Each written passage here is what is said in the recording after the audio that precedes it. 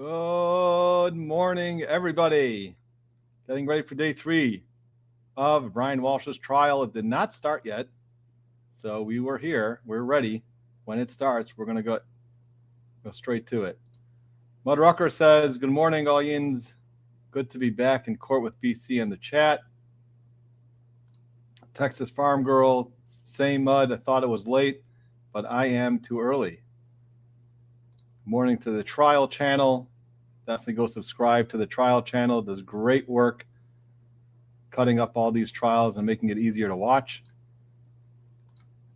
Mud says we usually get going and then I get stuck in a meeting and have to catch up. I hope I don't hear more about Brian Walshe's corn preferences again today. I think we all agree on that. Although I got to tell you, you got to tell your boss that you just can't have these morning meetings anymore, and that there's more important things that you have to get to, which would be including watching with Brother Counsel over here. Morning from Massachusetts.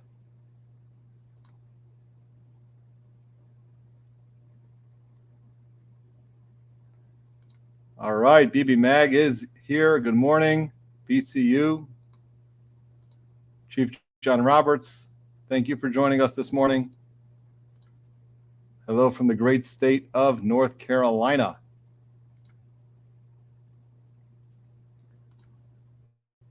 And look at that. Look who decided to pop in today.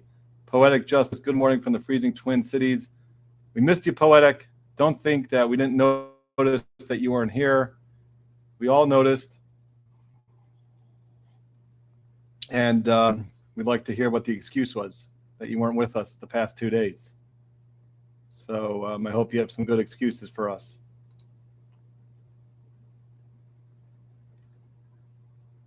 This is what's going on in court today, courtesy of NBC Boston, which I will be on that show later today, around 7 p.m. They're going to want to hear my take so far on the Brian Walshe trial. So you can all tune into that, NBC Boston. That's going to be later today around 7. Jessica Lee, good morning. Poetic Justice says, my only excuse is that I'm writing a new Broadway hit musical. All right. When's it coming out?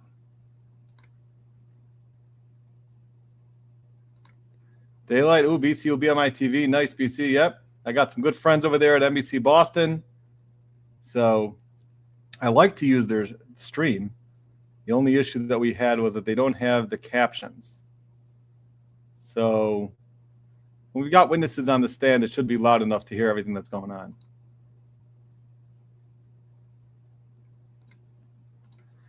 Morning, Leslie from San Francisco. Poetic says, I've seen all the recaps and I'm ready for the midterm. Sounds good. Good morning to Antoinette Rhodes.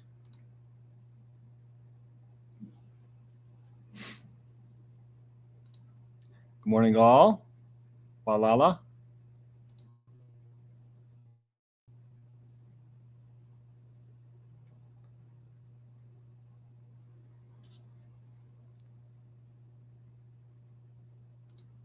Shalom, Yisrael. Vectatious laugh. Shalom to you. Rita Schuler. Good morning from Missouri, all.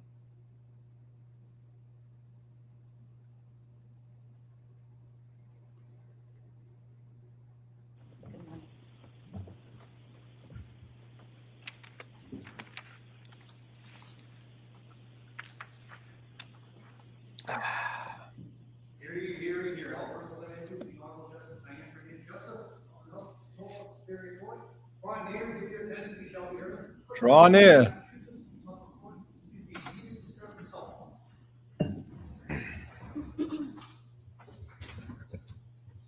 Good morning, jurors, and welcome back. Jurors will start today with the 4 questions. Poetic Justice says, Brian Walshe may as well have Googled, how do I make myself look really guilty? And that you not go on any news media.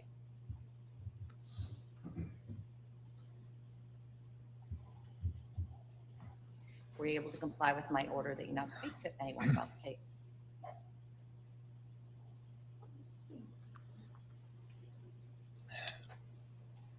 And were you able to comply with my order that you not do any research about the case?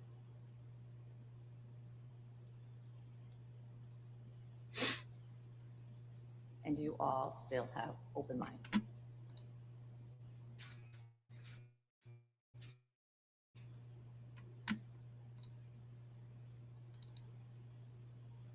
Those 4 questions all answered in the affirmative by all 16 jurors in the box. We're ready to begin today's work. We can have the witness back on the stand. Trooper Guarino.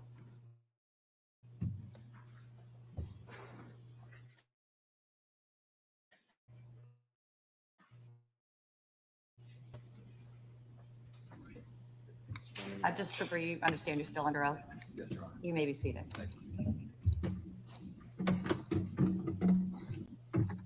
Thank you. And you may proceed.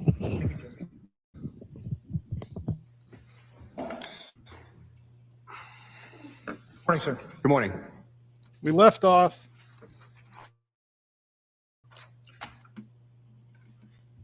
So just a couple of recaps here. That binder that's been marked as Exhibit 79, the binder of the history that you included of the MacBook Gray device, we can all agree it contains 3,677 records as you defined them yesterday. Yes, well, half technically because they're duplicates. Shows the first one from the parsed and the second one from the carved, but they're the same record. So it'd be about, what, 1,800-ish, realistically. I don't understand your answer. So if you look at the binder, it shows one record, say record number 1, shows the information, the parsed information, and then this record number 2 shows carved. It's the same date and time stamp, the same information, just a different location in the database. So it's almost duplicated. Okay. Here's my question. Yes. In the binder that's been marked Exhibit 79, you listed 3,677 records. Yes. And it totals 1,034 pages. I'll take your word. I don't have it in front of me, but yes. Do you have a copy of it? I don't up here with me now. Mustn't have gone far. We can find it.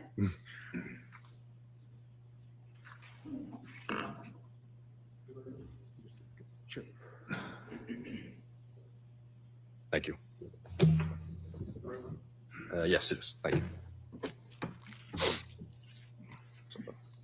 Yesterday, you testified to the binder that was admitted as Exhibit 80, and that was the regarding the iPad Mini. Yes. It involved 2 separate extractions. Same extraction, but 2 different versions of the software. Yes. Wasn't it labeled Extraction 1 and Extraction 2? I didn't label it that, but that's how it is labeled. Yes. In any event, it's clear now, isn't it, based on your forensic analysis, that the searches that were found on the iPad were not conducted on the iPad. Yes, that is correct. That you used the term sync yesterday, right? Yes, that is correct. And you used the word sync in the context of searches based on your forensic analysis originating on the Gray Mac. That is correct. And when we say sync, and when you say sync, it means that, in part, that no one manipulated that iPad Mini with regards to all the searches that this jury's heard about. That's correct. Yes. You told us yesterday that there are multiple records, as you defined it, records in this Exhibit 79 that have the same timestamp, correct? For this binder here, the 79? Exhibit 79, yes, sir. Yes, that's correct. And you told us specifically, if I heard you right, that does not mean that there were multiple searches with the identical timestamp, correct? Yes, that's correct. And it does not mean that the website that's referred to in each one of those duplicate records, it doesn't mean that that website was visited twice. Unless the visit count says twice, then yes, but like I said, that parsed and carved record, there's the same record of the same thing that happened, just different spots pulled from the database. So, and you did not, in what's been marked Exhibit 79, you did not indicate to whoever looks at Exhibit 79 what were those duplicate records. I did. How'd you do that? I spoke with the prosecution, our ADAs, and explained what this is and how it parses out the data and when it prints out.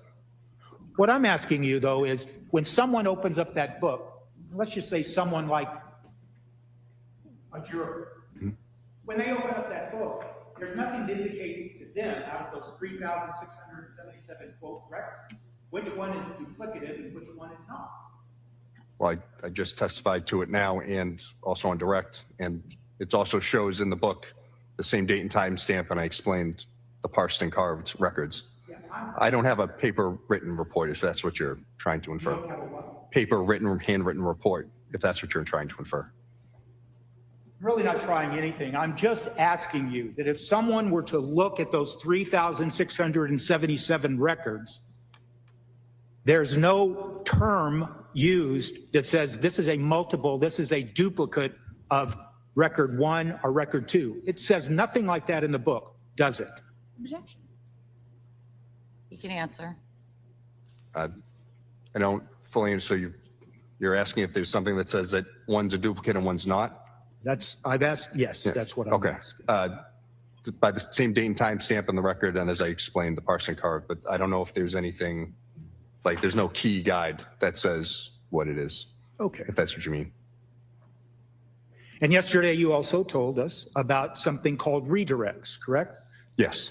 And that a redirect means that the computer or the device on its own, with the software, with the browser, redirected the user to another website. When they click on a website, it can redirect, yes. Okay, and it's the device and the software operating within the device that determines a redirect. It is not the user. That is correct. And you don't have anything in this 3,677 records. You don't have, we'll use your reference, an index or anything to indicate the reader of this Exhibit 79, what are redirects and what are not. That's correct. And you have no idea how many, quote, redirects occurred or occur within this Exhibit 79. Just the few that I saw. So I don't know. I don't have an exact number. Okay. You would agree that with regards to Exhibit 79, that there was no activity on the gray MacBook between 3:50 a.m. and 4:52 a.m. On what day? January 1st of 2023. Again, I'd have to double check. I remember there was Gmail usage around the 3 a.m. point, and then 4:52 there was some searches, but I don't know if there's anything in that time frame in between. What, if you will, sir, maybe you could check. Yep.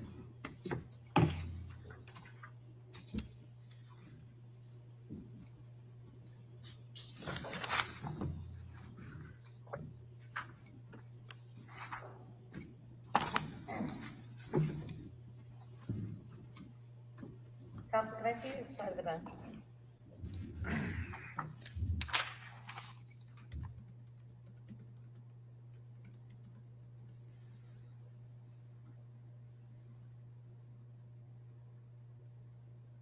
All right, another quick sidebar here.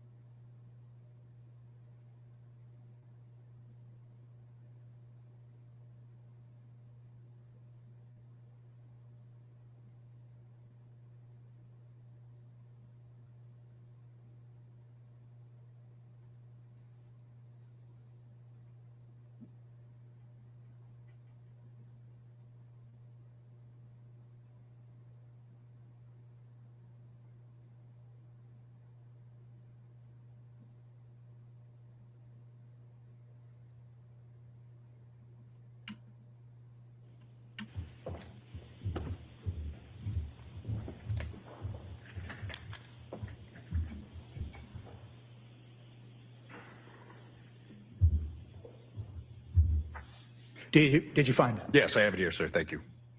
Yes, you're correct. 3:50 a.m. is record 1947, and then the following record is 1948 at 4:52 a.m.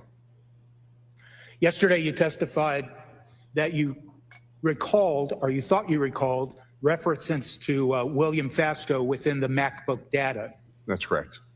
Do you know where that is? No, I don't. Can you indicate, well, you just said no, you don't. Trooper Guarino, if I represented to you that there is absolutely no reference to William Fastow within these 3,677 records, would you agree with that? I don't know. I don't remember. I remember seeing it somewhere, but I don't know if it was in the MacBook. There's, like I said, a lot of data.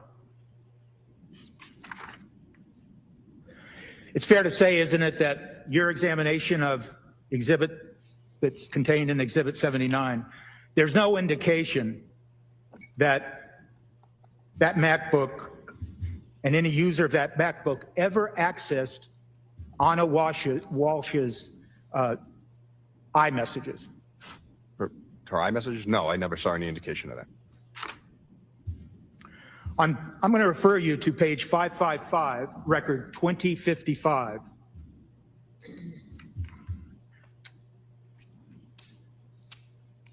What record number you said? 2055? 2055. Okay, got it. And that search query is, what is disposal of dead bodies? That's correct.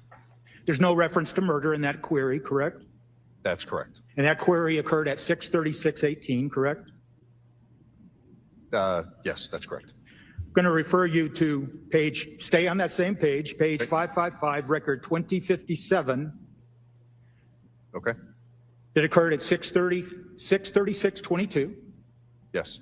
and it regards body disposal options. Yes, No reference to murder, the word murder, correct? that's correct.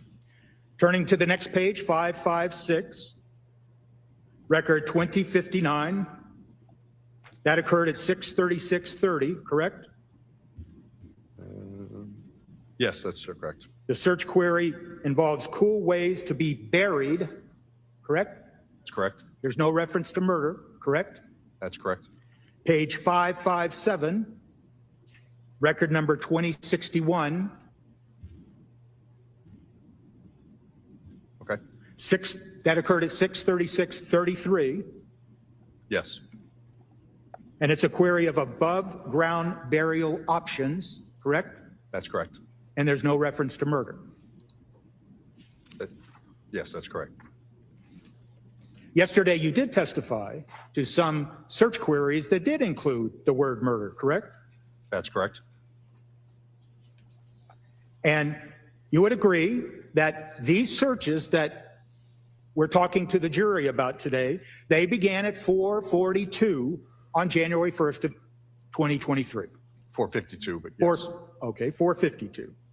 The first time the term murder was introduced in these searches was at page 596, record 2185.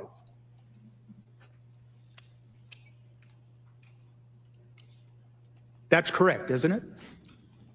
I don't know. I haven't memorized all of these, as you can No, tell. I know you're looking. But what record number you said? Okay. Page 596, record 2185. Yes, I have that here. And that, okay, I'm sorry, I cut you I off. was just going to say, I see it here. I don't know. I don't believe there's any other things with murder in the keyword search prior. I'm sorry? I don't know if there's any other words with keyword searches for Google with the word murder in it prior to this one. Again, like I said, I haven't memorized all of these records. It's quite a bit of them. Well, if I represented to you that the first time the word murder appears in these searches is at page 596, record 2185, would you agree with me? I see it here, so I can just take your word for it. Okay. And that occurred at 11:28:43 a.m. Yes, that's correct. So the first time the word murder appeared in all these records was approximately 6 hours after these searches began. Again, I'd have to take your word for it, but it seems that.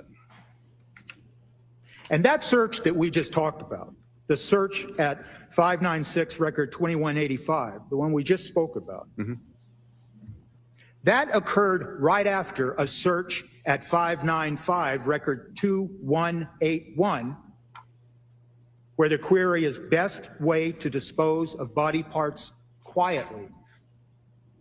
That's correct. And that occurred at 11:27:56 a.m., correct? Yes. So yesterday I asked you some questions about the use of additional terms to get a different search result. You remember those questions? Yes, sir. And that is one example in Exhibit 79, where first a query did not use the word murder, and then it did use the word murder to get different results, correct? I can't speak to the user's frame of mind when they're searching for something. I can just say yes or no to what the data shows. So those search terms have it, some don't. But I can't speak to why someone is searching what they're searching.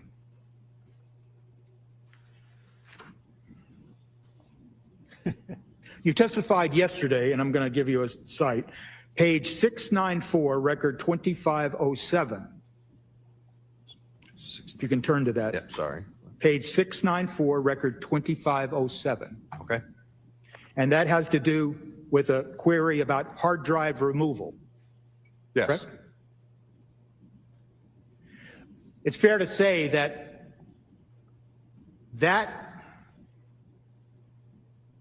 tell us when that search occurred. January 2nd, 2023 at 2:01:19 a.m. Now, you're aware of the fact that certain devices, all made by Apple, were first turned over voluntarily to the police on January 6th of 2023. No, that's not true. You would agree that certain devices were turned over to the police on January 6th of 2023. Yes, certain devices were. And when those devices were turned over, those devices were examined, correct? Yes, they were. And all the hard drives were intact in all those devices. Well, yes, they were. And there was no evidence that any of the hard drives had been tampered with, correct? Well, the products that we were Was given- there any evidence that the hard drives in any of those devices turned over on January 6th had been tampered with? They don't have standard hard drives that a PC has. They have different hard drive types. They're soldered onto the motherboards of these devices. So there was no evidence that anything had been tampered with. That's correct for these chips. And then you're aware of the fact that then on January 8th, strike that. Let me ask that again. Those devices that were turned over on January 6th were returned to Mr. Walshe on January 7th. Yes, that's correct. And then those same devices that were first turned over on January 6th were seized on January 8th or thereafter. On January 8th, yes. And additional devices were also seized on January 8th. Yes, they were. And one of those devices that was seized on January 8th was this gray MacBook, correct? Yes, sir. The gray MacBook whose data appears in Exhibit 79. Yes, sir. And there was no evidence after a forensic examination of all the devices now in the possession of the state police that none of the hard drives had been tampered with. Like physical tamper with, sir? Like physically, or like trying to take them apart? That's one Yes. question. We'll do it that way. Physically? Other than the damage to the devices, no, there was no tampering, like screws missing that I saw. And when you say the damage to devices, are you talking about the one iPad mini that was cracked? Yeah, well, and the screen on the gray MacBook, the display itself was not broken, but the LCD screen had like a flicker. It didn't work perfectly. And none of that affected the data within those devices? No, that's correct.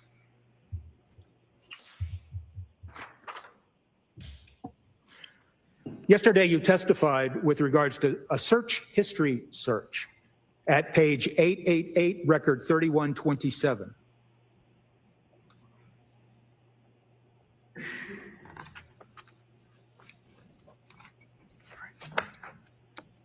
All right, I have 888. Which one? Record 3127. Okay. That search occurred on January 3rd of 2023, correct? That's 7:30 p.m. At 7:38, correct? That's correct. And that search involved, can police get your search history without your computer, correct? That's correct. And once again, without repeating the same question, all those computers and iPhones and iPads were turned over on various dates, January 6th and January 8th and thereafter. That's correct.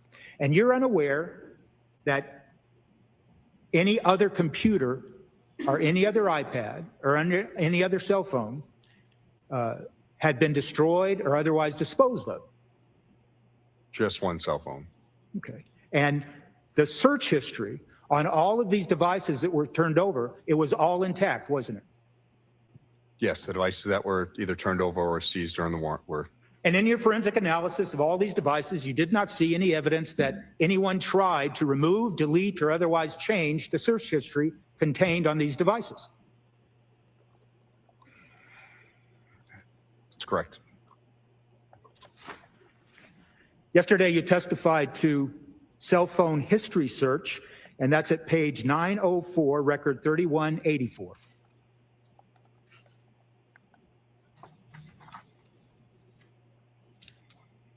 Yep, I have it. And you're aware of the fact that Mr. Walshe was interviewed beginning on January 4th, correct? I don't remember the exact days. I got involved in the case on the 6th, but I know he was spoken with prior to that. That query, that search query that we just talked about, page 904, record 3184, that was conducted on January 4th at 8:55 a.m., correct? That's correct. But as you sit here today, you're not sure when Mr. Walshe was first interviewed by the law enforcement at his home. That's correct. Are you aware of the fact that he was not just interviewed once on January 4th, but twice? Are you aware of that? Were you ever, I guess your answer is no. That's correct. I don't know. Are you aware of any dates that Mr. Walshe was in fact questioned or interviewed by the police at his home prior to his arrest? I just know it was prior to the 6th.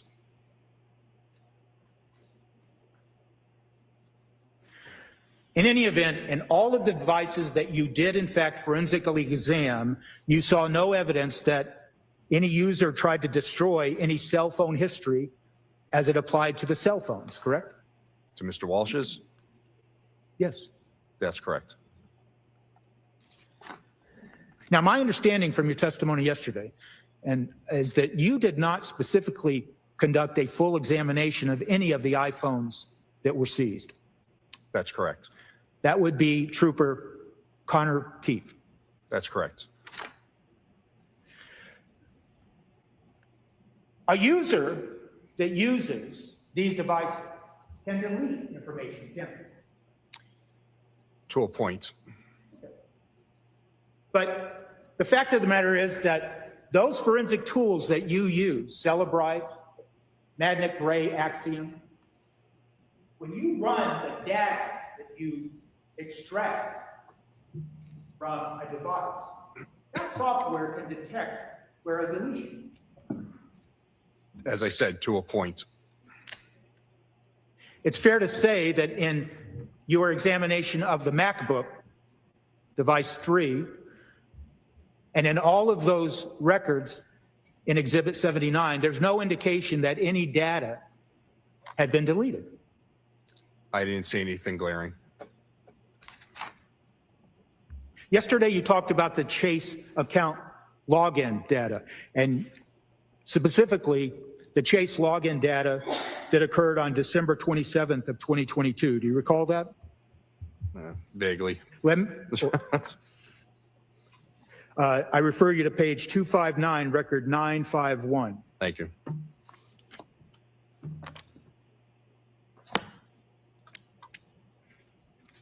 What was the page again? 259, you said? 259. Thank you.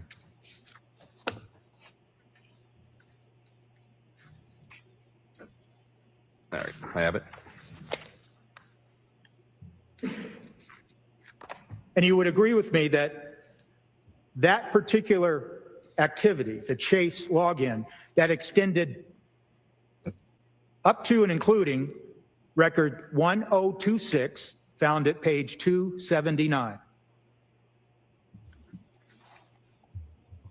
Yep, I have it. And it's fair to say that you do not know what was reviewed during that Chase login. No, I do. I can see right here. So it goes, each URL, if you go into it, shows dashboard, overview accounts. There's another one that shows a dashboard authorization, his when he signed out. Do you know the details of what he viewed? What was actually in his account? No. Okay. I just know that the headers for the Chase accounts that he was at. So you don't know if the user was looking at balances, deposits, anything like that. You just know that he logged in to the Chase account. Yes, whatever covers under the account overview or his login information, that's all I can tell. I don't know if he made transactions or... And you do not know if there are multiple accounts associated with that Chase login. That's correct.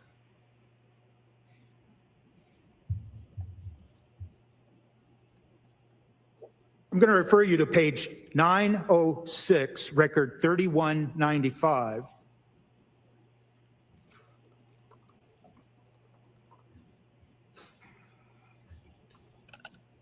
Are you there yet? No, you got me going from one end to the other.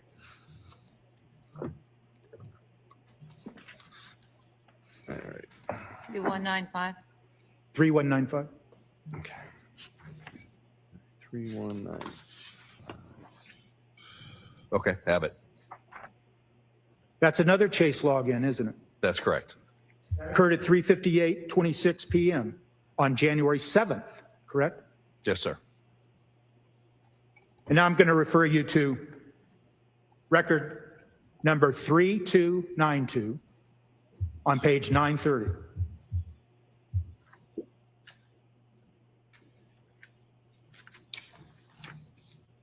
Okay. That's another Chase login, isn't it?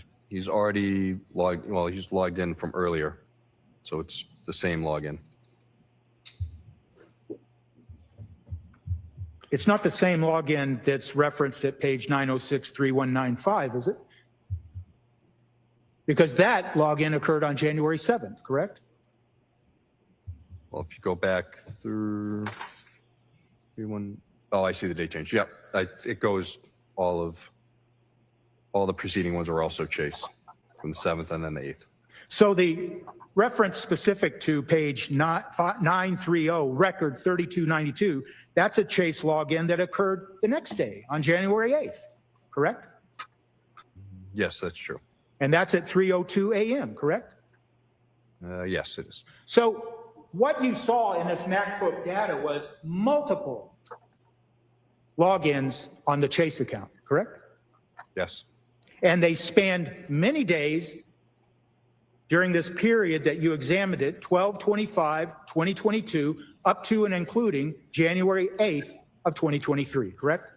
Yes. So there were many Chase logins apart and aside from the Chase login that you testified to on direct examination yesterday that occurred on December 27th of 2022, correct? Yes. You'd also note, and I'll focus your attention on page 948 at record 3362.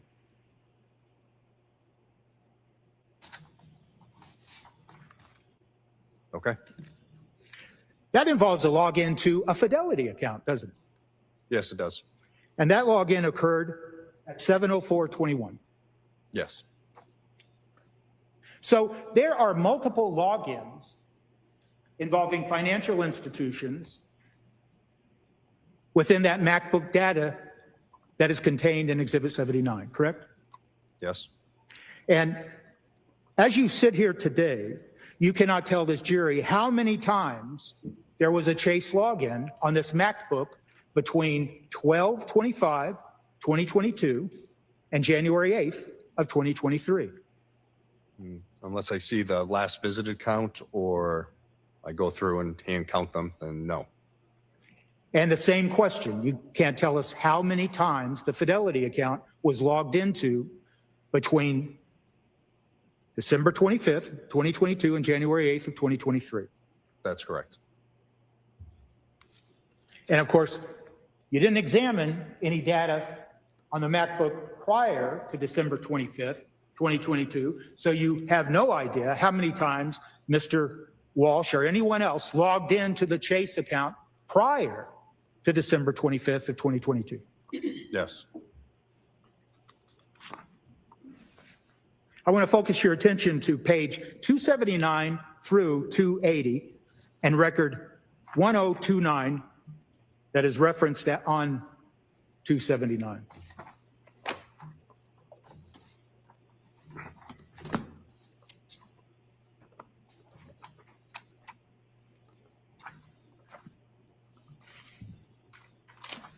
All right.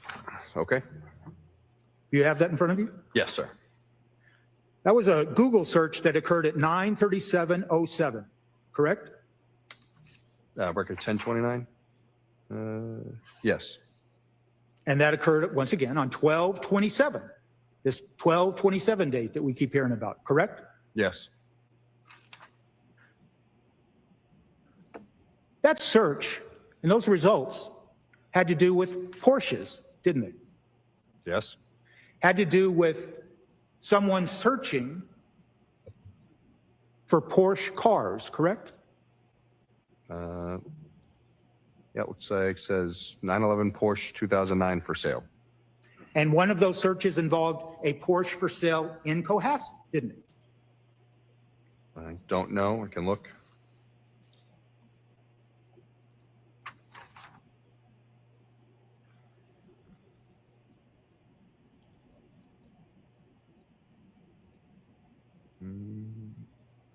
Oh, I see it. Yep. That's a yes? Car Gurus, yes. Okay.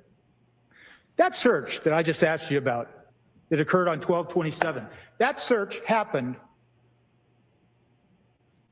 right after those Chase searches that occurred on 12/27, didn't it? Yes.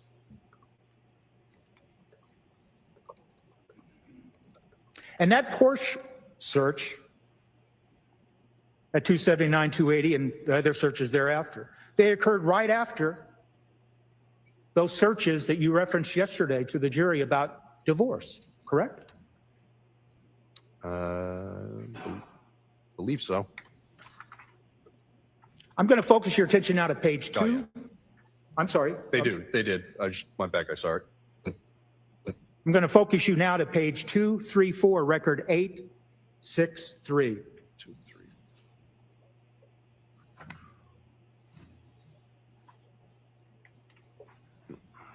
Okay. That is a search that occurred on 12/27, once again, and it occurred around 8/23/13, correct? I have 8/23/08, but yep. Okay. And I'm going to ask you to go forward to record 870 and ask you to look at those records that run from 863 to 870. They all involve searching for a diamond ring, don't they? Yes. And one of the specific queries is a 4-carat diamond, correct? Yes. And there's a specific reference in the search at page 236, record 870, that it references BlueNile.com diamonds, correct? That's correct. These searches that you just testified to regarding searching for diamonds, they occurred just before the searches that you told us about regarding the divorces yesterday, correct? Yes. Talking about those divorce searches now, the divorce searches that occurred on 12/27, they start actually with a search at page 240, record 887, and the search involves Katie Holmes' divorce. Yes. Katie Holmes is an actress, do you know? Yes. And so that is the first search that appears on 12/27 that includes the term divorce, correct?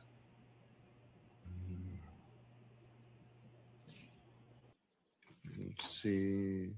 I believe so. And then there's the searches that we talked about, you talked about yesterday on direct.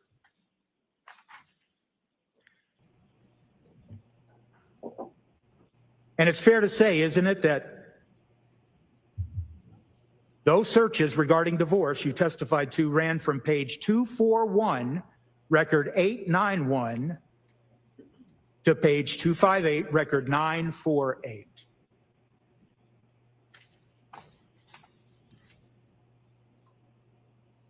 Is that the question? Did I? Yes. Yes. And you characterized them yesterday when asked by the Commonwealth. How do you characterize the nature of those searches? All showing divorce advice. Your words, correct? Not gonna lie, I forget what I said, but I believe so. Okay. So it's fair to say that if they ran from 8:33 to 8:54, that'd be a total of 21 minutes, correct? Yes. That's 21 minutes of looking at divorce, as you characterized it, divorce advice, and over 15 days of data that you extracted from the MacBook, correct? Yes. And these divorce searches, once again, they occurred after the diamond searches, right after them, didn't they? Yes. And they occurred before the Porsche searches, didn't they? Yes. And these searches occurred before the Chase searches that you testified to. Yes. So on 12/27, that extracted data from the MacBook shows that all right around the same time, there was a Chase login, correct? Yes. Looks like someone was shopping for a diamond ring or a diamond, correct? I don't know if they were shopping for it, but they were looking at it. And somebody was looking at Porsches for sale, correct? That's correct.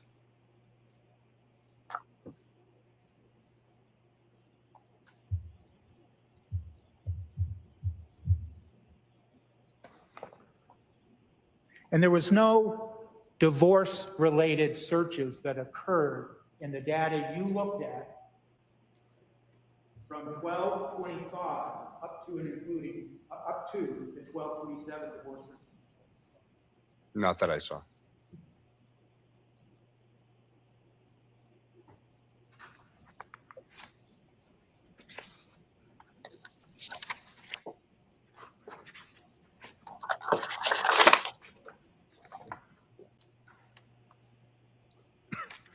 It's fair to characterize these searches that you testified to yesterday that they begin at 4:52, and sometimes the searches only seem to last no more than a minute or two.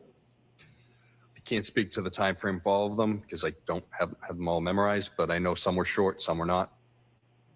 But in fact, if someone reviewed Exhibit 79 carefully and looked at the data would reveal, wouldn't it, how long and how short some of these searches went from one search query to the next, correct? Yes, that's true.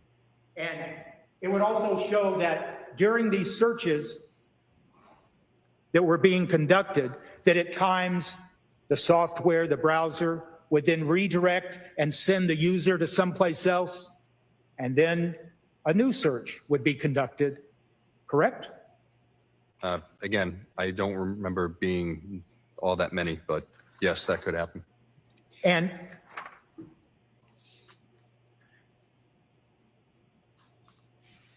there are searches that include searches of what detergent to use to clean up, correct? Clean up what? Clean up a wood floor? You recall that? If you don't, that's fine. Yeah. I remember having something else in that search string, but I don't remember just how to clean wood floors. Okay. Do you remember, as you said here today, anything about searches for concrete floors? Yes. Okay.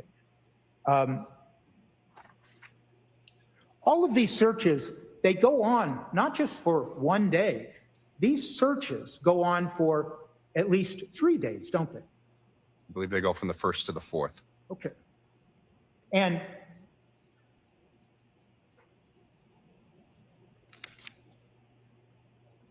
on January 3rd, there are searches about how to deal with smells and odors from a decomposing body, isn't there?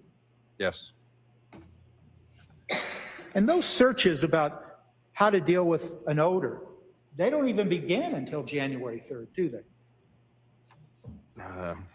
If you know, if you don't, that's I fine. thought on the 1st there was one, how long it takes for a body to start smelling.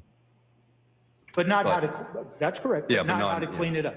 That's correct. And not how to mask the smell or anything of the sort. No, there is January 1st, 4:58. How long does a body stop smelling? Dead But not body how to stop. mask it, correct? Yeah, that's correct. And not how to clean it up. I'm not seeing that.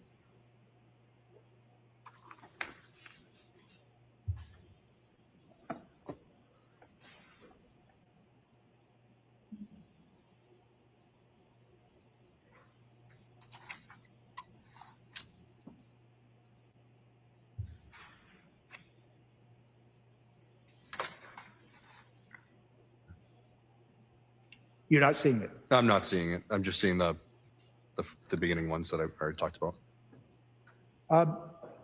That's all I have. Redirect. Very, very briefly.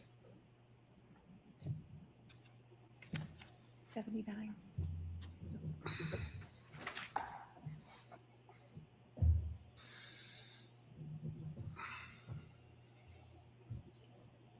We could just put up Exhibit 79, page 593, just to clear up one thing.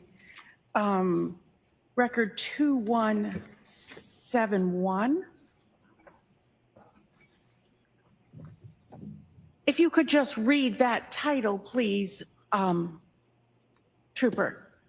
It says your spouse is missing and you want a divorce / hello divorce. And what is the date and time for that? January 1st, 2023, 10:49 a.m. So that is after 12/27 of 22, is that right? Yes. Thank you.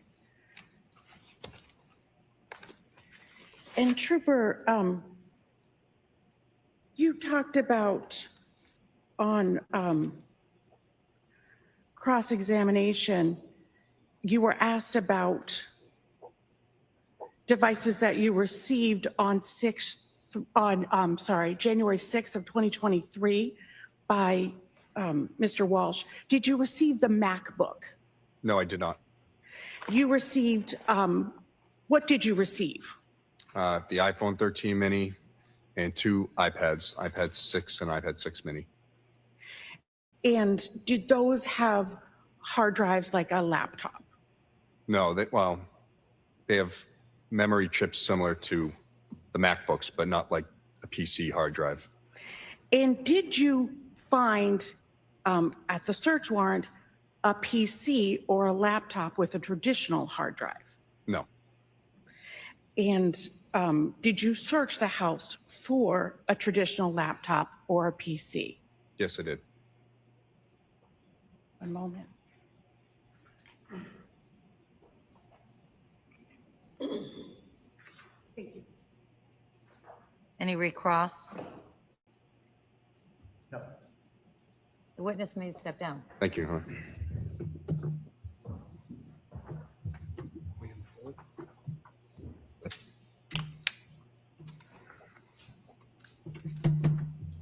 Commonwealth may call its next witness. Thank you, Your Honor. Commonwealth would call William Foley.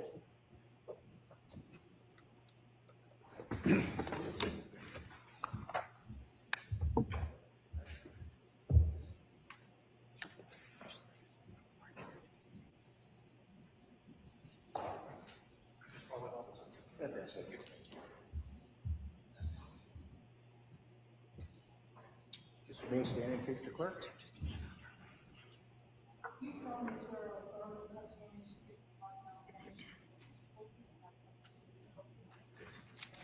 Step right up here. Just watch step. Thank you. You may proceed. Thank you, Your Honor. Good morning, sir. Morning. Could you state your name and spell your last name for the record? Yes, my name is William Foley, Foley. And where do you work, sir?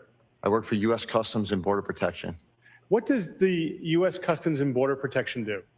The U.S. Customs and Border Protection inspects arriving merchandise, cargo, and travelers traveling into and out of the United States.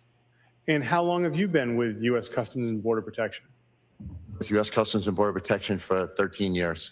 And what are your responsibilities there? My responsibilities are mainly to inspect documents of individuals that are traveling into and out of the United States. Are you familiar, as a result, with a system known as TECS, T-E-C-S? Yes. Can you tell us what that is? Sure. So TECS is a law enforcement tool that basically stores arriving and departing records for individuals that are traveling into and out of the United States. And who has access to it? U.S. Customs and Border Protection. And how are entries in TECS generated? They're mainly inputted by the airlines when passengers travel internationally on aircraft. Now, are you familiar with another system called APIS?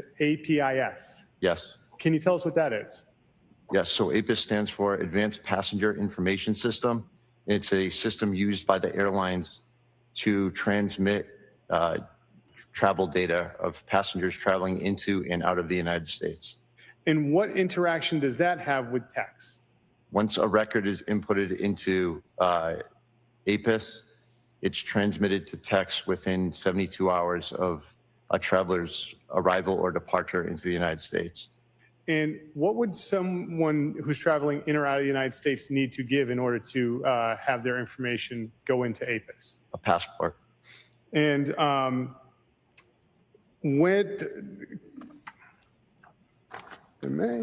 now, what happens if someone has dual citizenship and has two passports? So the airlines scan whichever passport or record whatever passport is provided to them by the traveler. And if someone has dual citizenship, would it record still that they're coming or leaving the country? I'm sorry, can you repeat that? So if someone has dual citizenship and they use another country's passport, does it still get recorded into APIS? Yes. Okay. Now, sir, you've earlier provided some documentation from Tex that's been stipulated to as Exhibit 82. Your Honor, with the court's permission, the Commonwealth would seek to publish Exhibit 82, And the description of Exhibit 82 is what? a 2-page text document having the name Anna Walsh.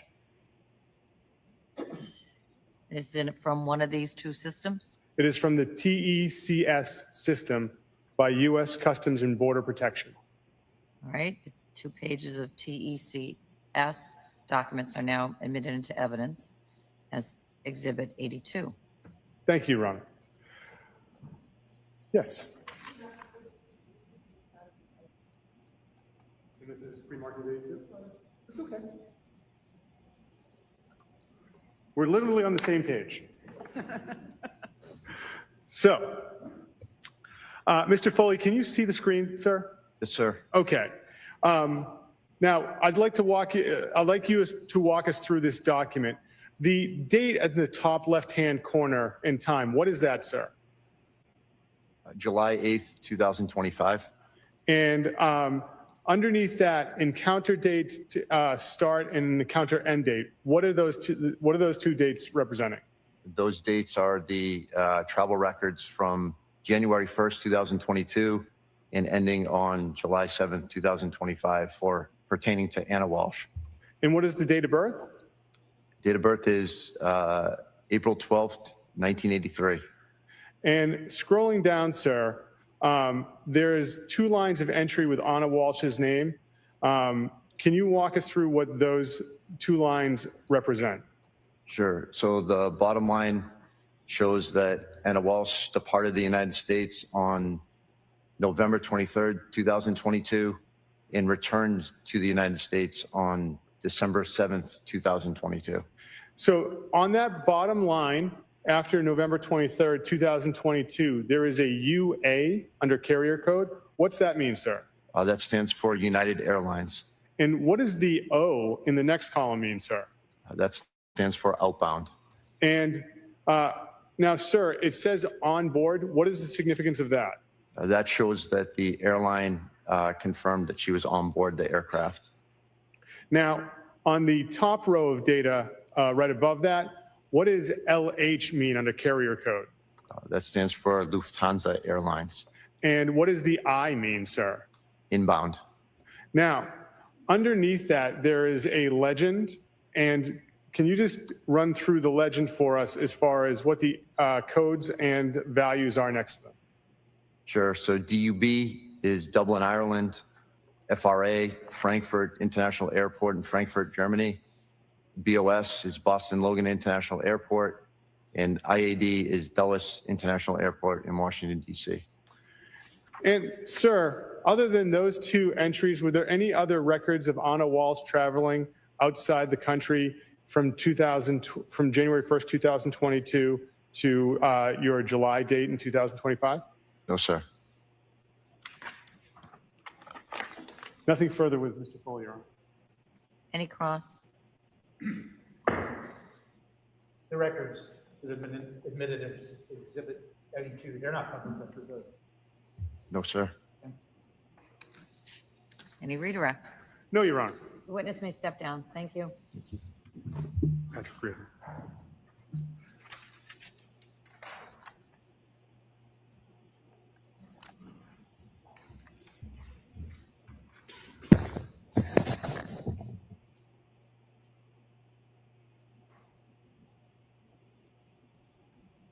Commonwealth may call its next witness. Thank you, Your Honor. The Commonwealth would call Patrick Reardon.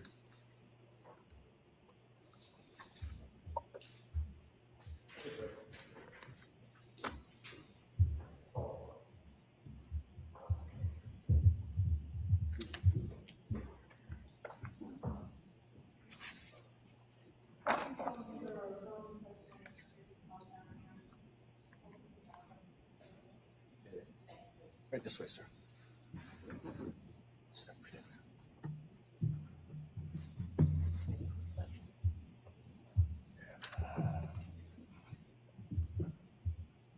Good morning, sir.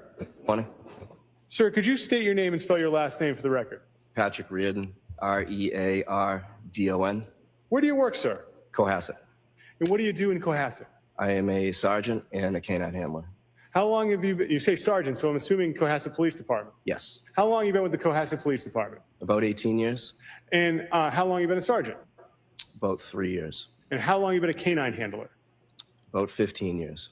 And in January of 2023, what was your canine's name? Einstein.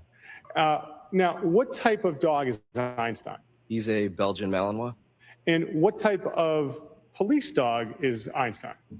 He's certified as a patrol dog. He tracks, it does area searches, building searches. What type of training did he go into to be able to track?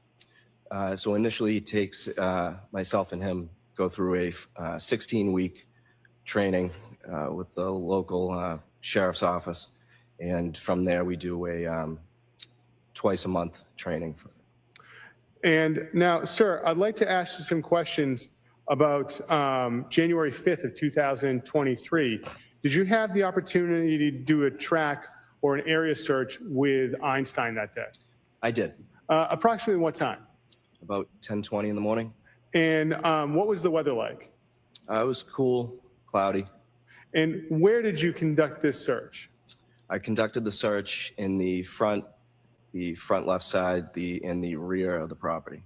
And when you say the property, is that 516 Chief Justice Cushing Highway? Yes.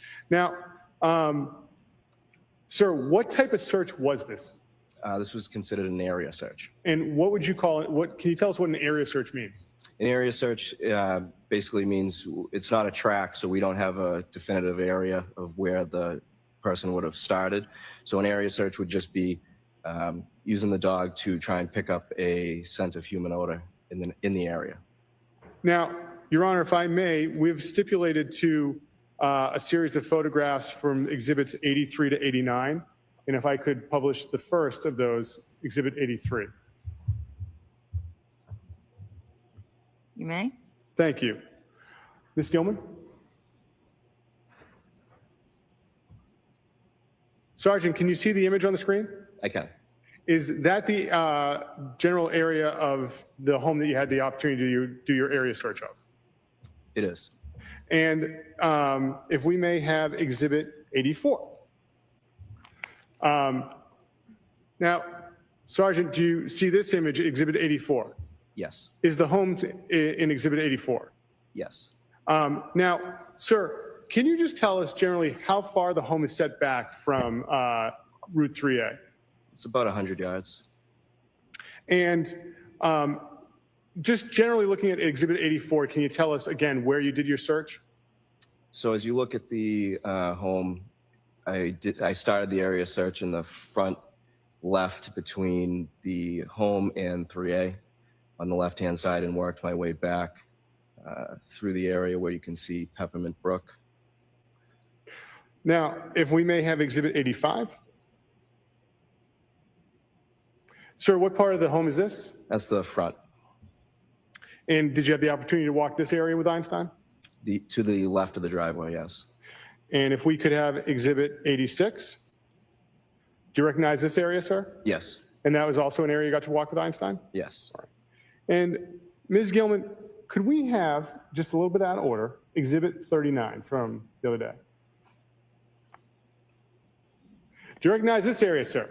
Yes. What is this of the house? This is the backyard of the home. What animals were in the backyard of the home when you were doing your search with Einstein? There was a large German Shepherd in the fenced-in area. And how was it behaving? It was barking consistently at us. And what was Einstein doing during this? He was fine. He's not dog aggressive, so he continued to work. And so is that what that other dog would be considered, dog aggressive? Yes. And could we have exhibit 87?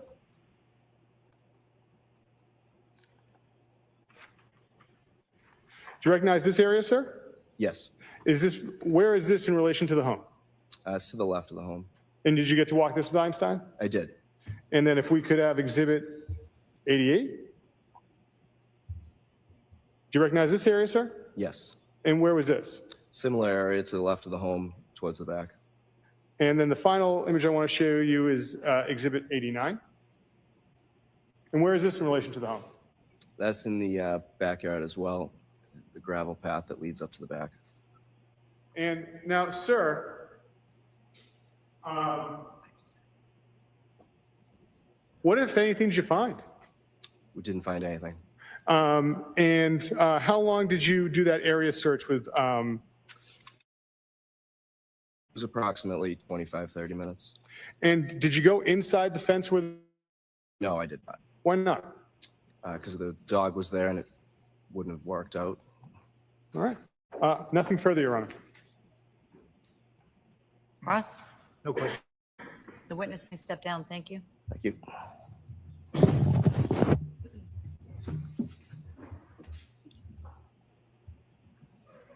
Commonwealth may call its next witness. Commonwealth calls Tom Menino.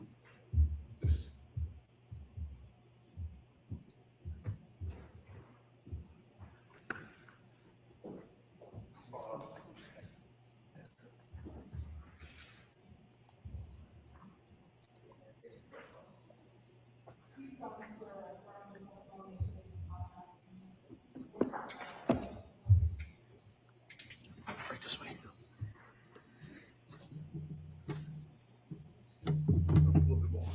There you go. Good morning.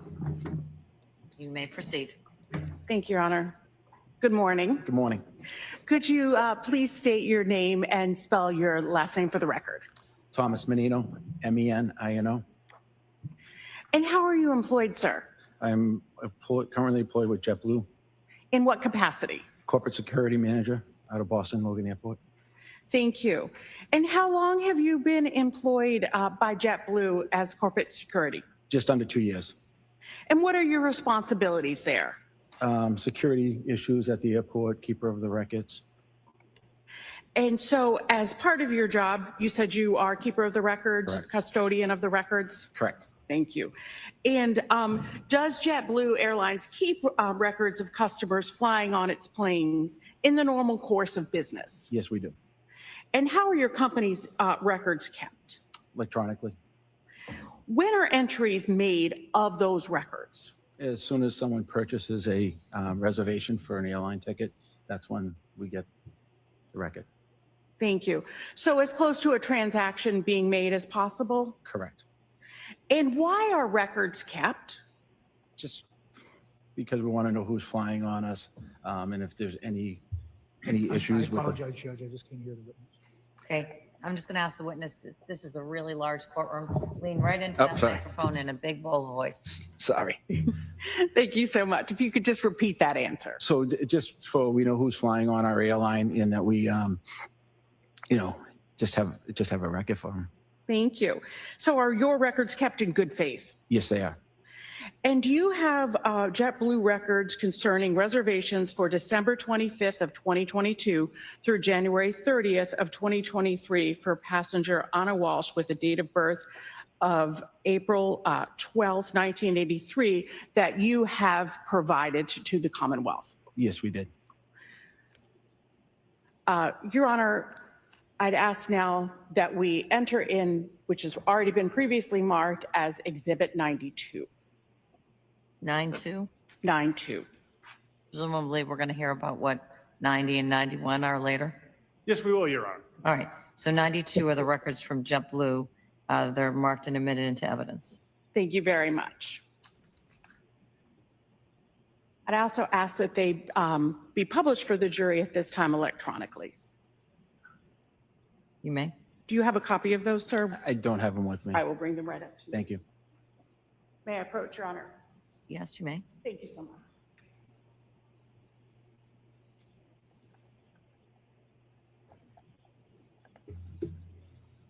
Thank you.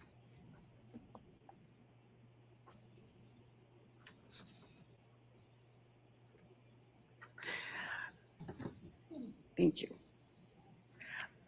Mr. Menino, are you familiar with those records? I am. Thank you very much. Looking at the reservation on 12/25/22, could you go to that page, Ms. Gilman? Thank you. Okay. Where was there a reservation from? This reservation was from DCA, which is Reagan National Airport, to Boston. So, and the code for Boston? BOS. Thank you. And what time was that reservation for? It was for 6:30 p.m. And can you tell if Ms. Walsh took that flight? No, that flight was refunded. Okay, so you can tell that she did not take that flight, is that correct? Correct. And where do you see that flight was refunded? Where it says STAT, S-T-A-T, it says RFND.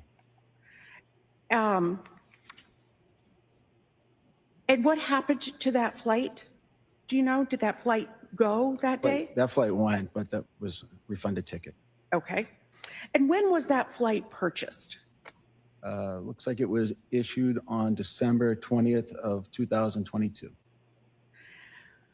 Going to the next record on 12/27.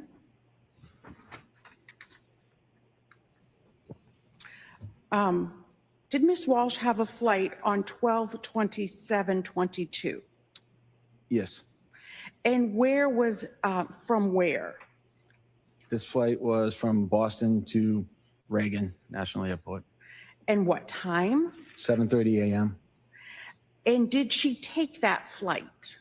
This flight here was booked through JetBlue when it was with the Northeast Alliance. That meant we were dealing with American Airlines. And so this was purchased for an American Airlines ticket. So we don't have record of if she took that flight or not. And when was that flight purchased? It was December 20th of 2022, And where can you see that? where it says issued. And looking at the next page, please.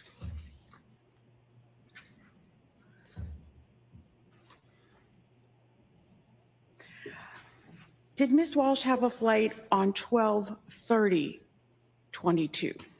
Yes, she did. And from where to where? That flight was from Reagan International Airport to Boston. And what time? That was at 6:30 a.m.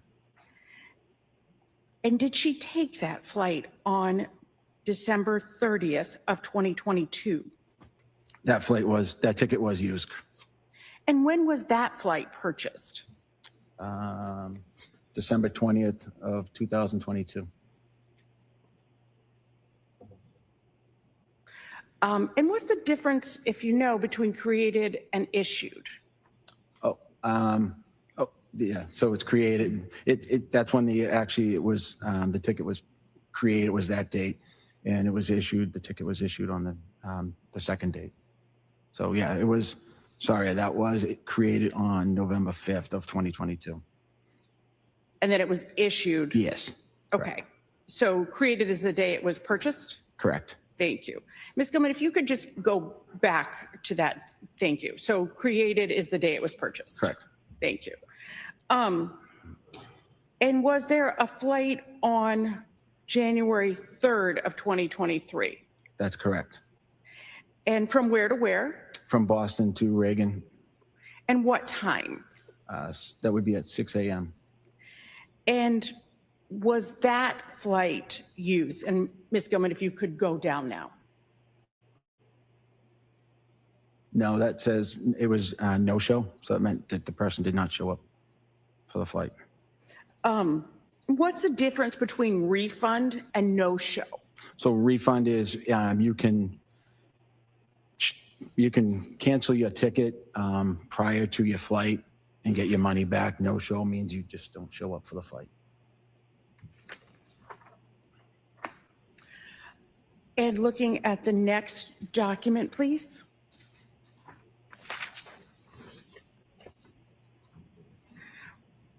Was there a flight reservation for January 13th of 2023?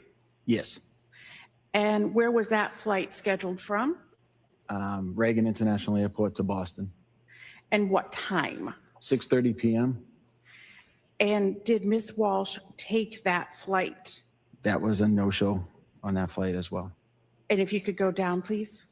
And where do you see that? Right there, it says CMP2. Hold on, just make sure I get the right one. The third, sorry, it's CMP1. It's the lower one. Thank you. And going back up, when was that? That was created on November 5th of 2022. Okay. And looking at 116, did Ms. Walsh have a flight reservation for 116 of 2023? Yes, she did. And where was that flight scheduled from? That was from Boston to Reagan, And what time was that flight for? 6 a.m. And did she take that flight? That was a no-show on that flight. And when was that flight purchased? Going up, please. November 5th, 2022. And Ms. Gilman, could you go up in the record so we could see that, please? A little bit more. Go up, please. Thank you. And going to the next document, please.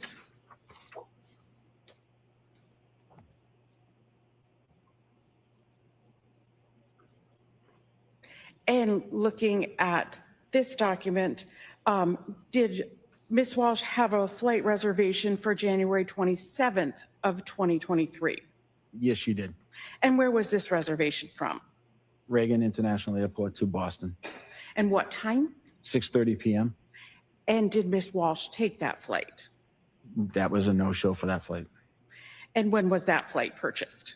That flight was purchased on November 5th, 2022. And looking at the January 30th, 2022, did she have a flight reservation for that date? She did. And where was the reservation from? Boston to Reagan International Airport, And what time? 6 a.m. And did she take that flight? She did not. No show. And when was that flight purchased? On November 5th, 2022. And the final page, please. And what is this document showing, Mr. Menino? These are just flights that we had scheduled for, it looks, December 23rd, 2022, December 24th, 2022, December 25th, December 30th, 2022, and January 1st, 2023. And so that shows whether or not the flight went or was canceled? Correct. And those are only the JetBlue flights, correct? That's correct. Okay. So this would show the the December 25th of 22 flights, whether they flew or were canceled. That's correct. Thank you very much.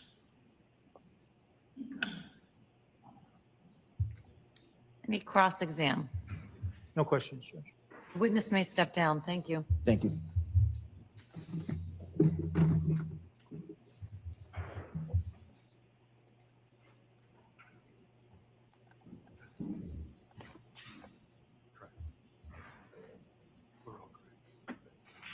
Commonwealth may call its next witness. The Commonwealth would call Greg Lawrence.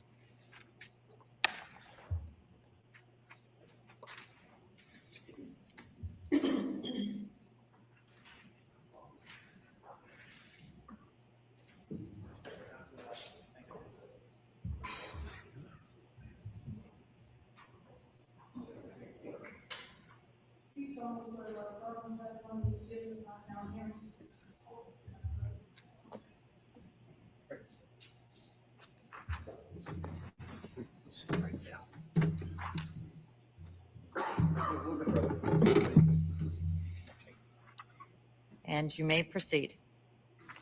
Thank you, Your Honor.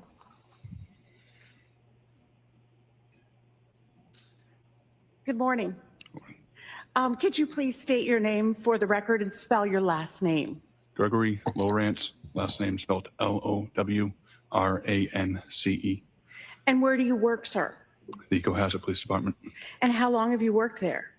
since 2018. And what are your rank and responsibilities? Currently, I am a police officer assigned as a school resource officer to the elementary school in town. And what were your responsibilities in January of 2023? I was working as a patrol officer. In what shift were you working on January 4th of 2023? The 8 a.m. to 4 p.m. shift. And how were you dressed for that shift? Regular department uniform. And where were you dispatched at approximately 11:44 a.m. on January 4th of 2023? 516 Chief Justice Cushing Highway in Cohasset. Sir, can you keep your voice up, please? I'm sorry. Lean right into that microphone. You can also move that a little closer to you, the microphone, if you want.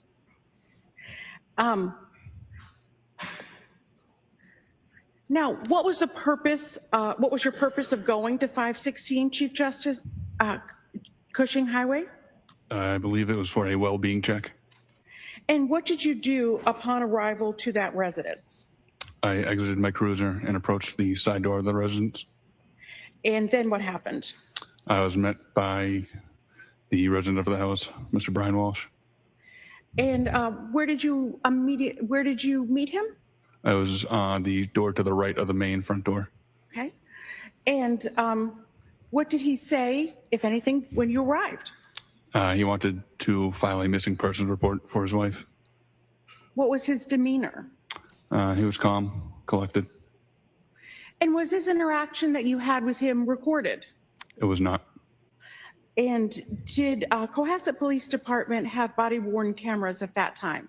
We did not. Does Cohasset Police Department have body-worn cameras now? We do not. And did he say why he wanted to report his wife missing? He contacted her workplace and they had not heard from her, and he had not heard from her in a few days.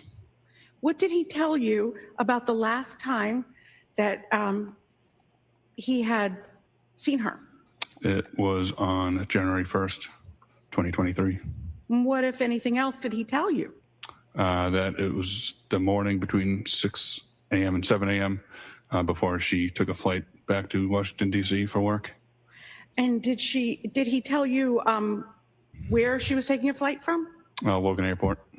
And did he tell you how she got to Logan Airport? She took an Uber from the residence. And did he say what he had done to contact her? He had tried to call and text her, and also was reaching out to friends and coworkers in the DC area. And did he say whether or not this was typical behavior? It was not. What did he say about their typical behavior? When she is away from the family for work, they usually FaceTime frequently, so he can FaceTime with their children. Officer Lawrence, what did you next do in regard to Mr. Walsh's missing person report? I returned to my cruiser to go into my cruiser bag and take out a blank NCIC missing persons report form to fill out. And what is NCIC? It is the National Crime Information Center, a national database used for law enforcement to get information out to surrounding agencies. So what kind of information do you need for that? Just basic biographical information, any personal appearance information, anything that will help locate a missing person. And were you able to compile information for that form? Yes. And this point, Your Honor, I'd like to put into evidence what's been marked by agreement as Exhibit 93, the NCIC form. Exhibit 93 is now in evidence, the NCIC form. Thank you. And before I ask you a question about that, who gave you the information to fill out the form? Brian Walshe. Do you recognize Brian Walshe in the courtroom today? Yes. Can you please point him out for the record? He's right there in a black suit, red tie. Your Honor, might the record reflect that the witness has identified the defendant? The record will so reflect. Thank you. Your Honor, I'd like to publish Exhibit 93, the NCIC form. You may. Thank you.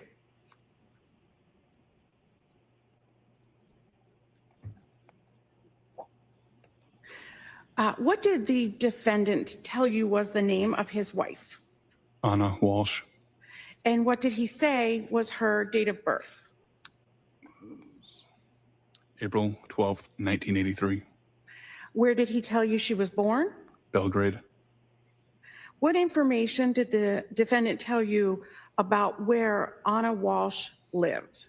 They owned a townhouse in Washington, D.C., which she stayed at when she was down there for work.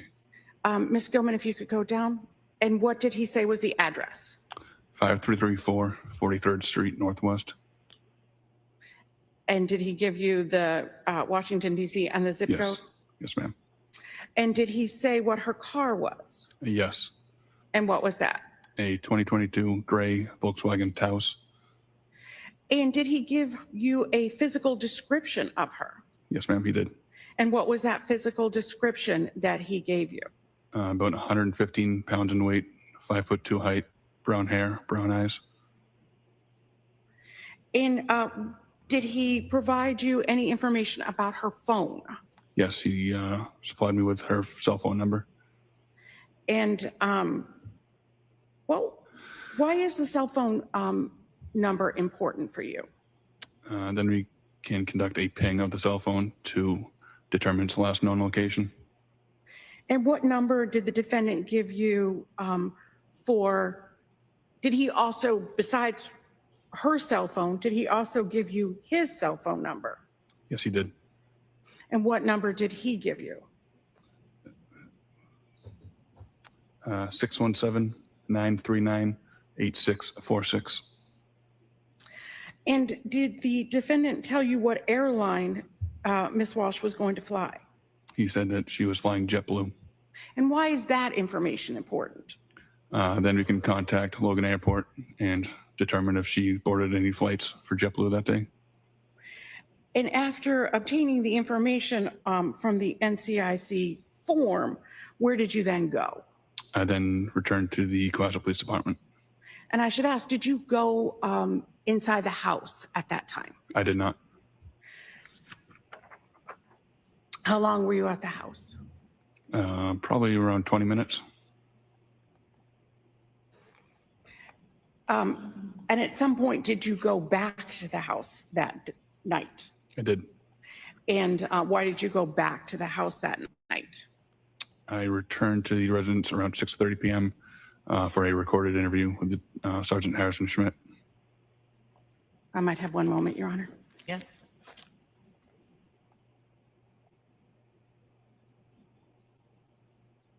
Nothing further. Any cross? Two questions. Had you ever been to that house before?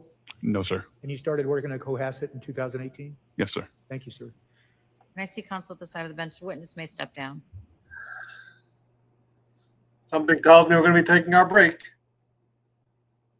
Our morning break.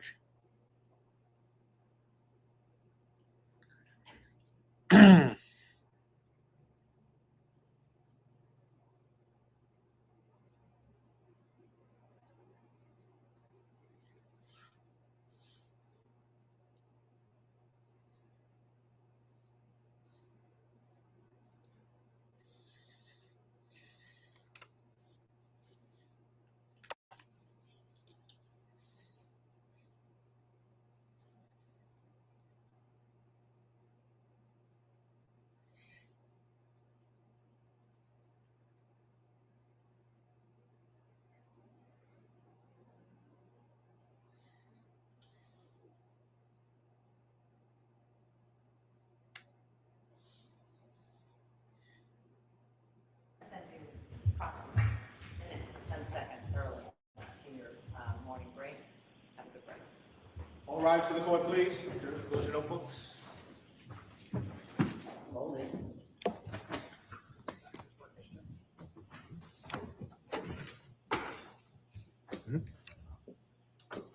Either or.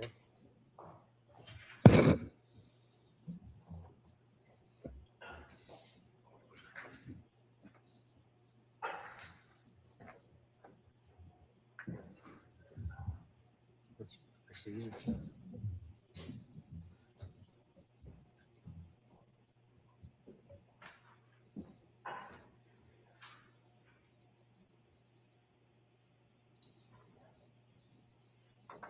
Anyone need anything? No, Your Honor. Have a good break. Thank you, Your Honor.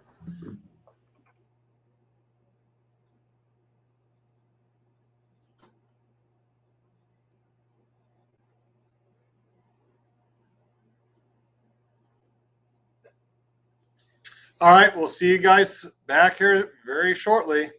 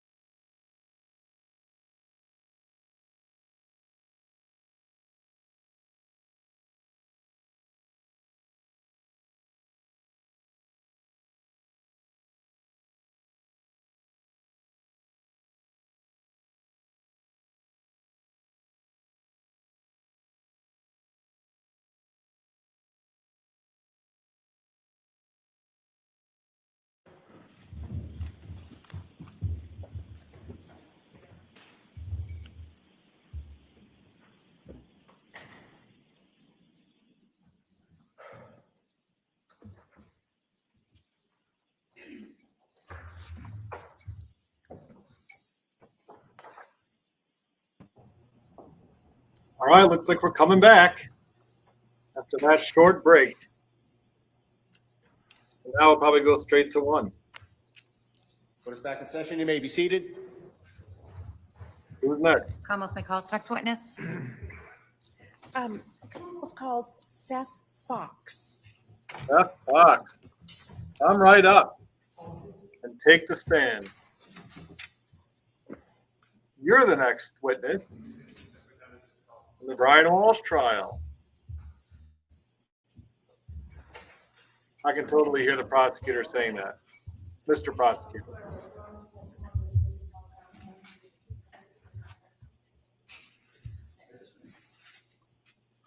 Watch your stuff on me. All right.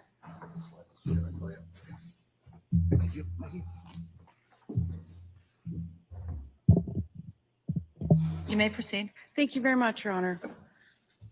Good morning. Good morning. Could you please state your full name for the record? Seth Fox, And how do you spell your last name? Fox. Thank you. Mr. Fox, what is your occupation? I'm a subpoena compliance specialist with Lyft. And what is a subpoena compliance specialist? My job is to intake and respond and review subpoenas that are served to Lyft by law enforcement. And how long have you done that job? For 2.5 years, And how long have you worked for Lyft? since 2018.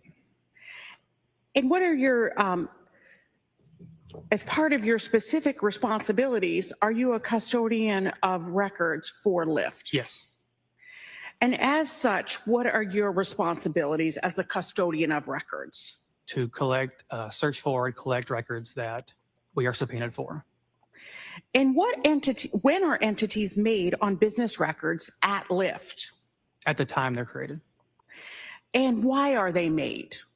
For purposes of privacy and security and maintaining data. And are they made in the normal course of business? Yes. And are they made in good faith? Yes. What is Lyft? A technology company that facilitates rideshare pairings between drivers and riders through our Lyft app. So how does Lyft work? If you're a rider, you would go in, you would first download the Lyft app and then input your information, name, phone number, payment method, and then you can use the app to request a ride to whatever location you're going to. And it pairs you with the driver in your area. Is Lyft a paid or free service? Paid. Are you familiar with the records that have been requested in this case? Yes, this is not New York. And have you previously supplied those records to us? Yes. And are these the records for the account information for Anna Walshe with a payment and profile for that user? Yes.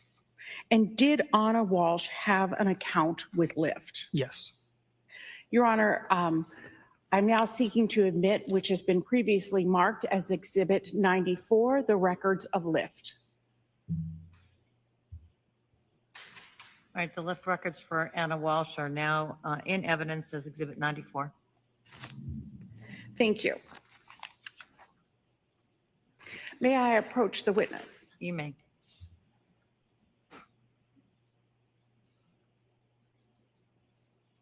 Just going to show you these so you can reference them during your testimony. Thank you.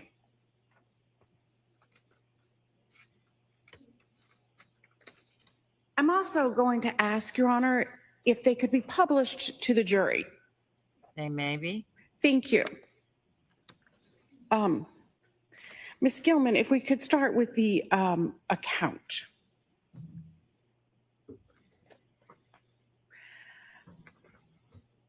Mr. Fox, when was this account created?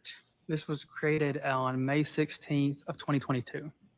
And what phone number was associated with the account? 617-599-7966. And how is the phone number used with Lyft?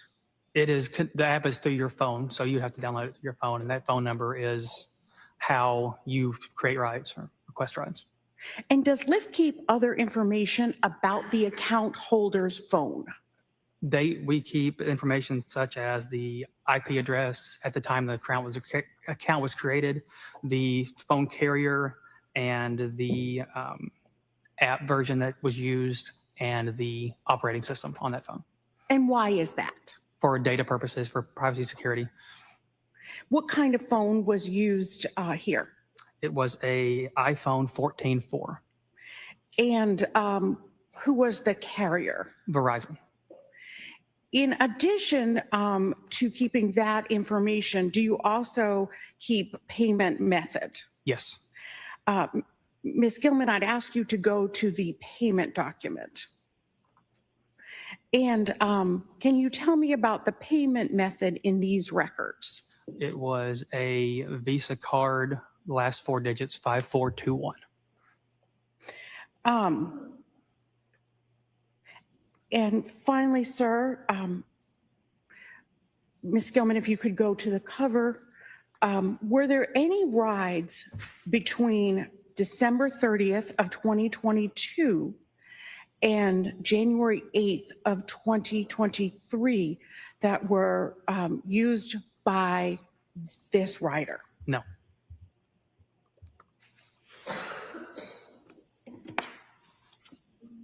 Thank you. Any cross? The witness may step down. Thank you, sir. Thank you.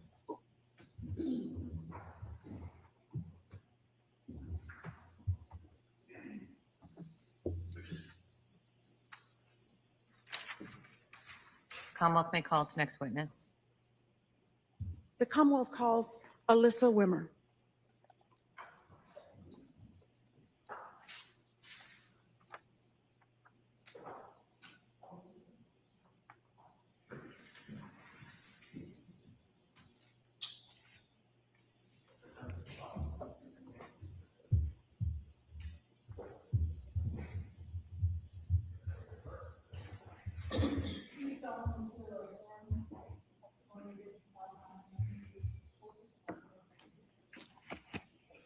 Right this way.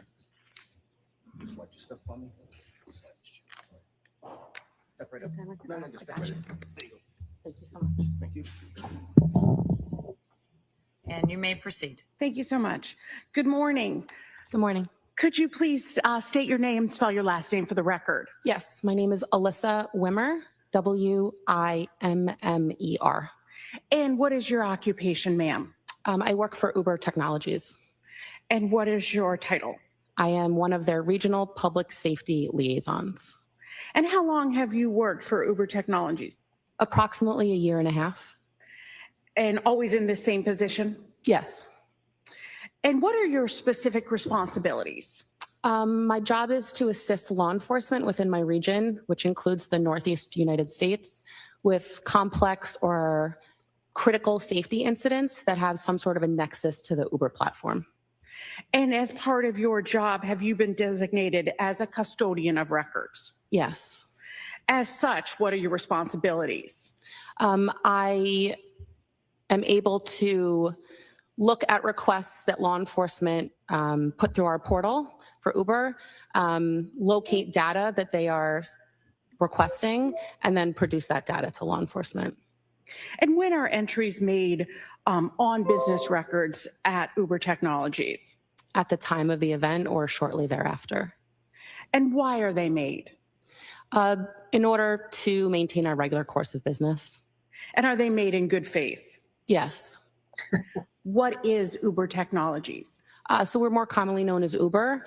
We are a technology company that facilitates various transportation and delivery services under our platform. So we're probably most commonly known for our rideshare feature, which allows a user to access the Uber application, request a trip with a pickup location and a drop-off location, and then Uber will match that person with the driver, and the driver will transport the individual from point A to point B. Is Uber a pay or free service? A paid service. Are you familiar with the records that have been requested in this case? Yes. And did you provide those records previously? Uber did, yes. And were those records for account information for 617-599-7966? Yes, And did Uber have an account for 617-599-7966? yes, And you have seen those records? yes. Your Honor, I'd ask at this time, those were provided digitally. Correct. I'd ask at this time that the records, which have been marked on a thumb drive as Exhibit 95, previously marked, be the next exhibit. And that's agreed to? The Uber records for the phone number recited are now in evidence as Exhibit 95. Thank you. And I ask that they be published both for the witness and the jury. You may do that. Thank you. I'd ask that we start with response page 2.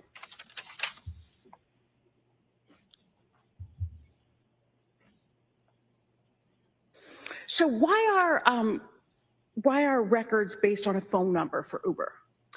Uber does not require individuals to provide legal verification of their identity. So a user can choose whatever display name they want on their account, but we do verify phone number and or email address. So when law enforcement is requesting data from us, we often require a phone number or an email address in order to locate the account.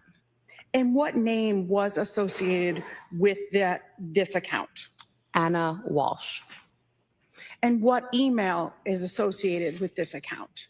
It's ANCILI83@yahoo.com. And was there also a date of birth at the bottom? So that date of birth was provided by law enforcement to Uber and as an identifier in order to search for those records. And that date of birth was April 12th of 1983. And were there, going to the next attachment to the response, please?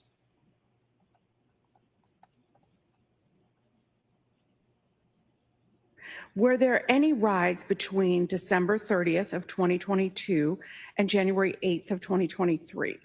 There were 2 trips taken from that account on December 30th of 2022. And they were, can you tell us where those were? Well, columns G and H will tell you where the rider said they wanted to be picked up in GPS coordinates. Columns I and J will tell you where the rider was actually picked up.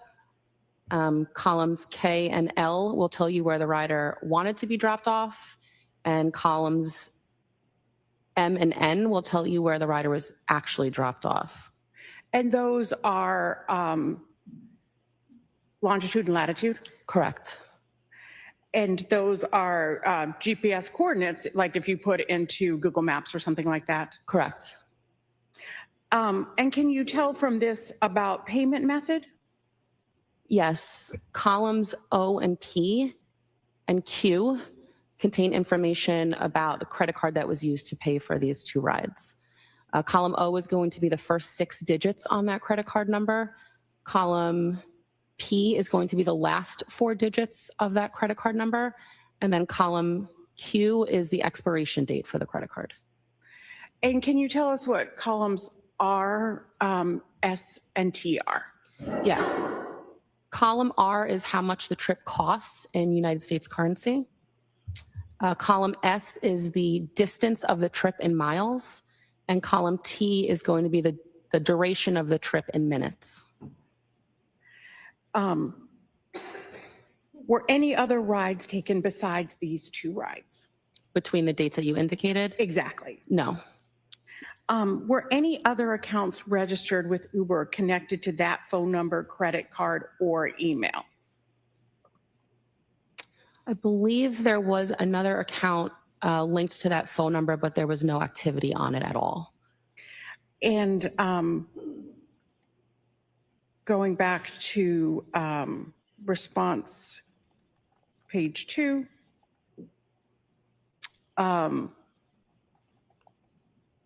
where do you see that? Is that somewhere there? No.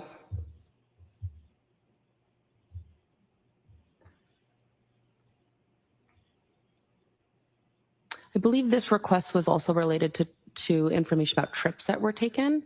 And this account had trips on it. Whereas I believe there was another account linked to this phone number that was never used, never had any trips on it at all. And So there therefore were was no, not so there were no trips for that date? For Correct. those dates? correct. So no information was supplied? Correct. Thank you. Welcome. Cross, Question. the witness may step down. Thank you. Thank you.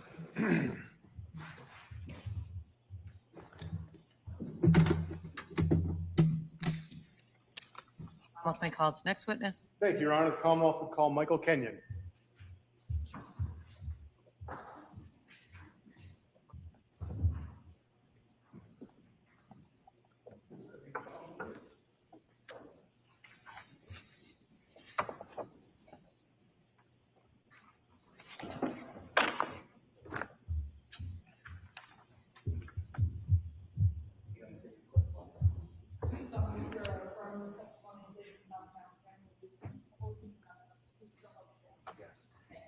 Right this way, sir. Just watch your step.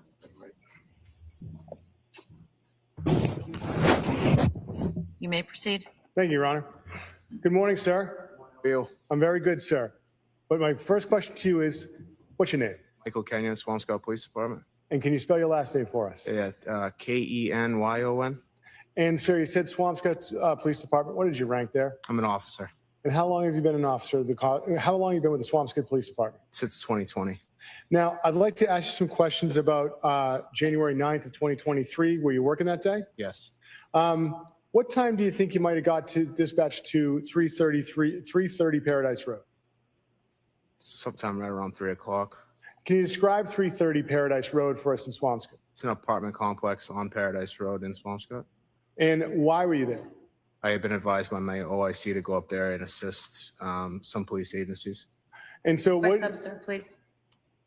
Just lean right into that Oh, yeah, okay. microphone and Sorry keep about- your voice up. Okay. Thank you. If you pull it right to you, make it, there you There you go. go. So when you got there, what did you see? Multiple police agencies. There were the Mass State Police CPAC unit was there, mass crime scene, and some representatives from Swampscott CID were there. And were they near any areas in particular at 330 Paradise Road? Yes. What? They were near the trash compactor and the dumpster. At this point in time, the Commonwealth would seek to publish what's been previously stipulated to as Exhibits 90 and 91, photographs from 330 Paradise Road. As agreed, they're now in evidence as 90 and 91.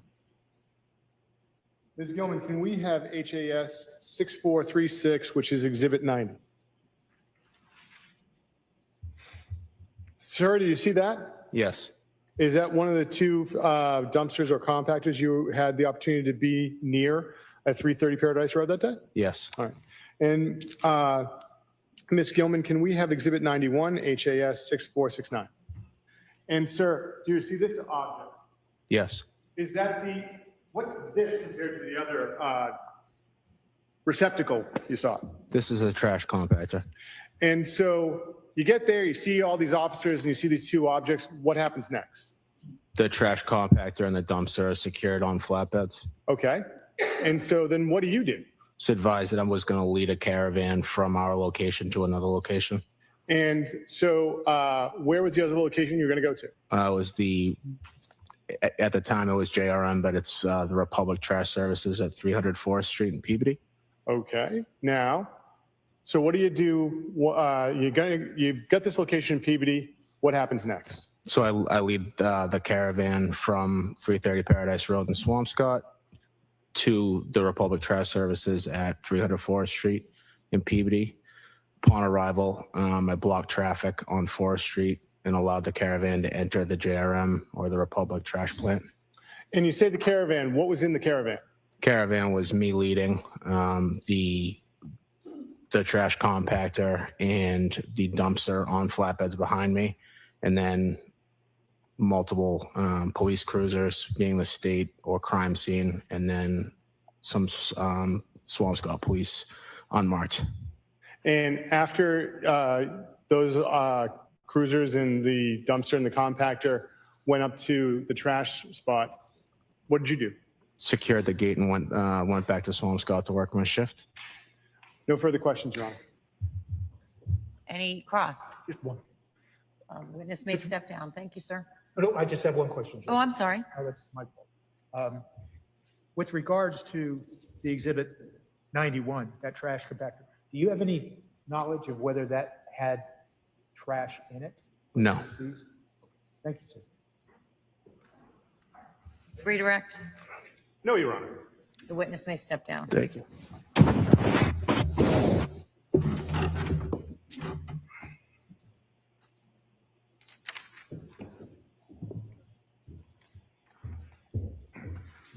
Commonwealth may call its next witness. The Commonwealth calls Sergeant Amy Waterman.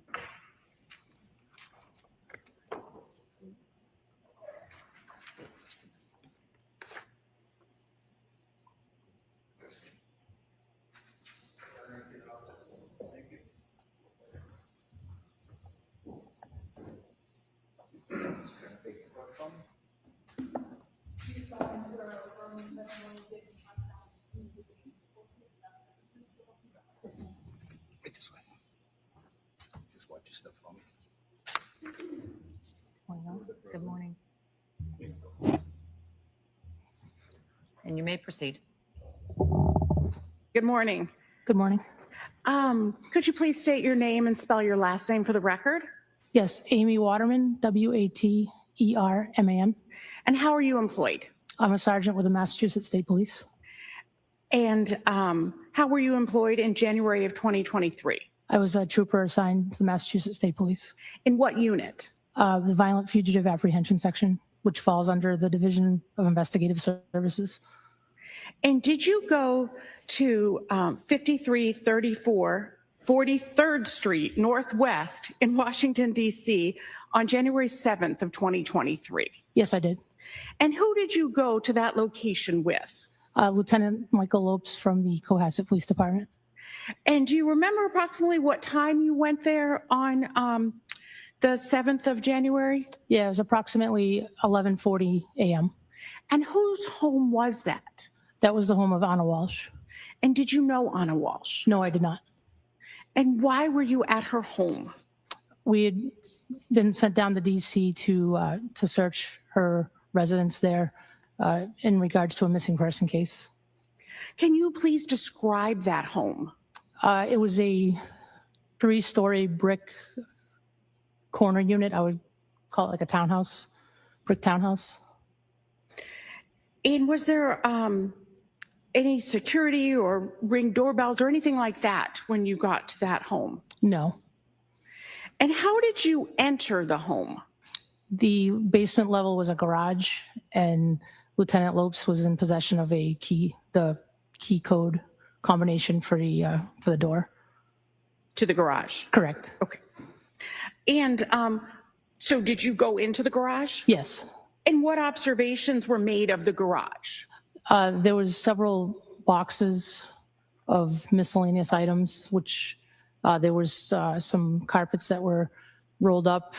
There was things you would find in a garage, like a wet vac. No vehicles were found. It was pretty neatly organized. And were there any other rooms attached to the garage? There was, through the door, there was a smaller room. I would call it an exercise room. There was a treadmill, a chair, and a couple other items, like a weight bench. So besides that garage level, what did you do next? We opened, there was an interior door that led to a stairwell that went up to the actual apartment of the townhouse. And were you able to get through that door? Yes. And did you need an additional key or code or anything to get through that? No. And so how did you get through that? Was it unlocked for you? Or if you know? I believe it was, yes. Okay. And so where did you then go? We went up a set of stairs that led to what I would call the first floor of the townhouse. It was three residential floors. So we went up to the first floor. And can you describe that first floor, please, for the jury? Yes, it was a main kitchen area. There was a restroom in that area, as well as like a living area, like a seating area. Okay. And what was the condition of the kitchen? It was very neat and tidy. Nothing really out of place. Did you look around? We did. Was there anything in the fridge? Yeah, there was some, I don't remember exactly, but there was some food items in the fridge. And what did you see in the rest of the area of that main floor, you said?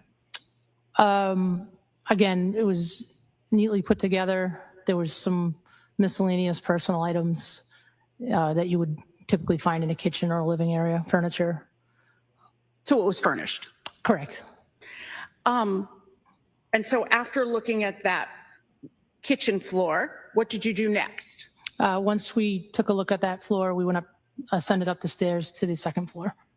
And when you say we, you're talking about? Yes, Lieutenant Lopes. Okay. Yes. Was anyone else with you besides? No, it was just the Lieutenant? two of us. Okay. So after you finished looking at the kitchen, you said you went up to the next floor? Correct. And what was on, and how did you get to the next floor? We took the stairs up, and there was another interior door that opened up into a larger area. And what did you see there? I would describe it as the primary bedroom. Essentially, the whole floor was one big bedroom. There was, off to the left, there was maybe described as like an office area. There was a desk and just a couple sitting chairs. That was to the left as you went in. To the right was the bed, and there was a walk-in closet. And right before the walk-in closet, there was a door to the left, which was a bathroom. Did you make any observations of the bed? The bed was made. There was a couple female clothing items that were on the bed. Did you make any observations of the closet? The closet was full of clothing, shoes, sunglasses, handbags, miscellaneous things. Did you make any observations of men's clothing in the closet? Yes, there was some men's clothing. And what about the bathroom? Can you describe the bathroom? Like the rest of the house, it was neat and tidy. There were personal items such as hair products and toothbrushes and soaps and things like that. Was there another floor? Yes, there was a third floor. And how did you get to that floor? We ascended up the stairs. And what was on the third floor? The third floor consisted of another restroom, another bathroom, and there were 3 smaller bedrooms. And what observations did you make of the 3 smaller bedrooms? They appeared to be rooms for children, all contained kids' furniture, all very nicely kept and neat. There were various toys and clothing that would tell us that it belonged to the children. And how were the beds in those rooms? They were made. And what size were those beds, if you remember? I don't recall. Okay. What was the general condition of the home? Again, very neat and tidy, well organized. And in general, did you find any paperwork or anything in the home? We did. And where was that generally found? Mostly in the kitchen. And did you find Anna Walshe in the home? No, we did not.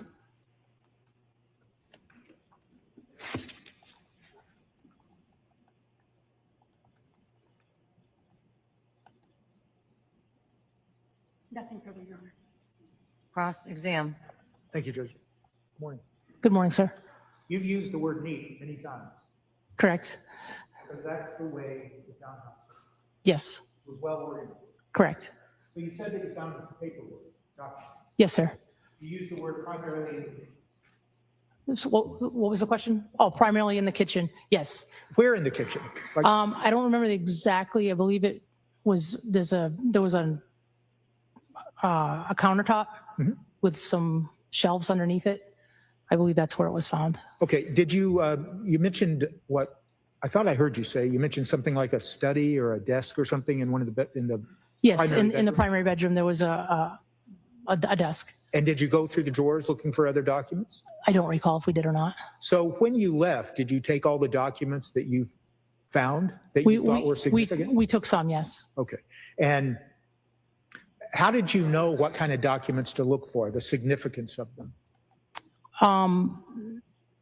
Based on the address, personal documents for travel was kind of what we were looking for. Okay. And you said that you saw some men's clothes Yes, and they were in the closet? yes. There were no other men's clothes anywhere else that you can recall? Not that I can recall. All right. Thank you very much. Thank you. Any redirect? No, thank you. The witness may step down. Thank you. Thank you, Your Honor. Next witness.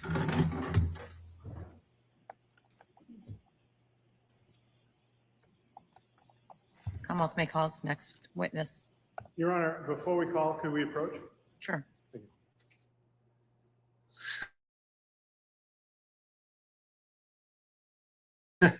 So no rides from Anna Walsh on Uber, no rides on Lyft. Michael Kenyon picked up the dumpster.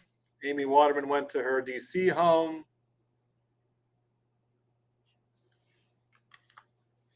That's what you missed for the past hour.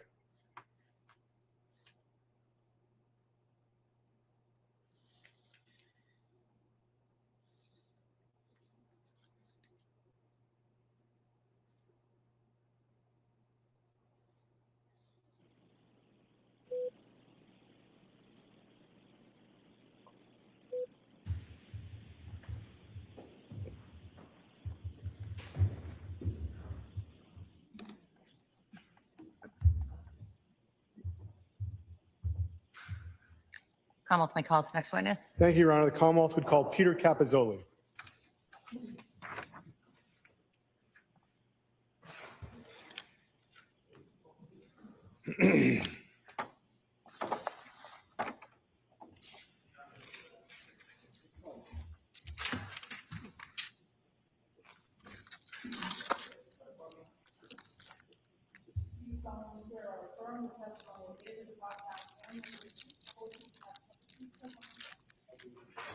Right this way, sir. Step up, watch your step. All the way in. A little bit further, so you go through. Thank you. And you may proceed. Thank you, Your Honor. Good afternoon, sir. Good afternoon. Sir, I'm going to ask if you pull that microphone closer to you because it's going to amplify your voice and everyone will be able to hear you. Can you state your name for the record and spell your last name? Peter Capozzoli, Capozzoli. And sir, by the way, that is perfect as far as the volume. Are you familiar with Cohasset Imports? Yes, What is Cohasset Imports? it's a used car dealership, sales and service. And how are you familiar with it? I'm the owner. Ms. Gilman, could we have what was entered in today as Exhibit 84?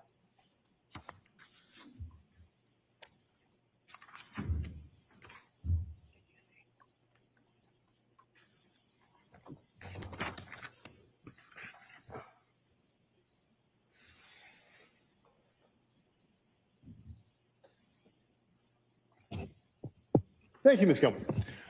Sir, I'm showing you what's been previously marked as Exhibit 84. Do you see at the bottom where it says Cohasset Imports? Yes, Now, sir, where is your home in relation to Cohasset Imports? to the right up the driveway. And sir, are you familiar with 516 Chief Justice Cushing Highway? Yes, How are you familiar with it? I own it And how long have you owned it? since September 2019. And do you see 516 Chief Justice Cushing Highway in relation to this photograph that has Cohasset Imports on it? Yes, I do. And can you point it out for us, sir? Right there, In the middle, sir? right here. Oh, Yeah. I can't see where your finger Oh, is. in the middle, All yes. right, thank you, sir. Now, sir, is that your primary residence, 516? No, What do you do with that property? I rent it. And so, sir, are you familiar with the Walsh family? Yes, And how are you familiar with the Walsh family? they were the last tenants that we rented to. And now, when did you begin renting to the Walsh family? I believe it was March of 22. And what was the initial terms of the lease? The The first 6 months, I took less per month, I believe $4,800 a month to have them pay up front. Yes, sir. That was something they wanted. Okay. And so, how many months was the lease for? The first one was 6 months. And did you ever have to have another lease with them? Yes. And when was that? So we extended it for the full $5,000 per month for another 6 months, I believe. Now, during the course of the Walsh family at 516 Chief Justice Cushing Highway, how many times did you have the opportunity to see Anna Walsh? 3 or 4 times. And how many times would you have the opportunities to see Brian Walsh? He brought the check every month, so I would see him each month once, and then maybe another 5 or 6 times in between that. Now, sir, do you see Mr. Walsh here today? Yes. Could you identify him with some article of clothing he may be wearing? A tie with a black jacket. Your Honor, if the record may reflect that the witness has identified the defendant. The record will so reflect.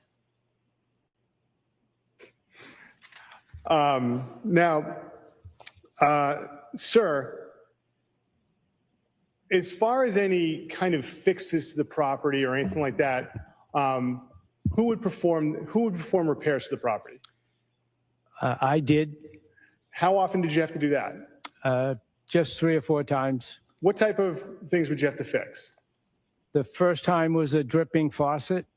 I went in, figured the problem, went back, ordered some parts, got the parts, came back and fixed it. And besides a leaky faucet, anything else that you had to fix? One time there was a loose hinge on a hutch in the kitchen, and I came in on a Sunday morning and worked on that and corrected that. Was anyone home when you fixed the hitch? Yes. Who was home? Anna was home and the 3 boys. Now, besides making those 2 repairs, any other significant repairs to the home? Yes, one other one. In the middle of July, the AC stopped working. So I went over at night, looked at it for a few hours, checked everything I could, knew what I had, knew what I didn't have. So then I had an electrician come in the morning. He showed up, I think, at 8 o'clock. And after 5 minutes, he said, "Where's the shutoff switch for the heater AC unit?" I said, "I didn't know. It was upstairs." So it was upstairs in the entryway coming in the side door, and the switch had been flipped off. That's why the AC didn't work. All right, so pretty basic fixes. Yes. Now, sir, as far as the basement of the house, when you rented it, what was in the basement? Just a few small things and a dehumidifier, maybe a small table, and 2 refrigerators that were not hooked up. Now, and Ms. Kilman, if you could just take down that exhibit, thank you. In late December of 2022, what did you do as far as going away on a vacation? I went to the Caribbean over New Year's. And during that time, did you ever receive any calls from Mr. Brian Walsh? Yes. When? I believe it was Thursday of the week that I was there, if I'm not mistaken, somewhere in the late afternoon time frame. And can you tell us about the conversation? What was the conversation you had with Mr. Walsh in this phone call? Yes. So he had asked me if I had security on my building. And I said, no, not at this time. We were still in the building process. And so I said, why? And he said, well, my wife is missing. She took an Uber this morning, or was supposed to take an Uber this morning to go to DC for work. And we haven't found her, and she didn't show up in DC. Did he tell you what time she left? I think in the 4 to 5 range in the morning. Now, and you said that your building was under construction. What building was being worked on? Cohasset Imports. And did you tell him about any other places that might have cameras? Yes, so next door north of me, there's a home, and I thought he might have security. So I mentioned the name and said you could check with him. Now, sir, on the lease you had with the Walsh family, are you familiar with that lease? Yes. One moment. Your Honor, if I may approach? You may. Mr. Capizzoli, I'm handing you a document. Do you recognize it? Yes, that's the lease. And, Your Honor, I seek to have this marked as the next exhibit. Any objection? None, Your Honor. I think the next one is 96. The lease for 516 Chief Justice Highway is in evidence as Exhibit 96.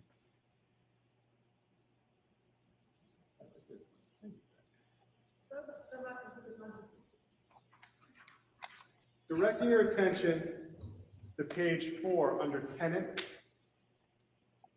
Can you state who the tenant is of the lease and the address affixed to that? Yes, Diana Walsh, and the address is 330 Paradise Road, apartment 1320 in Swampscott, Mass. And counsel. Your Honor, approach one more time. You may. Thank you. Mr. Capizzoli, I'm handing you a photograph. Sir, do you recognize the room of the photograph taken in? Yes. Do you recognize the person in that photograph? Well, I think it's Anna. Okay. And the room, is it a fair and accurate depiction of the room that you recognize? Yes. And what room is it that you recognize? It's the living room or den. Yep. The Commonwealth would seek to have this marked as the next exhibit, Your Honor. Any objection? Photo is now in evidence as Exhibit 97.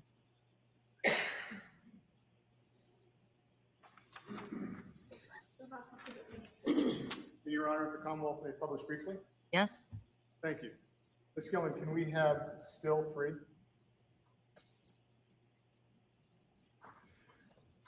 Mr. Capizzoli, how do you recognize this is the living room? So when you walk in the front door, it's the room to the left. It's the only room that had a rug. It's the only room downstairs that has a fireplace. You can take that down, Ms. Gilman. Thank you. And Your Honor, if I may have just a moment. Yes? Thank you, Your Honor.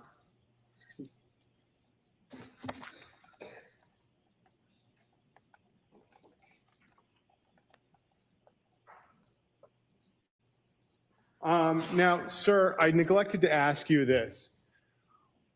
When you rented the home to the Walsh family, was it furnished?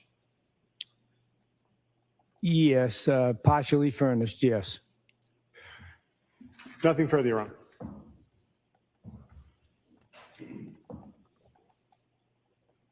Cross? Sorry, Judge. Sorry, I was in my typing mode. Go right ahead. Okay, hello. Hello. You were talking about the property in Cohasset, and one of the rooms we're talking about was the basement. Yes, Am I correct that the basement wasn't furnished? correct. It wasn't properly heated? No heat, just for what comes from the boiler, right? Okay. And there wasn't a washer and dryer down there? No, There wasn't a playroom for kids? oh, There wasn't a rug, it was just a cement floor? yes, And the basement not only had access to the house, but it also would have had access to get outside of the house, so Ye- the bulkhead? a walk-through door, a regular door, yes. Okay. You had also mentioned, I believe, Mr. Connor introduced the lease, and that lease was in Diana Walsh's name? Yes, And to your knowledge, that was Mr. Walsh's mother? yes, And the first 6 months of the lease, that was paid in full yes, by Mrs. Walsh, Mrs. Diana Walsh? yes. And were you looking to, was your intention to rent that property in smaller increments, or that's just what came to you with the Walshes that time? That's what came to me. Okay. And in speaking to the Walshes, it was your understanding that the reason they were looking for short-term housing was because the family was planning to relocate to Washington, D.C.? That's correct. And after the 6 months, they approached to extend the lease, right? Yes. And what month was that, if you remember? August or September, something in that. 2022? Yes. And when they first came to you to extend the lease, they only wanted to extend it for 3 months. Yes. And that was because their trip to DC was impending, was coming up. Yes. Okay. And your understanding was that when Mr. and Mrs. Walshe and their 3 young children went to DC, that Diana Walshe might move in and take over. Yes. And it sounds like you didn't want to do such a short lease, so you agreed to do 6 months. Yes. And during those 6 months, you mentioned that Mr. Walshe would bring you the rent check, right? Yes. But the rent was being still paid by Diana Walshe, his mother. Correct. Yes. And that was $5,000 a month? Yes. Okay. You had mentioned that you had done a couple repairs to the property as a landlord? Yes. Okay. And one of the things that you mentioned is there was a leaky faucet. Yes. And something like a leaky faucet, is that something that the Walshes would be financially responsible to fix? No. Because that's just normal wear and tear of the home. Yes. And I think the second thing you said was there a hinge on a hutch that was loose? Yes. And that was something that you could just go over with a screwdriver? I had to replace the hinge. Okay. Mhm. And is that something that was normal wear and tear, or did the Walshes damage that and they would have to pay for it? Probably wear and tear, but it could have opened too far and broke the hinge. Not sure. Okay. Yep. In the lease, or your understanding, would there be some damage that the Walshes could have done to the home that they would have to be financially responsible for? Yes. So, for example, if a large hole in the ceiling happened during their tenancy, you wouldn't run over there and get up on a ladder and drywall the ceiling and fix a hole yourself. No, I wouldn't. And that would be something that isn't regular wear and tear, right? I would say that's not regular wear and tear. No. Okay. So that would be something that the Walshes would be responsible for paying for and covering. Sure. If they actually did it, if it wasn't something that the house had control over, yes. Okay. And you had mentioned that other than the rent check, that you would see Mr. Walshe, when you say 5 or 6 times, do you mean 5 or 6 times a month, or do you mean 5 or 6 times over the course of the lease? Over the course of the lease, yep. And would you ever see him with any of his 3 little boys? No, not outside the house, no. Okay. And you said you saw Anna Walshe on a couple of occasions? Yes. And that was with Mr. Walshe or by herself and the boys? By herself. Okay. Nothing further, Your Honor. With the boys, I'm sorry. By herself Okay. with the boys. By yeah. herself with the boys. Yeah. Okay. Thank you, Your Honor. Nothing further. Any redirect? No, Your Honor. The witness may step down. Thank you, sir. Okay, thank you.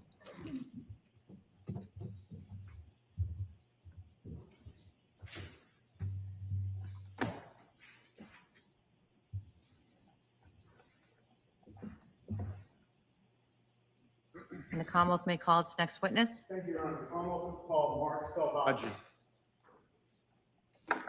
I think so far that was the favorite witness for everybody. Definitely my favorite witness.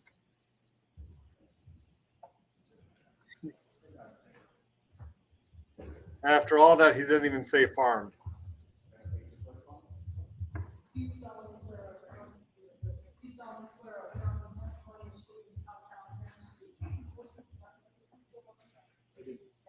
Right this way, sir. Watch your slip for me. Step all the way in. There you go. You may proceed. Thank you. Good afternoon, sir. Good afternoon. Could you state your name and spell your last name for the record? Sure, it's Mark Salvaggi. It's Selvaggi. And sir, what do you do for a living? I sell life insurance. And are you affiliated with any life insurance company? Yes. Which one? New York Life. How long have you been selling life insurance? A little over 10 years. And in that 10 years, have you always been affiliated with New York Life? Yes. Now, sir, who is Nancy McClune? It's a colleague of mine. And what is her responsibilities within your office? She fills out our applications, does our underwriting requirements, traffics the cases through underwriting. And where is your office located? 1050 Hingham Street, Rockland, Mass. And besides Ms. McClune, who else is in the office? Half a dozen other agents. Okay. And what are your responsibilities in the office? Speak with clients, talk to them about life insurance, protection. So there's some clients I'd like to ask you about are Brian and Anna Walshe. Yeah. Are you familiar with Anna Walshe? Yes. How did you become familiar with Anna Walshe? I was introduced to her through Brian. Okay. And how did you become familiar with Brian Walshe? Brian came to me as a client that was a lead that was solicited, and I reached out to him. It was a local address, and asked him, he was looking for life insurance. When did this occur? I believe in July of 2021. And when did you get introduced to Anna Walshe? I don't remember specifically. It was during COVID, so it might have been happenstance during a Zoom conversation. Okay. And were you ever able to sell Anna Walshe any insurance policies? Yes. What did you sell her for insurance policies? I sold her 2 life insurance policies. I sold. Okay. So let's talk about the 2 life insurance policies. Sir, what were you able to sell her as far as life insurance policies? I was able to sell her a term policy and a whole life policy. Okay. What is a term life insurance policy? Term life insurance is a type of life insurance product that is good for a preset amount of time. It was approximately a 20-year term product that was for $1 million. And now that was for $1 million. What was the other policy? I sold her a whole life policy that was for $250,000. Can you tell us what is the difference between a whole life policy and a term policy? Sure. A term policy is renting a block of insurance for a pre-agreed upon amount of time. It could be anywhere from a year to as long as 30 years. And if you don't pass away during that duration, the insurance company, the contract ends, the insurance company doesn't pay anything out. A whole life policy, kind of like the name implies, lasts your whole life.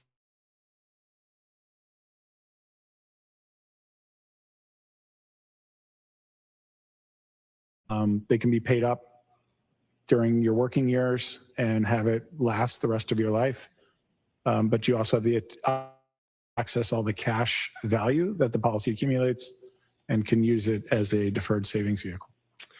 And Your Honor, at this point in time, I would like to offer 2 policies and the attachments that were included with them from New York Life in the names of Anna Walshe. They are manila folders. They are policies ending in 8840 and 5836. No objection, Your Honor. The New York Life policy ending in 8840 is now marked in evidence as, and is in evidence as 98. And the policy, New York Life policy ending 5836 is now in evidence as Exhibit 99. Your Honor, may I approach the witness with Exhibits 98 and 99? You may.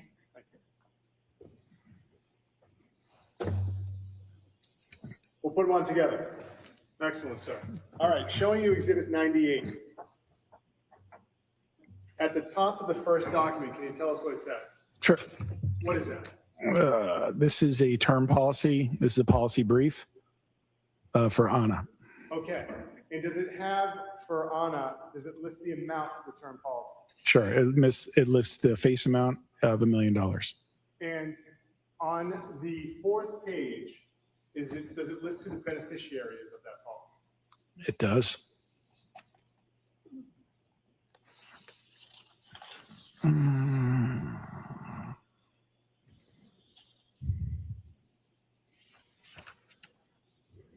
Yes, it does. Who is the beneficiary of that policy? Brian Walshe. Now, when was that policy purchased? Or better question is, when did it go into effect? Sure. The policy date is May 17th, 2021. And the next document that's within that folder, can you tell us what this document is with the binder clip attached? This is the application. And so application, what is that? This is what is required to secure a life insurance policy.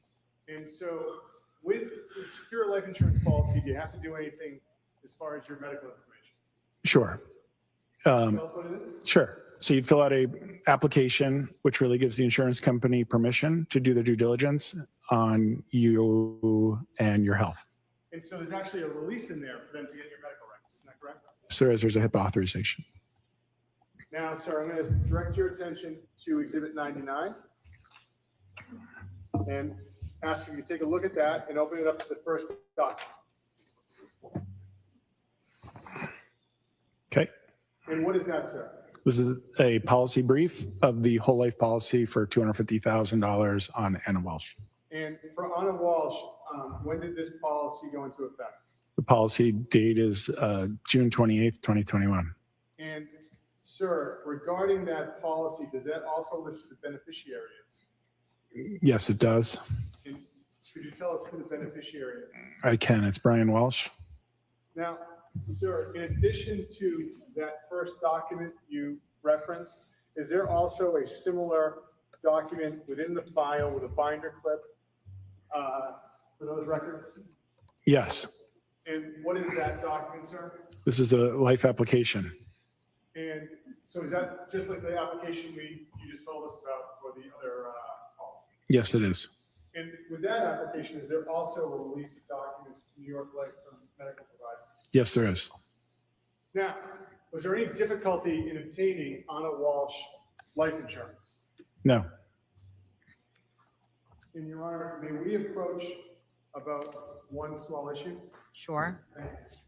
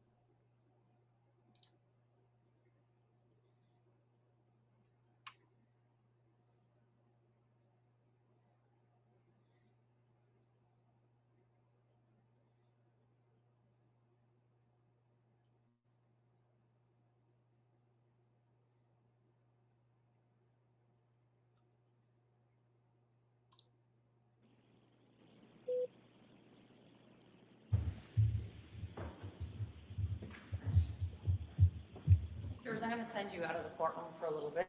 I need to do something outside of your hearing. It may turn out that you go straight through to lunch, and then I may have you come back before the 2 o'clock hour. That's going to depend on whether you have food or not. We'll see. So just hold tight, Judy. You can go back to the jury room right now. All rise for the court, please.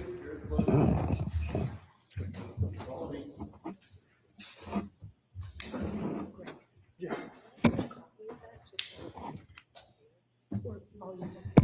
Yeah, all of that. Thanks.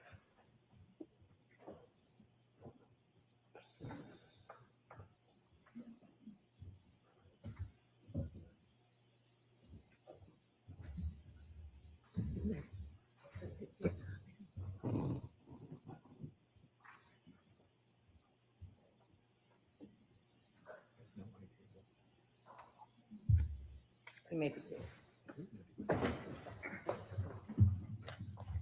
1 second. Yes. So, Mr. Salvage, I just gave you a document, and I'm going to ask you to tell us what it is. Personal health history, And who is it for?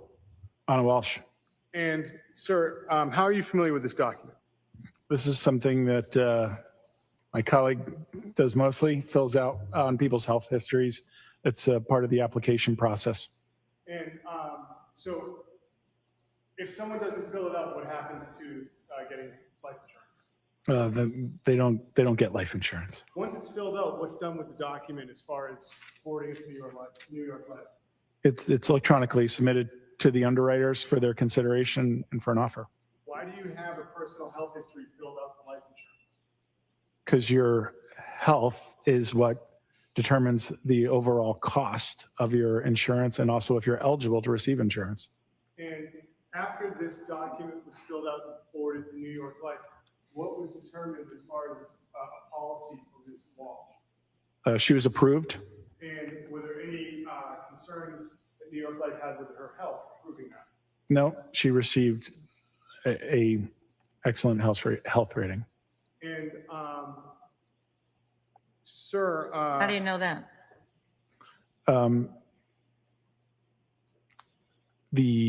Every policy receives a health rating. Basically, Your Honor, we rate everyone's health on a scale from 1 to 37. 1 is as good as you can be. 37 is as poor as you can be and still be accepted. And she received a number 1 health rating. And is that in the documents that you're looking at right now? It's not on this one, no. Where do you know that from? It's on the policy itself. It's on the policy brief that was just handed to me a moment ago. Okay. Sorry for the interruption. Sir, in addition to filling out that document, are there any other requirements for follow-up with medical professionals or review of records after a person attempts to buy life insurance through New York Life? Yes, there's a telephone interview component where they, on a recorded line with a representative of the company, they ask them a series of questions, lifestyle questions, have you ever questions.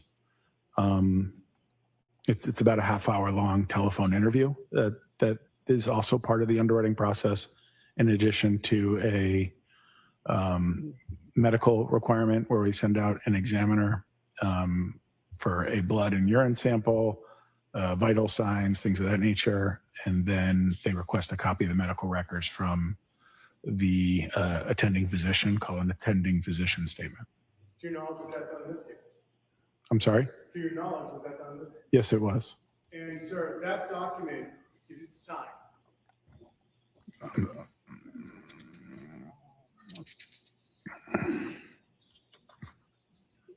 This is voice signed by Anna Walshe, yes. And so what does it mean to be voice signed?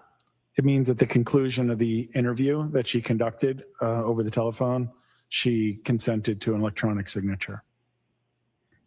I have nothing further, Your Honor. Ross? Thank you. I'm going to give this to counsel. Sharing. So this form that you were just looking at, do I understand that Anna Walsh supposedly filled this out herself? I believe it was done through a telephone interview. I wasn't part of that. Okay, so when you say a telephone interview, you mean someone interviewed purportedly Anna Walsh about these questions? Yes. So it wasn't a doctor that was reporting this information to you? No. And I think you had just said that if you don't go through this process, you can't get the life insurance, right? Correct. Okay, so this information on this form came from reportedly Anna Walsh over the phone. Yes. Okay, and these records don't have any attachment from a medical doctor signing off that she was in, as you say, great health in March of 2021. It doesn't have any medical records attached to it. So no medical corroboration to the assertions made purportedly by Anna Walsh in March of 2021. Correct. Your Honor, I have nothing further. So you said earlier that, that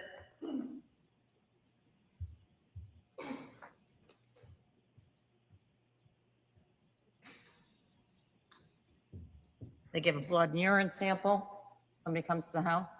And then you also said that something about they have to sign a release for their medical records. Yes, And can you tell based on the documentation if that was done in this case? it was. And then once you have that release, what happens? They How do you write, access the medical records? the company does it through a third-party vendor, and they receive a copy of the attending physician statement. We call it an APS. And where does that go? It goes to the underwriter. And is that records that you have? I don't. I don't mean, do you have them with you now? I mean, do you keep those records? We're never privileged to that information, Your It Honor. all goes to the underwriter? Correct. Different entity than you. Correct. And you mentioned earlier in your direct that there's a woman that works with you. I got the phonetic as Nancy McGloon. Yes. Might be about 75% correct. Is she the person that you said you didn't do this over the phone with Anna Walsh, but that somebody else did? She's not the person, no, Your Okay. Honor. Is there another person in your office that does that? No, it's direct from the underwriter, from the home office of New York Life. There's to make sure it's sort of the best information it could be. They do it themselves. Right. Anything else anybody wants in on after I've asked these additional Your Honor. questions? All right, so I'm not going to allow it in right now Yes, sir. on this record. If it becomes relevant on a rebuttal case, depending on what the defense, if the defense puts on a case and what they do, in order to get this in, you're going to need to, well, you probably honestly would be asking to get in something else, which is like her medical records through a doctor and not through this way. But I'm not going to let it in right now. Yes, Your Honor. All right? Thank you, Your Honor. So all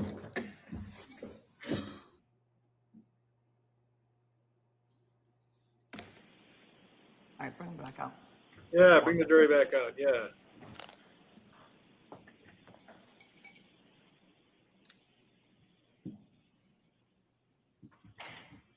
Yeah, so they're talking about getting the medical records in apparently. I think this seems like the prosecutor wanted to get the medical records in through this witness, but the judge is not allowing the medical records of Anna Walsh to come in because, you know, the defense, I mean, I guess what the prosecution wants to show is that she was healthy. She was fine. There's no issues. She's no reason why she should just suddenly die. So it seems like that's why they want to get the medical records in.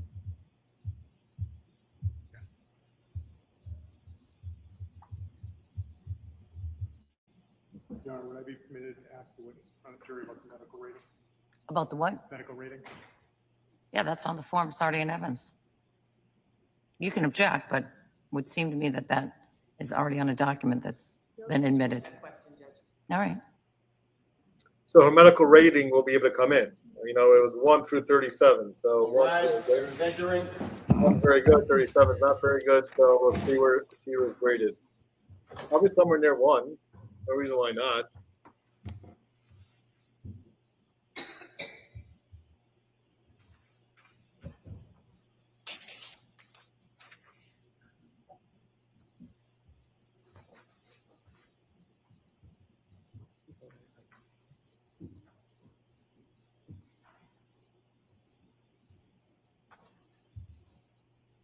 Back to session, you may be seated. You may proceed. Thank you, Your Honor. I'd like to witness with exhibits 99 and 98. Sir, is there a medical rating that's assigned to a person who buys life insurance from New York Life? Yes. How is that determined? It's a culmination of the underwriting. So your health rating is determined based on your gender. Oh, your health rating is not determined on your gender. That's an incorrect statement. It's determined on your health and the way they evaluate your health. And so how does New York Life evaluate someone's health when they're buying life insurance? They use an underwriting scale, everything from your BMI, your body mass index, height, weight, blood pressure, medication you're on, high-risk activities that you might participate in, your job sometimes can even factor into your health rating. How does New York Life find out this information? Through underwriting, through the telephone interview, through a copy of your medical records, and through their recorded telephone interview. How do they get the medical records of someone purchasing life insurance? They request them through a HIPAA authorization that's in the application from the person's primary care physician and any other physicians that they're under the care of. And is there a scale in which someone can be rated by New York Life for their health rating? Yes. What is the scale, sir? It starts out, the best rating you can receive is called select preferred, and then it goes preferred, and then it goes preferred 2, then it goes non-smoker, then it goes non-smoker, table 1 through 13, then it goes to standard or select standard, which is usually a healthy smoker. Then there's standard, which is a smoker, and then there's standard, table 1 through 13. And all of those, if you think of it like a ladder, like 1 through 37, every single rung represents a higher risk class, and it subsequently changes the cost of your insurance. So the healthier you are, the less you have to pay for insurance? Yes. And what was Anna Walsh's rating on those policies for the health rating for New York Life? Select preferred. And what number would that be? That's the highest level you can receive. So she was the healthiest. Correct. May I have a moment, Your Honor? You may. Oh, in addition, sir, when collecting information, does New York Life, through its underwriting process, get any samples from someone who's applying for life insurance? Yes. What do they get? They'll send a professional, I forget what it's called, paraprofessional, something like that, to do a blood draw, urine sample, and vitals, height, weight, blood pressure. Does New York Life give life insurance if that's not performed? Yes. Was it done in this case? Yes. Nothing further, Your Honor. Any recross? I think it's just cross. Oh, sorry. Good afternoon. Thank you. You were just talking about the health rating. I just want to talk to you a little bit about that, okay? So the health rating, that's a New York Life health rating. Yes. And so is that like someone in risk assessment and underwriting determines the scale that you just talked about? Yes. So it's not a medical professional or a doctor reviewing this information and giving this arbitrary number to someone who's applying for insurance? I don't know who that person is, so I can't tell you. You had mentioned that when Ms. Walsh applied for life insurance, part of it is this health assessment, right? Yes, And this was in March of 2021? I believe so. Do you need to look at the record? Would that help? Probably. I think they're right in front of you. Okay. Take your time.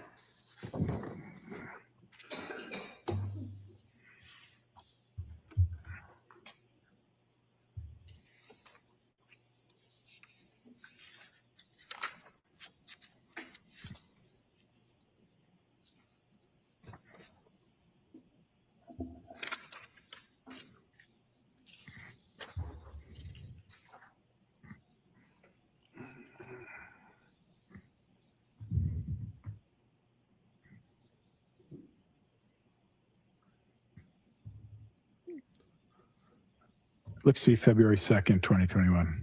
Okay.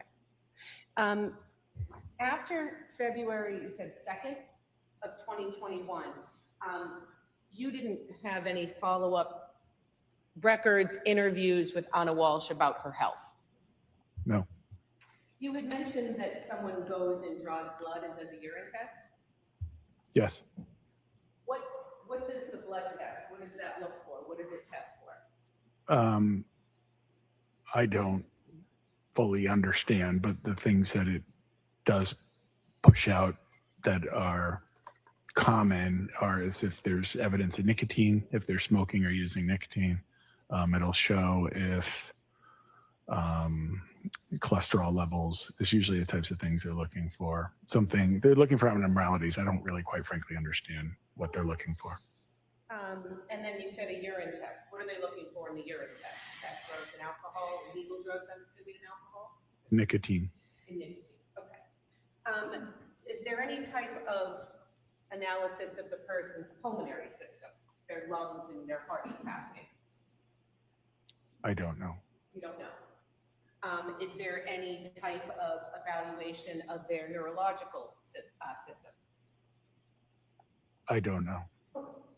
And the February 2021 date that you're talking about, I think you said that part of this health assessment, this number you give, is based off an interview with the person?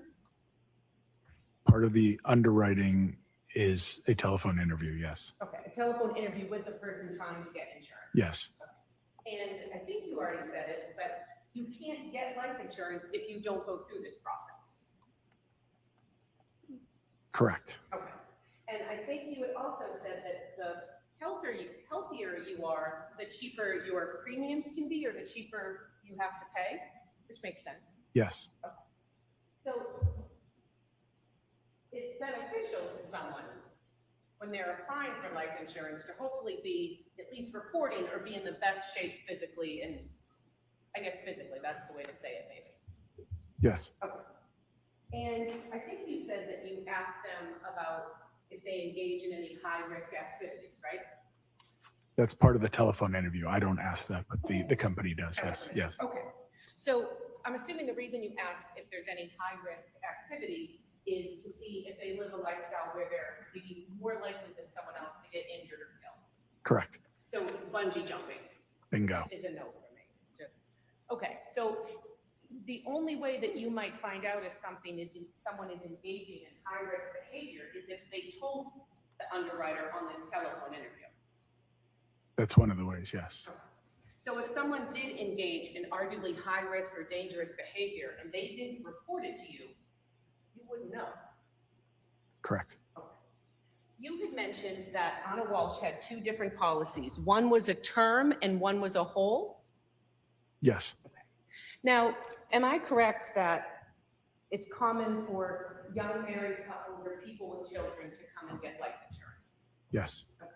I'm just going to ask you just to lean into that microphone a little bit. I think that I'm having a hard time, so I'm not sure. Okay, thank you. You're welcome. So, and when married couples come to get life insurance, is it more common that the other spouse is the one that's the beneficiary? Very common. Okay. So if the husband gets it, it's the wife. If the wife gets it, it's the husband. Yes. Okay. And if they have minor children, is it still that the spouse is the beneficiary because they're going to be using that money for the care and protection of the children? Yes. Okay. Your company, New York Life, you guys also do financial planning and retirement planning? Like that's kind of the whole company? Okay. And so is life insurance, and we'll talk about the difference between whole and term, life insurance is a type of financial planning and thinking about retirement in the future, right? Yes. And so it's something, again, families, married couples, it's common that they come to you for this. Yes. Okay. Now, a term life insurance policy, that's something where you pay monthly, and if you die, the benefits get paid out. Yes. Okay. But is there a way that you can have a term life insurance policy and that can get converted into another type of policy where you can take loans off it or it can grow a cash value? Yes. Okay. And so even a term can start at something that isn't worth anything unless someone dies, and you can turn it into some type of investment or access to finances. Yes. Okay. Now, a whole term or a whole policy, that's a little bit different, right? Yes. And so I am definitely going to fumble this because numbers is just not my thing, but this is where you can have a whole life insurance policy and you can borrow off of it. Correct. So if I have a whole life insurance policy and something unexpected happens or an expense comes up, I can actually borrow off this policy. Yes. And am I also correct that if you do borrow off this policy, there's a tax advantage or a tax break? It's like a 401k tax you pay? You explain it to me. You can borrow the cash value without paying tax on the accumulation value. And in the whole policy that Anna Walshe had, who would be eligible to take a loan off that policy? The owner of the policy, who was Anna. So even Mr. Walsh, who's her husband, he couldn't sign and take a loan off that whole policy without her? Correct. Okay. Considering that these policies have some financial value to them, does divorce ever play a role in policies and paying out on a life insurance policy, a whole policy? Is divorce something that clients have ever asked you about? That's probably a better question.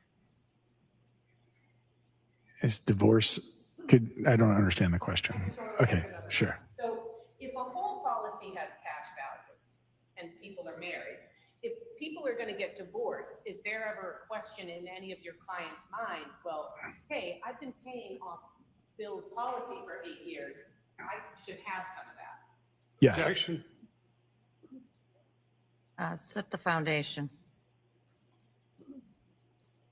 So you had told us that some of these life insurance policies are an asset. It's a way to build cash, build for retirement, and you can access money from, right? Yes. And if someone, and you might see a whole policy where 2 people are married. Yes. Okay. So if one spouse has a whole policy, you told us that they're the only one that can actually sign the paperwork to get assets off of it, right? Correct. Okay. So, and on a whole policy, I'm assuming you have to pay a premium every month. Yes. And so, have you ever had to talk to a client or a prospective client about how divorce could affect who owns access to that policy, or is it a non-issue? Objection. You can answer. Have you ever discussed it with another client, any client? Yes. You had mentioned that Anna had a policy. My understanding is, I think you said that you got to Brian Walshe off a lead off the internet? Yes. So that means he was looking for insurance, and does he pop in something and you see it and you give it a call? Yes. Okay. And am I correct that when Mr. Walsh initially contacted you, he wanted the insurance? Objection. I'll see you at the side of the bench.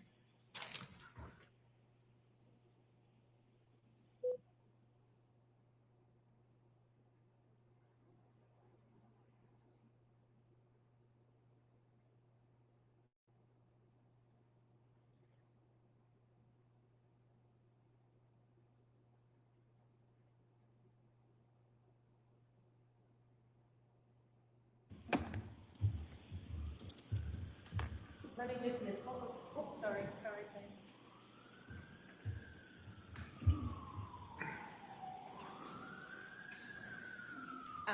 So initially, when you followed up on this lead, Mr. Walsh had applied for health insurance through you. Insurance. Excuse me, life insurance. Yes. Yes. Okay. And he was rejected. And he was rejected because he had a felony conviction from his federal court case. No. Why was he rejected? He had a pending case. Apologies. So it was because he had a pending federal case. Correct. And you didn't just stop at that one application. Am I correct that you applied to several other policies or companies to try to get him life insurance? Yes. And I think at one point, did you even reach out to other colleagues for help and how to get him life insurance? Yes. And it's at that point where he was consistently being rejected in 2021 that it was an afterthought, like, hey, we're going to go with Anna and get her insurance. Objection. Sustained. During the time that Mr. Walsh was applying for life insurance, during that time frame, Anna Walsh never applied for life insurance. I'm not, I'm not sure. Well, what do you mean you're not sure? She didn't apply with it through you. She applied, I don't know when the one search for Brian's life insurance ended and where hers began. I don't know if the two overlapped. Okay. But her, as you say, her search for life insurance was an afterthought when you were working with this family. Sustained. Your Honor, may I be seen at sidebar? Yes, you may. We want to finish this witness before lunch, so let's go.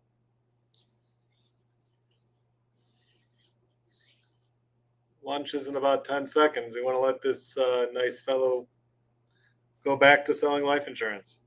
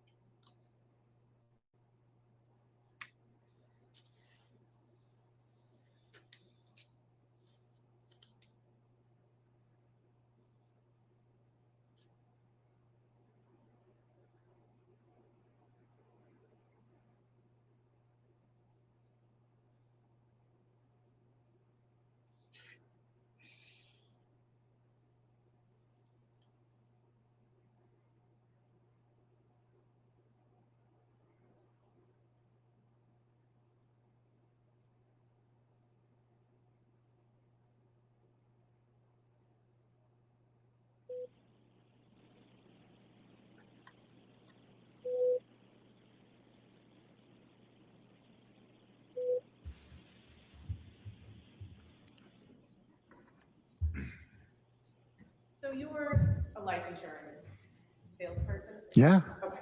So then your job is you meet with clients and families and try to sell them insurance that they need and want. Yes. Okay. And it's not uncommon, or probably more common, that you work with couples, married couples, people with children, right? Yes. And so these life insurance policies of the family as a whole. Yes. Okay. So in this situation, you had told us that Mr. Walsh numerous times applied for life insurance policies and was consistently denied because of his pending federal case, correct? Yes. And you're working with the family at this time. Yes. And I'm assuming that when you were going through this with Mr. Walsh, actually, he even referred you to other friends and colleagues of his. Yes. Objection. I think it's time to go to lunch. Oh, So close. You were so close. Have a nice lunch, sir. all right, please, don't close. Notebooks, follow me. You really want to finish this. Tell the guys to come back after lunch.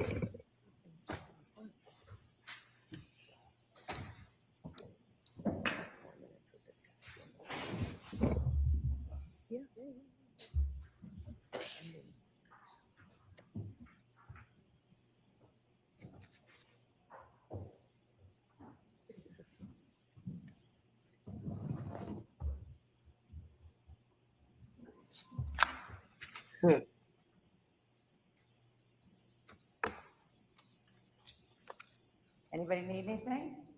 No, Your Honor. Have a nice lunch. Thank you, Your Honor. All right, everybody, we'll see you after lunch around 2 p.m. Take care.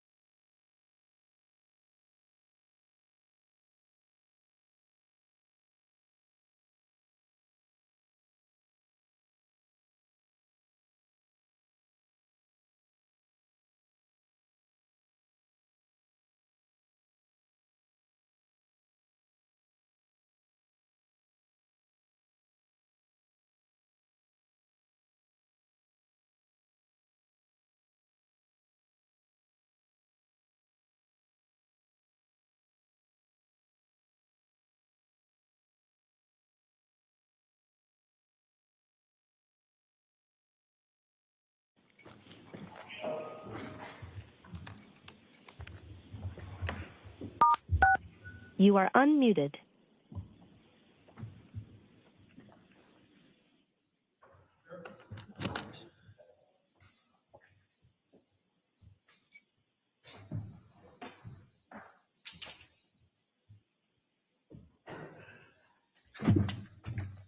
Thank you. Back in session, you may be seated.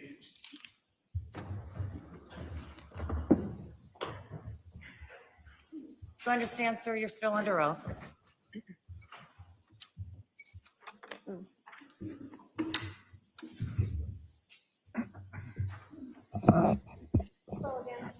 Hello. So before the break, I was talking to you again about how you sell policies to individuals and families when it comes to life insurance. Yes.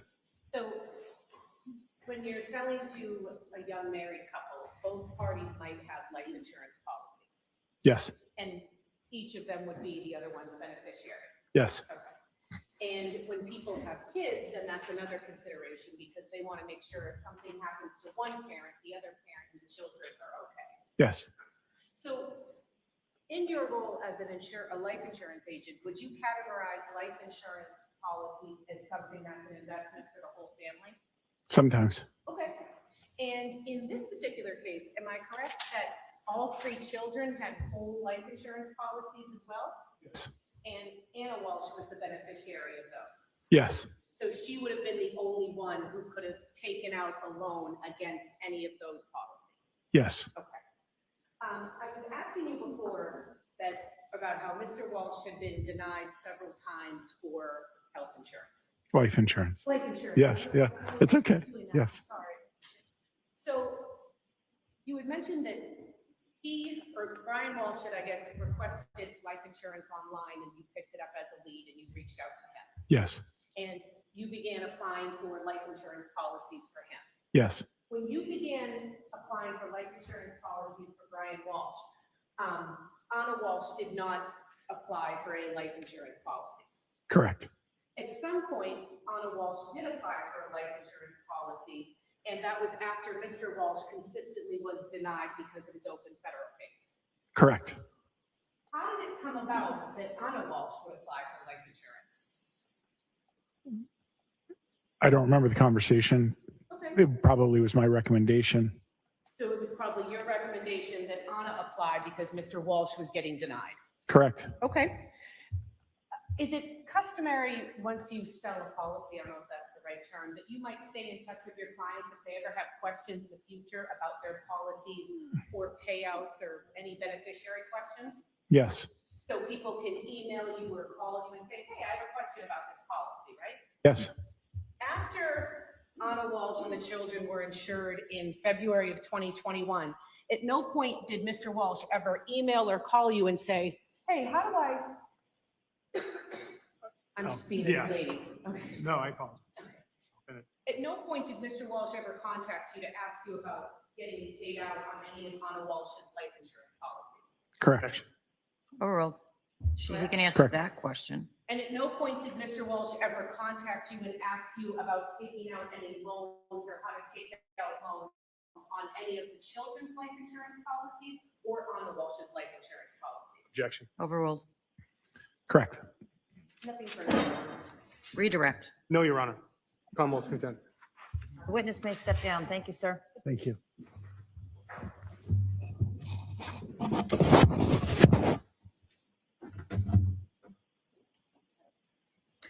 And the Commonwealth may call its next witness. Commonwealth would call Davis Gould.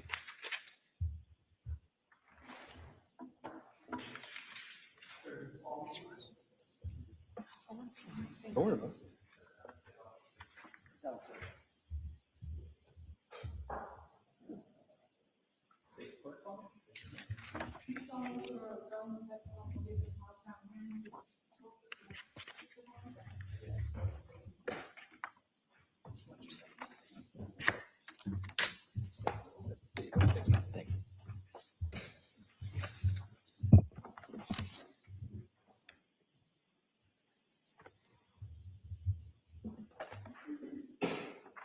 Oh, sorry, you may proceed. Thank you, Your Honor. Sir, could you state your name? My name is Davis Gould. first name is spelled Davis. Where do you work, sir? I work at the Massachusetts State Police Crime Laboratory in the Criminalistics and Crime Scene Response Units. All right, sir, lean right into that microphone, loud, clear voice. Thank you. Sir, what is your role at the State Police Crime Lab? I'm currently a forensic scientist 2 assigned to the Criminalistics Unit, where I perform lab work for biological analysis on evidence submitted to the laboratory. And I'm a forensic scientist 2 in the Crime Scene Response Unit, and I respond to crime scenes when called upon to assist with investigations. How long have you been with the Crime Lab? I've been with the Crime Laboratory for a little over 10 years. And can you give us your educational background? Yes, I have a Bachelor of Science degree from West Virginia University with a major of forensic and investigative science and a minor in biology. And can you detail your history with the Crime Lab for us? I first started working at the Crime Laboratory in 2015 with the CODIS Collection and Investigative Unit. I was a lab technician. I was at that position for approximately a year and a half until a position opened up in the Criminalistics Unit, where I joined as a Forensic Scientist 1. There was about a 1-year-long training period where I went through various modules of training. And upon that completion, I was then promoted to Forensic Scientist 2, which is when I began working on cases. And you said the CODIS unit, what is that, sir? The CODIS unit is a unit at the State Police Crime Laboratory responsible for collecting DNA standards from individuals who are required by Massachusetts general law to supply standards to the state database. Now, sir, you've said I think you kind of briefly told us that you work for 2 units and the difference, but if you could just help us figure this out. What's the difference between the Criminalistics Unit and the Crime Scene Response Unit? Sure. So the Criminalistics Unit exclusively works in the laboratory. We get cases assigned to us by supervisors, and we then perform the necessary biological analysis on those cases based on the information provided to us. The Crime Scene Response Unit, everyone in the Criminalistics Unit is also in the Crime Scene Response Unit. That unit performs the same biological analysis and trace collections as well. However, we respond to the physical crime scenes when called upon to collect evidence, to perform testing, and then write reports. Are you familiar with competency tests? Yes, I am. Can you tell us what competency tests are? A competency test is a final test that is conducted at the end of training. In the Criminalistics Unit, I went through a training period where there were separate modules, where each module is a particular discipline of forensic science. So blood testing, other bodily fluids, trace analysis, etc. And upon completing each of those modules, there is a final exam at the end called a competency test, of which I passed prior to working on any cases at the laboratory. So I think you might have answered my question, but you passed your competency tests? Yes, I did. Now, are you familiar with what's a proficiency test? I am, yes. Can you tell us what a proficiency test is opposed to a competency test?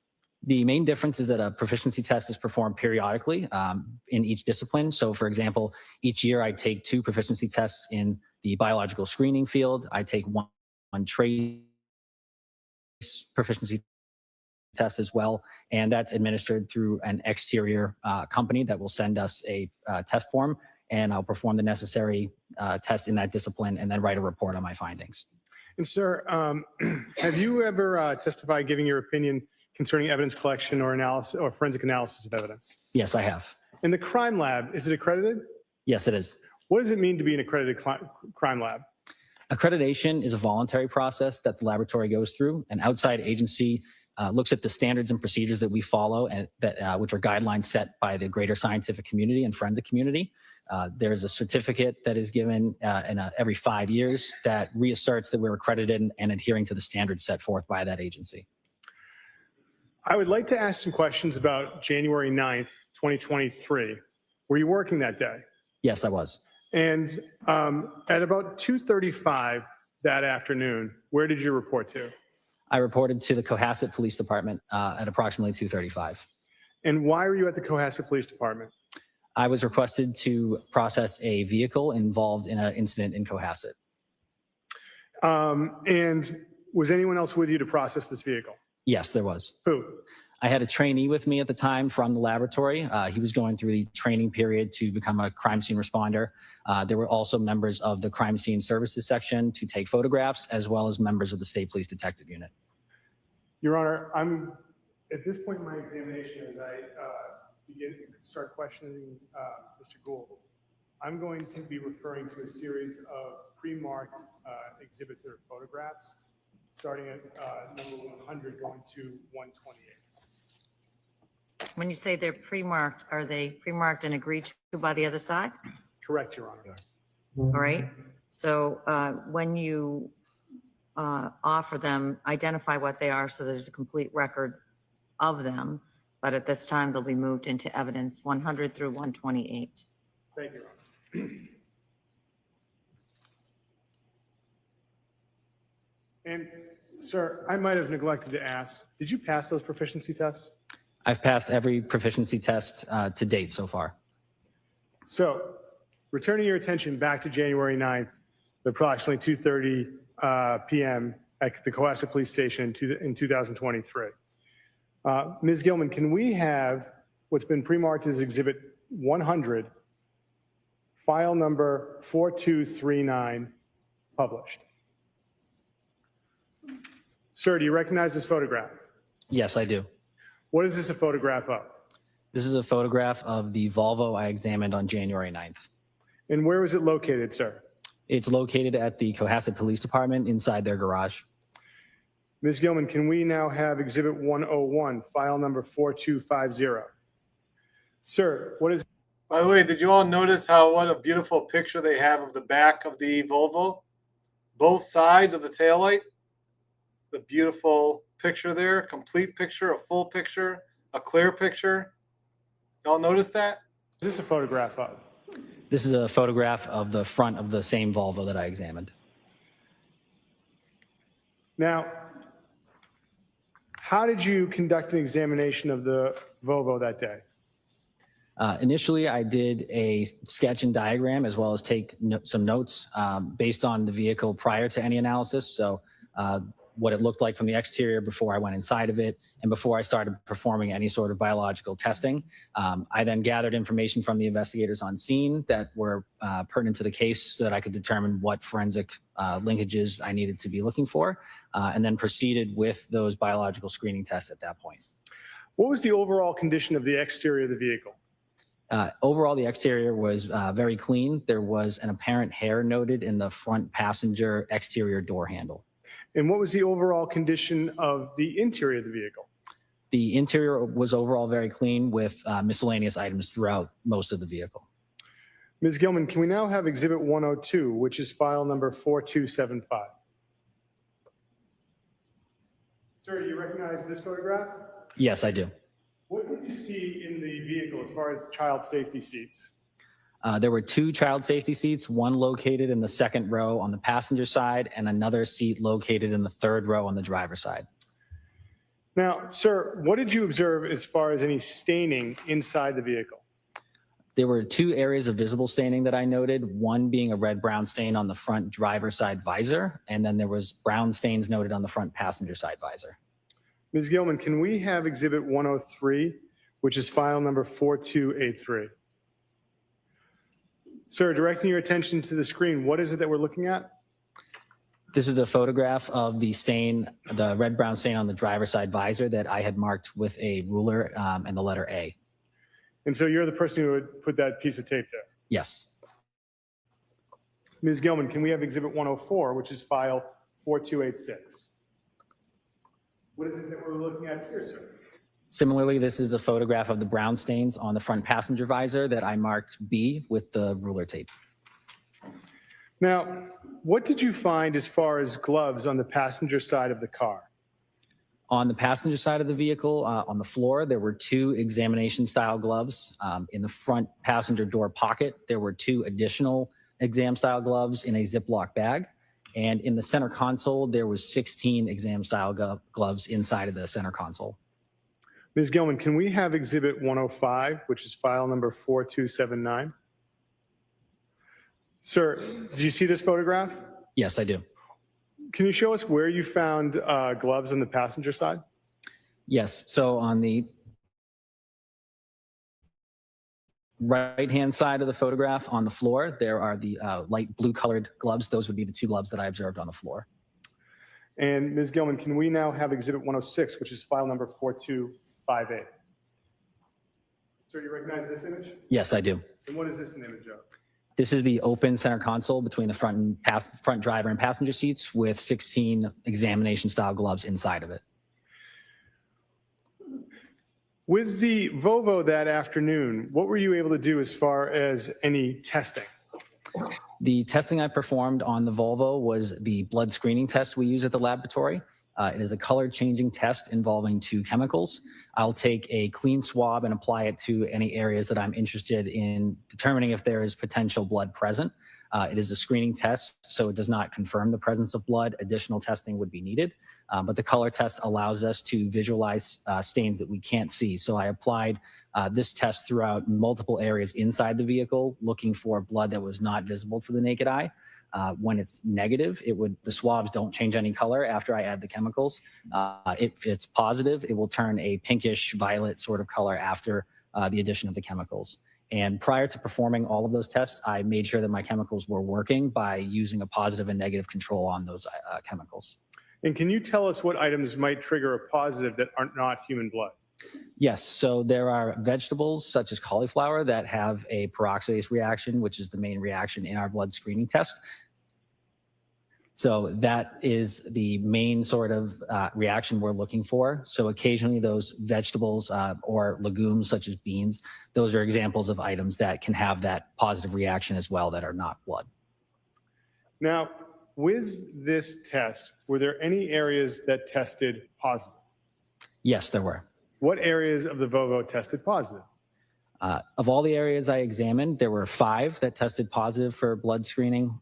One was the front driver side seat controls for the front seat. There was an area on the second row passenger floor mat that tested positive. The third row passenger seat was folded down, and the back side of that screened positive for the presence of blood. And 2 additional areas on the mat that was in the trunk that was covering the trunk storage space. There was 2 mats, 1 area on each of them, test screened positive for the presence of blood. And these were areas that I did not observe any visible staining. And sir, how many areas do you think you tested overall in the Volvo? Overall, I would estimate approximately 40 to 50. I covered a lot of the contact areas, so steering wheels, door controls, the radio controls, handles, door pulls, the floor mats, the brake pedals, and many areas inside of the vehicle. And so did you have the opportunity to take any samples from the car?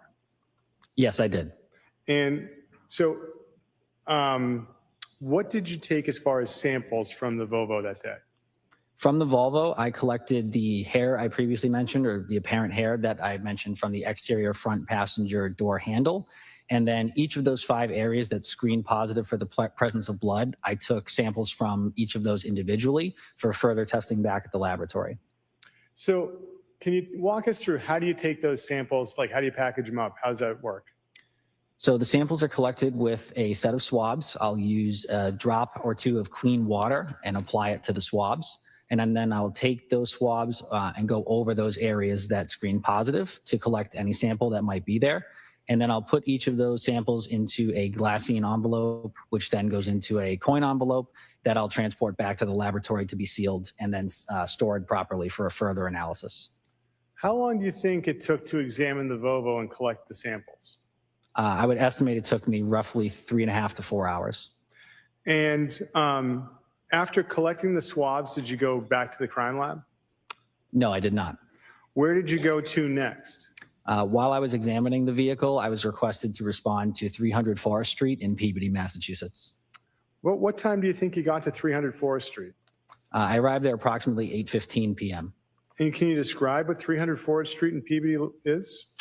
300 Forest Street is a recycle and trash collection center located just off of Route 1. And what did you see when you got to 300 Forest Street? Mainly there was a large area where trash had been collected from various neighborhoods and areas, and there was a certain section of trash that had been separated from the larger piles that were there. Ms. Gilman, can we have what's been marked as Exhibit 107, HAS 6556? Sir, do you recognize this image? Yes, I do. What is this an image of? This is the entrance to the recycle and trash collection center, showing the mounds of garbage that are there. And Ms. Gilman, can we have HAS 6564, what's been previously marked as Exhibit 108. And do you see this image, sir? Yes, I do. What is this an image of? This is a continuation of the interior of the center. And so the trash that you had the opportunity to see people going through, I'm going to direct your attention to what's been marked as Exhibit 109. Ms. Gilman, can we have Exhibit 109, 6566? Was this mixed in with all the other stuff that we just saw, or is this somewhere else? I'm unsure. This photo was taken prior to my arrival at the collection site. Okay. But what is this a picture of? This is a picture of a separated portion of the garbage in the center. Now, what did you see? What did you see as far as people searching or going through the trash that night? By the time I arrived, the main search had already been done, and there was bags of trash that were beginning to be emptied and inventoried by crime scene services section and the detective unit that was there. And so what was your role as far as dealing with these bags of trash that other officers were going through? My main role was to assist with the other units that were present and to sift through the items in those bags to determine what items would be relevant for forensic analysis, and then which units would be responsible for taking those items back to the laboratory afterward. And so what was the first thing that was done when a bag was opened, if there was some kind of evidentiary analysis that needed to be done on it? The first thing that I did while the trash was being emptied was I had my notes where I noted the items that were coming out of the bags, and then I worked with the crime scene services section trooper there as well, who photographed those items as they were coming out of the bag as well. And how many different bags of, is it fair to say that you numbered the bags that you found to have some kind of value to you that night? The crime scene services section did use placards to denote the bags that they were removing and photographing. All right. Ms. Gilman, can I ask that you publish what's previously been marked as Exhibit 51, file number 6810? Sir, do you recognize this image? Yes, I do. All right. So what's happening in this image that night when you were at 300 Forest Street? This is the contents of one of the trash bags that was separated at the center. And Ms. Gilman, can you now show us Exhibit 52, file number 6867? So now what are we looking at in relation to that last image, sir? Since that last photograph was taken, bench paper was put out onto the floor of the collection center in order to preserve the integrity of the evidence that we were collecting at that point. And so if it went onto a piece of paper like this, was it going to be collected? Potentially, yes. And this bag, sir, that we see on the screen for Exhibit 52, did you have the opportunity to know what was inside this bag, bag one? Yes, I did.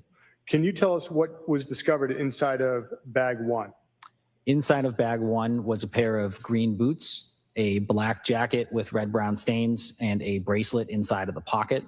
There was a black purse with red-brown stains, a black wallet, and a pair of headphones inside of a case, as well as a pair of socks. Was anything discovered as far as car keys? Yes, there was a pair of Volkswagen keys as well. Ms. Gilman, can we have what's been marked as Exhibit 110, file number 6869?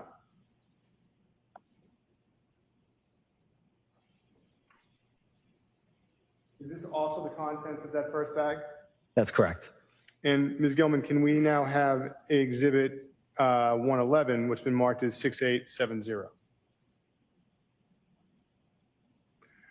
Are these also the contents of that bag? Yes. Now, I'd like to ask you about another bag that you found or had the opportunity to examine.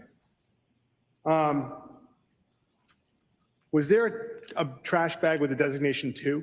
Yes, there was. What was discovered inside of bag 2? Inside of bag 2 were 2 white towels with red-brown stains, as well as a piece of tape with apparent gauze and red-brown stains inside of it. Ms. Gilman, can we have Exhibit 112, which is file number 6898? Sir, is that one of the towels that was found inside of bag 2? Yes, it is. And Ms. Gilman, can we have Exhibit 113, file number 6902? Is that the second towel that was found inside the bag, sir? Correct. And what's the other items around the towel? Those are miscellaneous tissues with red-brown stains. Now, was there a bag 3? Yes, there was. What was discovered inside of bag 3? Inside of bag 3 was a white bathrobe with red-brown stains. Ms. Gilman, can we have what's been marked as Exhibit 114, file number 6906? Sir, is this a picture of what was found, the bathrobe and found inside of bag 3? Yes, it is. Now, was there a bag 4? There was. What was discovered inside of bag 4? Inside of bag 4 was a pair of gray slippers with red-brown stains, a pair of dark gray slippers with red-brown stains and trace materials, as well as apparent hairs with red-brown stains. So, Ms. Gilman, if we could have Exhibit 115, file number 6915. Sir, do you recognize this image? Yes, I do. Directing your attention to this image, the slippers there, which ones are those in the top of it? The slippers located at the top are the gray slippers. And at the bottom, what is there next to the left of the jar? There is a leather strap wristwatch located as well. And you had said that there was a second pair of slippers that was recovered from that bag? That's correct. Ms. Gilman, can we have Exhibit 116, file number 6929? Sir, can you tell us where the second pair of slippers is in this photo? Yes, at the bottom center of the photo, you'll see the dark gray slippers with the red-brown stains and trace material noted on the bottom of one of the slippers. What is trace material? Trace material could reference a number of things. In this particular instance, it references the apparent hairs or fibers that I observed on the slippers. Ms. Gilman, can we have Exhibit 117, file number 6934? Sir, what is the trace material you saw that night when you were at 300 Forest Street? In the photo on the right-hand side of the overturned slipper, there are the apparent hairs and fibers that I called trace materials located on the right-hand side at the toe end of the slipper. Sir, I'd like to ask you some questions about bag number 5. What did you observe what did you observe produced from bag 5? Bag number 5 contained pieces of rug with red-brown stains on some of the pieces. Ms. Gilman, can we have Exhibit 118, which is file number 6948? Sir, what are we looking at here? These are pieces of a rug with red-brown stains that I noted on 2 of the pieces. And Ms. Gilman, can we have Exhibit 119, file number 6944? Sir, where did you see the red-brown staining on the rugs? On the 2 leftmost pieces, the left piece has red-brown stains in the bottom right corner, and then the one in the center of the photo has red-brown stains on the majority of the piece of rug. So, sir, after bag 5, did you have the opportunity to see anything produced from the 6th bag? I did, yes. What was produced from the 6th bag? Inside the sixth bag was additional pieces of rug with red-brown staining on those as well. And besides red-brown staining from of rug, what was discovered as far as a Tyvek suit? There was a white Tyvek suit discovered in the bag as well, along with a wrapper for a Tyvek suit. Was anything else discovered as far as a safety goggles or anything like that? Yes, safety goggles were discovered, as well as additional miscellaneous items. Ms. Gilman, can we have Exhibit 120, which is file number 6951? Sir, do you recognize this image? Yes, I do. What is this an image of? This is an image of the safety goggles and Tyvek suit wrappers that were found in bag number 6. Can you tell us what a Tyvek suit is? A Tyvek suit is typically a piece of personal protective equipment that one would wear in order to protect themselves from anything they might be working with. Have you ever worn one? I have, yes. When would you wear one? I have worn one specifically during training sessions where there are biological fluids that we are experimenting with.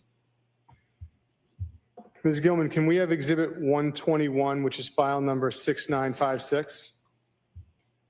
Sir, do you recognize this image? I do, yes. What is this an image of? This is an image showing more of the pieces of the rug. And Ms. Gilman, can we have Exhibit number 122, file number 6952? What are we looking at here, sir? This is a photograph of the lower half of the Tyvek suit from bag number 6. Did you have the opportunity to see the contents of a 7th bag that night? Yes, I did. What was inside the 7th? What was produced from the 7th bag? Your Honor, may I refer to my notes? May.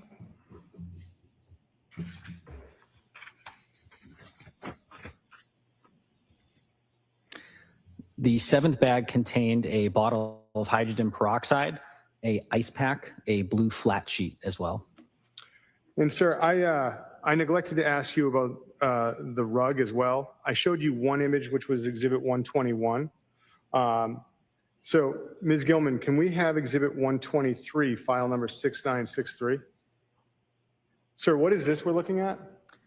This is another piece of the rug from bag number 6 containing red-brown stains with apparent tissue. And what is apparent tissue? For those of, like, I don't know what that means. It's not like Kleenex, right? That's correct. Apparent tissue from the forensic perspective is a material that may or may not resemble human skin tissue. In this particular instance, based on my observations, that's what I called it. Ms. Gilman, if you could take that down, and if we could have Exhibit 124, 6974. And so, sir, does this represent the contents of the 7th bag? Yes, it does. And so in the upper center, what is that brown bottle? It is a bottle of hydrogen peroxide.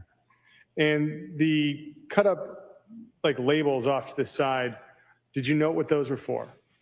I didn't note what they specifically were for. I grouped them under the miscellaneous items that were in this bag. And now, sir, did you have the opportunity to see an 8th bag in the contents produced? Yes, I did. Ms. Gilman, can we have Exhibit 125, which is HAS 7002? Sir, what is it that we're looking at here? This is a photograph of the contents of bag number 8. And what was produced from bag number 8?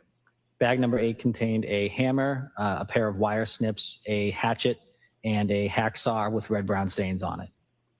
And what are wire snips, and then what are shears? They're sharpened tools that can be used to cut an item of interest.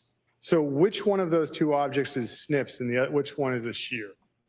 The shears are located on the right-hand side of the photo. The snips are located in the center between the hacksaw and the hatchet.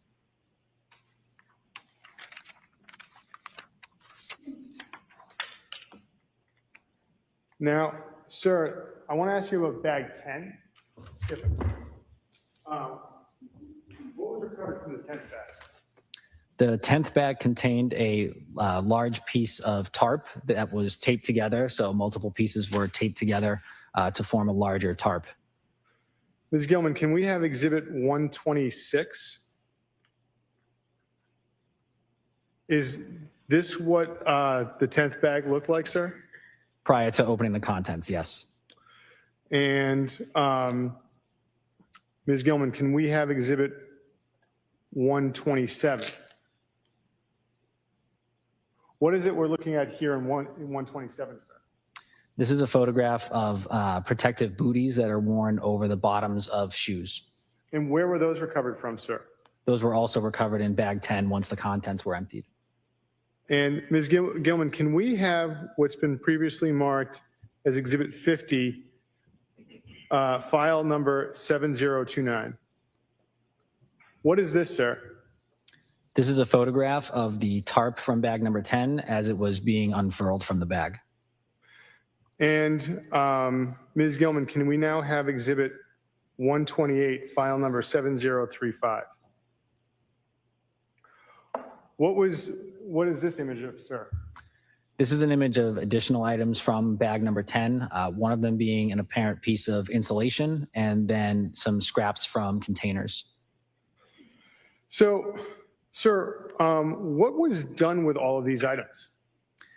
The items that were taken out of all the bags, we discussed amongst the crime scene services section, detective unit, and myself, which items would be going to which units first for analysis. Items of evidence that would be going straight to the criminalistics unit for analysis, I would be collecting. Items that would be analyzed for potential prints would be going with the crime scene services section, and state police detective unit would be responsible for the remaining items. So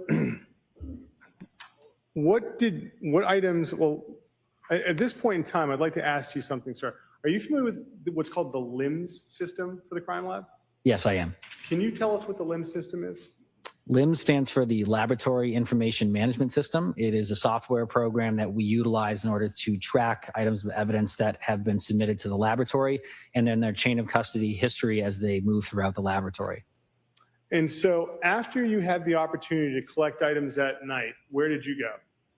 At that point, I left the facility and went to the laboratory in Danvers and submitted items of evidence there under lab number 23-00596. So that number, that's for the overall case that you're assigned to at this point in time, right? That's correct. So what happens as far as when you make a submission of a piece of evidence into the LIMS system? Once the evidence has been submitted into the laboratory information management system, I then make assignments for myself to write a report based on what I collected from that scene, as well as assignments for the criminalistics unit for any items that need to be analyzed in the criminalistics unit as well. Every item is then appropriately packaged and or dried if it's wet, and then eventually transported to the appropriate storage facility. And so I'd like to ask you about some of the LIMS numbers that you were able to assign the objects that you entered into the evidence. Your Honor, if it may be with the court's approval and with no objection from defense, would he be able to refer to his report during this portion? Any objection? No. You may. Thank you, Your Honor. Sir, what item number under LIMS did the swabs from the driver's seat controls get? Those swabs were given item number 9-1, 9 referring to the submission and 1 being the first item under that submission. And what item number did the swabs from the rear passenger seat floor mat get? The rear passenger side floor mat was given 9-2. What LIMS number did the swabs from the rear passenger third row seat get? 9-3. What was the LIMS number for the swabs from trunk mat 1? Trunk mat 1 was 9-4. What was the LIMS number for the swabs from trunk mat 2? 9-5. What was the item number for the swabs from the red-brown stain with the letter A? 9-6. What was the item number for the hair sample you got from the door of the Volvo? 9-7. What was the LIMS number for the swabs for the gloves? I'm sorry, what was the LIMS number for the gloves from the floor? From the front passenger floor, it was 9-8. And what was the LIMS number for the Ziploc bag in the passenger door pocket? 9-9. And what was the LIMS number for the gloves in the center console? 9-10. Now, did you seize any Band-Aids from the floor of that vehicle? I seized 2 Band-Aids from the center console of the vehicle, yes. And what LIMS number did they get? Those were given item 9-11. Now, directing your attention to the items from 300 Forest Street, what was the LIMS number for the black jacket from bag number 1? 9-12. And what was the LIMS number for the bracelet from the left pocket of that jacket? 9-13. What was the LIMS number for the black purse in bag 1? 9-14. And what was the number for the black wallet from bag 1? 9-15. What number did the pair of boots get from bag 1? 9-16. What item number did the Volkswagen keys get? 9-17. And what limbs number did the headphones, did you find headphones that night? There were headphones inside of a case, yes. And what number did they get? They were 9-18.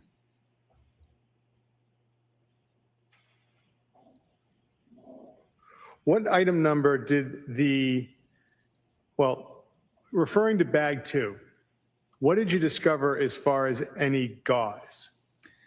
Inside of bag 2 was a piece of tape that had gauze inside of the tape. So the non-adhesive side was on the exterior, and then the gauze was on the interior of that tape. And the gauze appeared to be red-brown stained. And what was the item number that you gave to the tape with the gauze and the red-brown stain? 9-20. And regarding the wipes that you found from bag 2, what was the item number they got? They were 9-21. And the towels that were retrieved from bag 2, what numbers did they get? The white towel, one of them was 9-22 and the other was 9-23. What about the bathrobe from bag 3? What limbs number did that get? The white bathrobe with red-brown stains was 9-24. And the watch that was in bag 4? 9-25.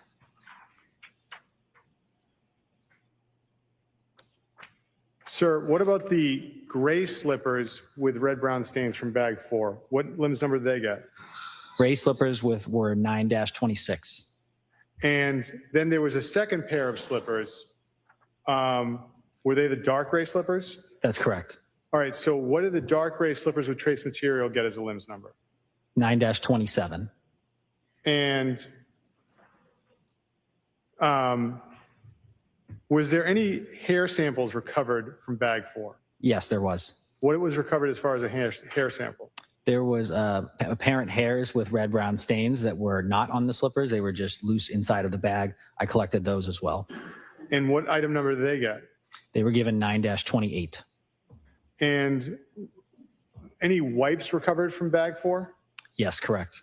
And what did they get for an item number? 9-29. And in the images from that bag, was there a sponge? There was, yes, a sponge with a wipe stuffed into it. And what item number did that get? That was given number 9-30. And was anything retrieved as far as cuttings, or I shouldn't say that, what was the item number given to the pieces of rug from bag 5? From bag number 5, I took a cutting myself from the red-brown stains that were seen on those pieces of rug. That cutting was given 9-31. What item number did the Tyvek suit get? 9-32. And in bag 6, what number did the hand towel get? 9-33. So, sir, now I'd like to show you some of these objects. And before I do you have any gloves with you? I do, yes. I see counsel at the side of the bench. Yes, Your Honor.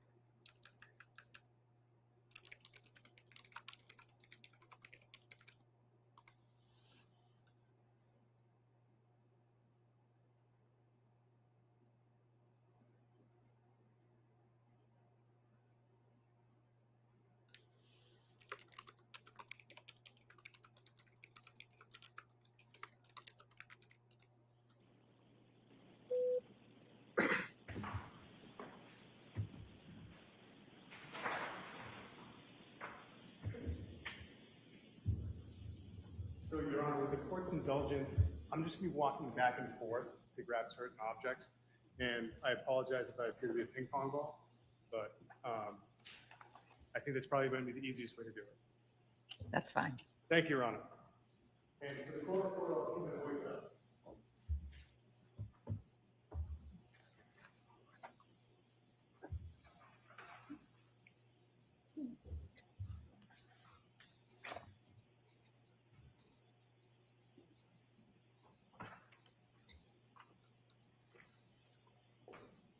Sir, what I'm going to do is I'm going to hand you an item that's in a bag.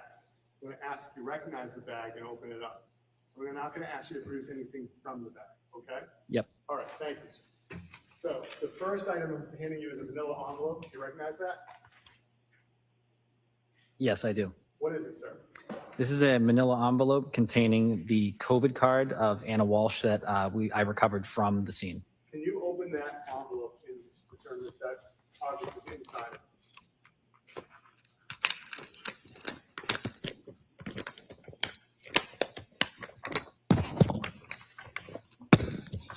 Yes, it is. Thank you. The Commonwealth would seek to have this envelope marked as the next exhibit, Your Honor. Any objection? No objection. Is it 129 we're at? Yes, Your Honor. The COVID card will be, or the exhibit with pouch that contains the COVID card is now in evidence as 129.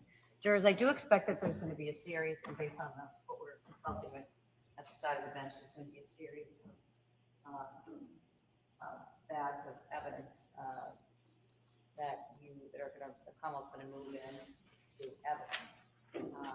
And those bags, to the extent that they are admitted as evidence, will go back with you in the jury room for you to examine as you need during your deliberations.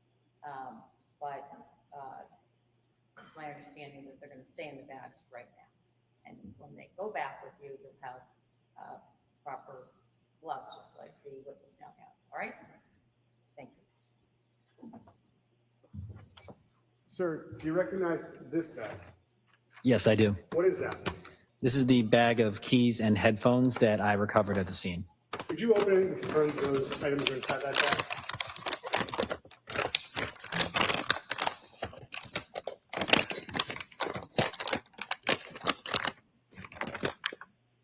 Yes, they are.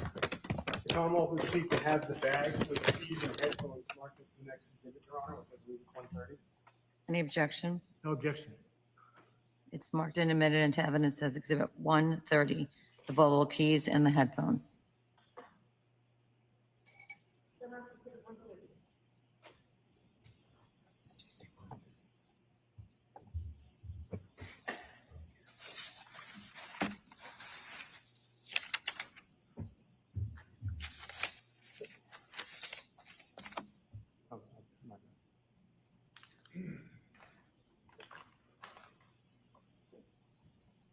Sir, I'm showing you a bag. I'm producing a bag to you. If you could tell us if you recognize it.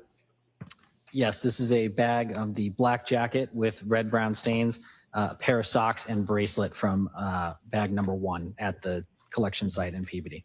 Could you open that up and confirm that those items are inside of it?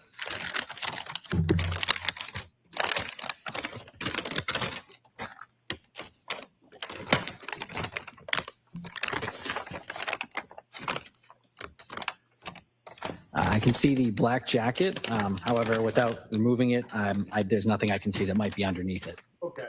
So for today's purposes, that bag with the black jacket, I would seek to mark as the next exhibit, Your Honor, without having to move the jacket around and go underneath any objects inside it. What's the outside labeling say? Black jacket, bracelet, and what else? Pair of black socks, Your Honor.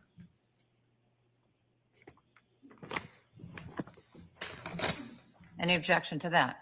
No objection. The contents of that packet, which has on the outside of it, black jacket, bracelet, and black socks, is now in evidence as 131.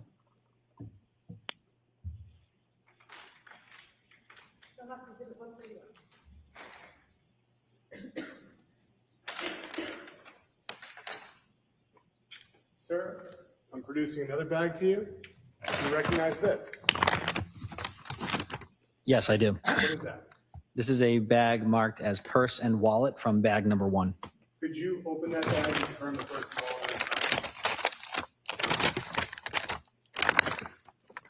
all? Yes, they are.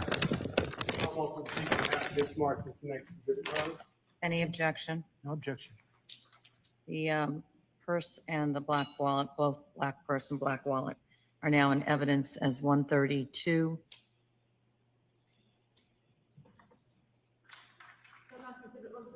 Thank you.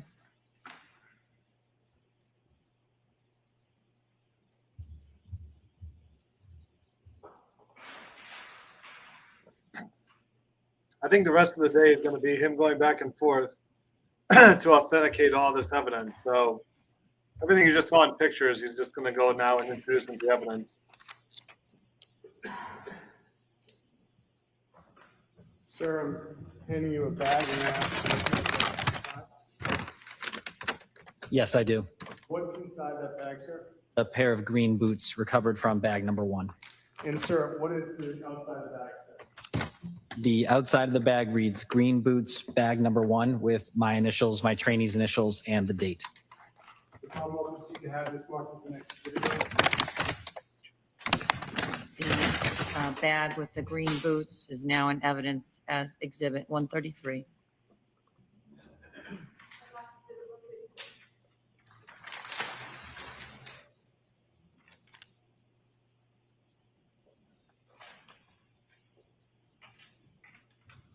Sir, do you recognize this bag? Yes, I do. What is that, sir? This is a brown paper bag containing a bracelet. Can you open the bag and confirm the bracelets inside?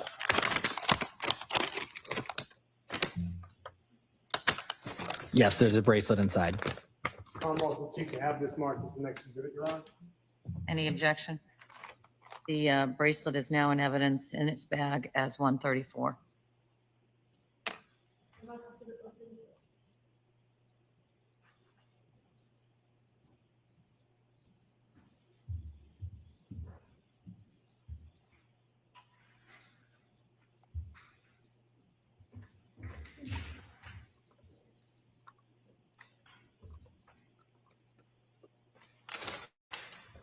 Sir, I'm handing you this first bag.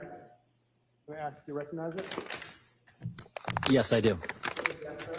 This is a bag marked white towel number 1 from bag number 2 at the PBD collection facility. And that's one of the 2 white towels you bagged up that night and took back to the crime lab? Yes, that's correct. Can you open it and make sure the towel's inside?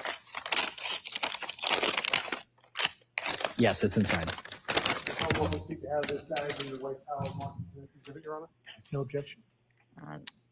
White towel number 1 from bag 2 is now in evidence as Exhibit 135.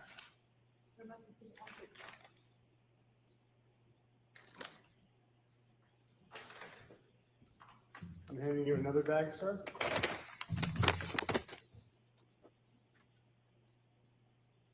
This bag is marked white towel number 2. And does that look like the bag, the second bag for a white towel that you bagged that night? Yes, that's correct. Could you open and confirm the towel's inside? Yes, it's inside. The Commonwealth will seek to have this marked as the next video. Any objection? The white towel number 2 from bag number 2 is now in evidence as 136. Can I see counsel at the side of the bench? Yes, Your Honor. Maybe she's going to say, why don't we just have this all in by stipulation? It's going to take about another hour to get all those bags in. So I appreciate all of the suggestions here, what to do about my back pain. Unfortunately, I threw out my back when I was playing ice hockey Sunday night. The reason that is that I already tweaked it a little bit in my Saturday night game, and I decided that I'll just play on it because, just skate it out. And then after Sunday night's game, that was not fun. So I have a game tonight, which I'm not playing in, and it's a playoff game, quite frankly, but I'm not playing in it because of my back. So we'll be fine. It just takes a little bit more time when you get to my age. All you youngsters out there should appreciate your youth. But I used to be able to just jump onto the ice at any time and play and not get any injuries and strains. And now it's a little bit different. But you know what? Every time I injure something now, it's like, okay, so next time I'm going to have to make sure to stretch that muscle or that part of my body. Because I never used to stretch either. So I know some people are saying chiropractors, let them go crack your back. Some people are saying, suggesting some creams or other medication. Vitamin M. I didn't even know the vitamins go that high. I thought they stop at like E. But Mud said that there's some sort of vitamin M.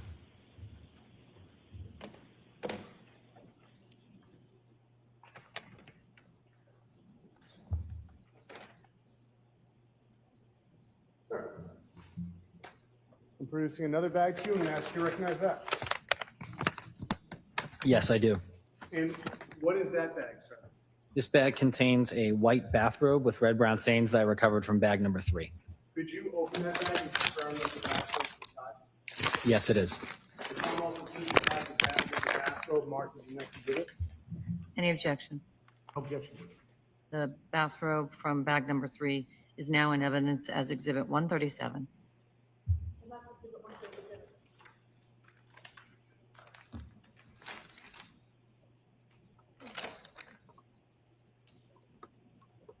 Sir, what's this bag that I'm handing you? This is a bag of the dark gray slippers with red brown stains and trace materials. Could you open the bag and confirm the slippers are inside? Yes, they are. Commonwealth of Seats has the bag with the dark gray slippers marked as the next exhibit. No objection. That's also from bag number 3, or is that? This would be from bag number 4. That's bag 4. Yes, Your Honor. Thank you. The dark gray slippers from bag number 4 are now in evidence as 138.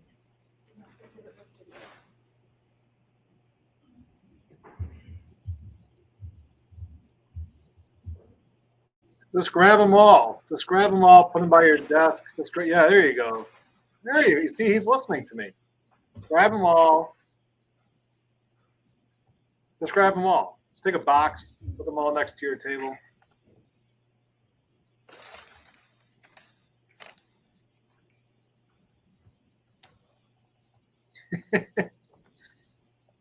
This is most likely how the rest of the trial today is going to go. Recognize that bag? Yes, I do. What is that? This bag contains the leather strap watch from bag number 4. And could you open and confirm the watch inside?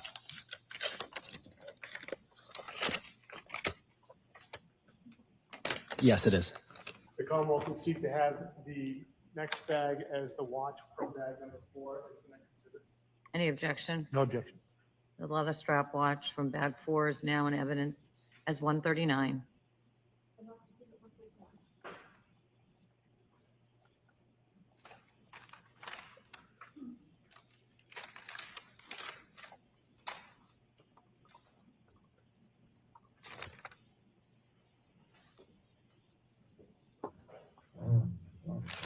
So you recognize that bag?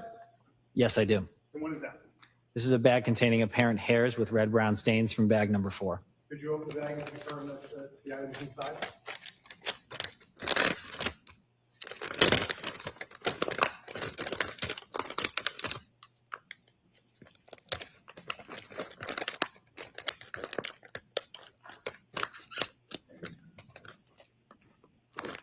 This one's still sealed.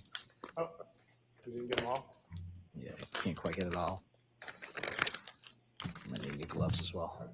So your gloves have opened. The record have brought you a new set. So why don't I take yours? Thank you.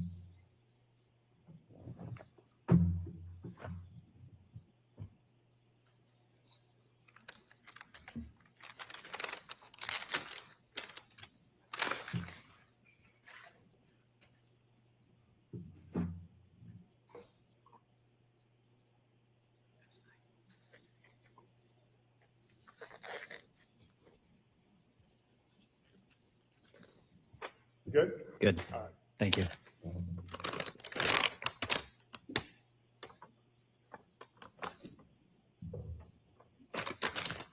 Yes, they're inside. The Commonwealth would seek to have the next bag with apparent hair of the red brown stain marked as next exhibit, Your Honor. Any objection? No objection. The hair from bag number 4 is in evidence as 140.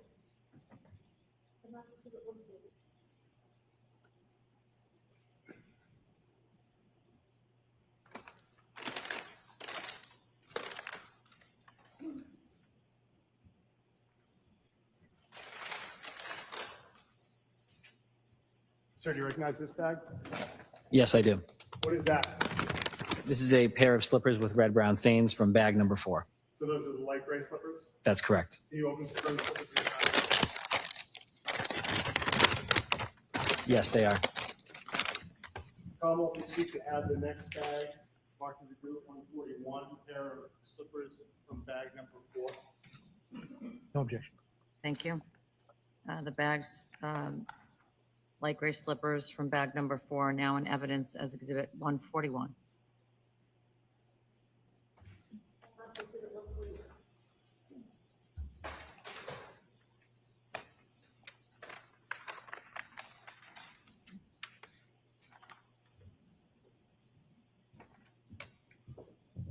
Sir, do you recognize this bag? Yes, I do. What is that? This is a bag containing the sponge with a wipe through it. Could you open it from the sponges inside? Yes, it is. Commonwealth would seek to have this marked as the next exhibit, Your Honor. No objection.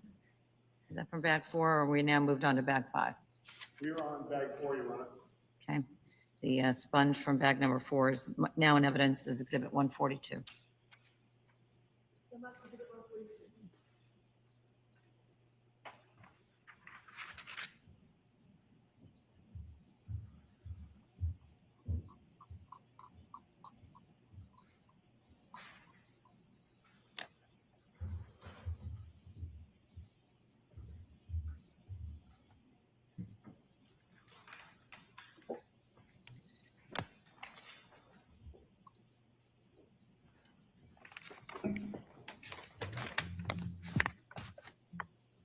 Sir, do you recognize that bag? Yes, I do. What is that bag? This is a bag containing the Tyvek suit recovered from bag number 6. Could you open it and confirm the Tyvek suits inside? Yes, it is. The Commonwealth would seek to have this next bag, Your Honor, marked as next exhibit. Tyvek suit from bag number 6. No objection. Thank you. Now in evidence as 143 is the Tyvek suit from bag 6.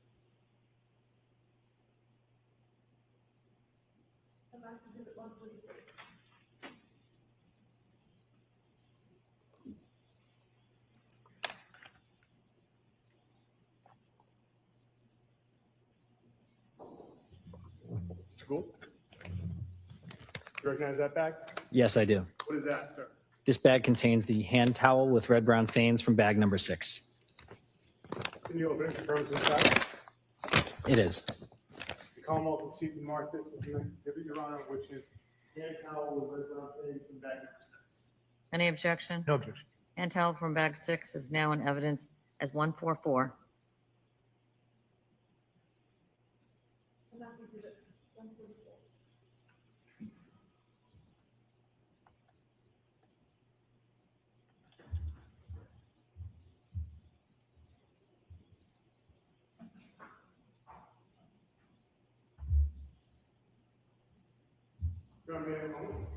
Yes?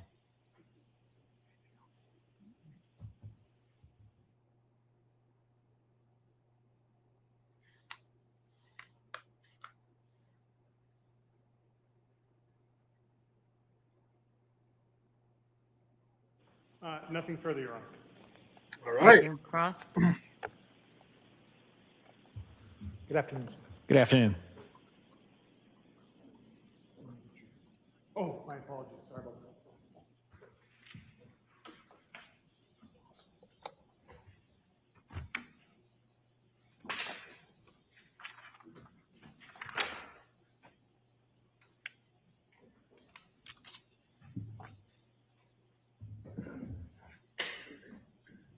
If I just call you Mr. Gould, do you have a Mr. Gould's fine.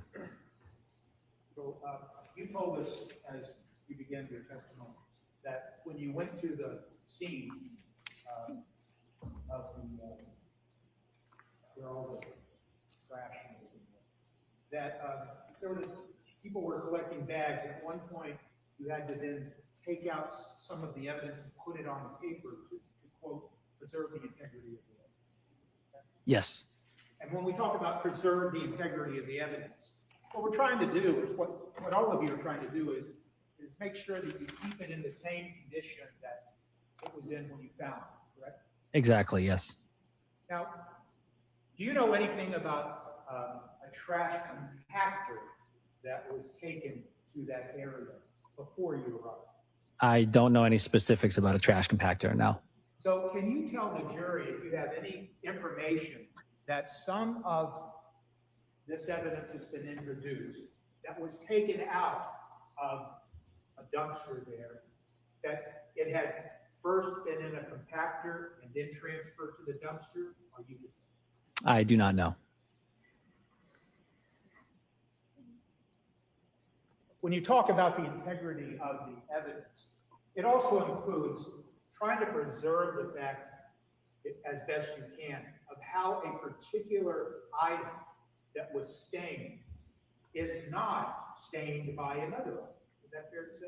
That's fair to say, yes. So when you're handling this evidence that you're collecting, you're really taking care not to have one item touch another item, because you don't want a transfer between biological evidence between item 1 and item 2, correct? Correct. To the best of my ability, yes. Sure. And in this case, and in the collection of this evidence, it's fair to say, isn't it, Mr. Gould, that you have no way of knowing before you were able to begin your examination of these items at the scene how they had come into contact with each other, either within a bag or just being pulled out by people before you arrived. Before I arrived, correct. And there is such a thing in your expertise in forensics that includes characterization of transfer of biological evidence, correct?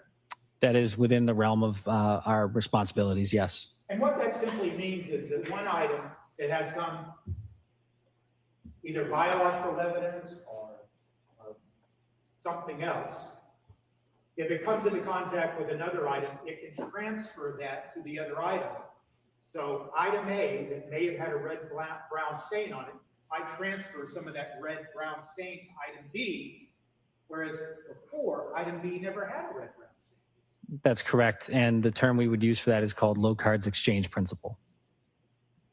And that would include, for instance, if you were looking at a pair of slippers like we have in this case, and you see in one of the photographs that there looks to be a pair of hairs attached to the slippers, it could very well be that those hairs that are seen attached to the slipper, they could have transferred to that slipper because they were already in the bag or they came into contact with something else. Absolutely, yes. And so it's fair to say then that when you're out there, very careful, and with all the training and experience you have, there's no way for you to be able to tell a jury, with regards to this specific case, how exactly some of this red-brown stain of biological evidence actually came to be on any piece of evidence. Correct. I cannot say the manner of deposition. I can only confirm its presence. And so it's fair to say, isn't it, that there could very well be some of this evidence that now, when you look upon it, it has a red-brown stain on it. That red-brown stain may not have been on that piece of evidence when it was, in fact, initially placed into, for example, a black bag. That's possible, yes.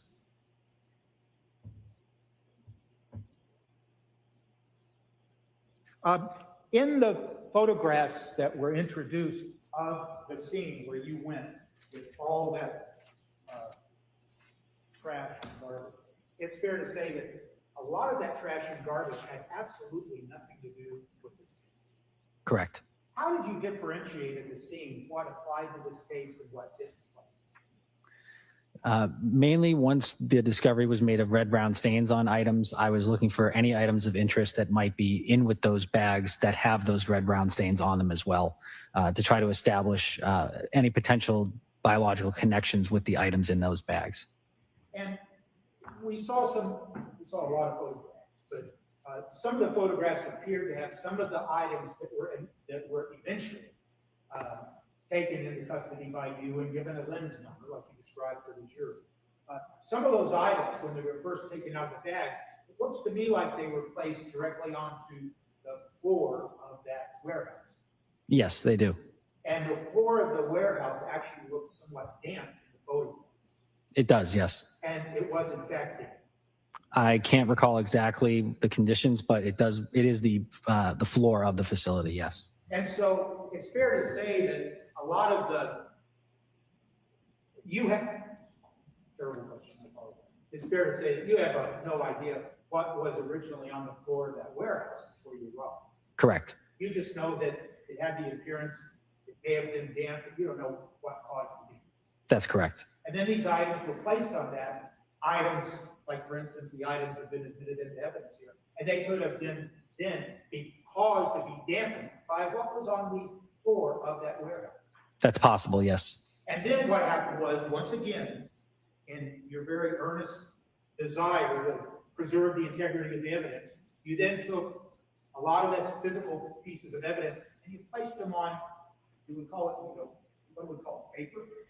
Yes, we would refer to the white parchment paper, typically in the lab as bench paper. Bench paper.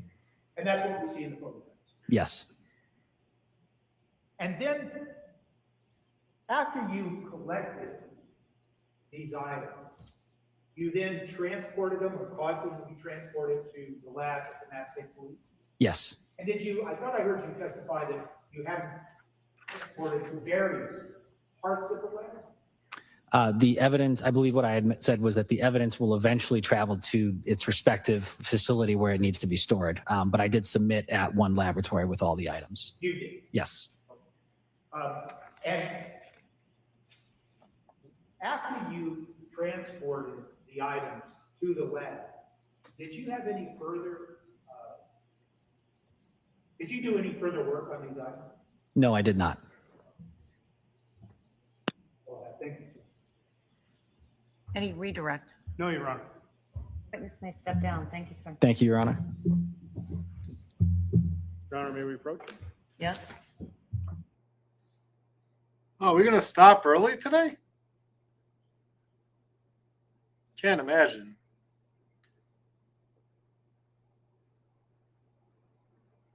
Maybe the next witness is William Fastow.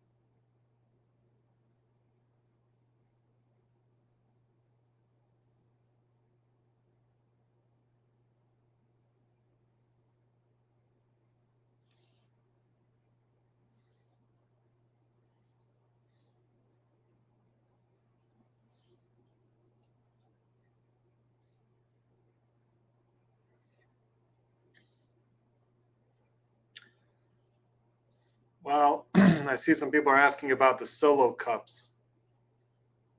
The solo cup emoji, of course, very important discussion in the chat right now.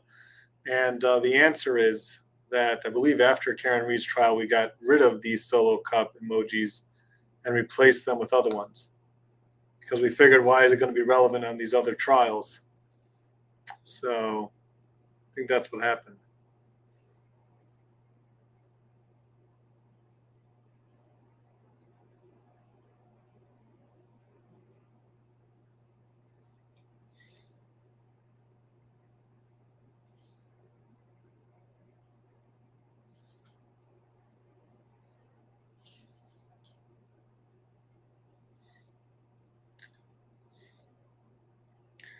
Yes, I understand. I understand that the solo cup will always be relevant to BCU. I mean, really, any Massachusetts trial, like you're saying, should have the solo cup emoji. Okay, I'm gonna have to talk to the people in the lab at Brother Counsel Studios here. We'll have to have a serious conversation at our next meeting.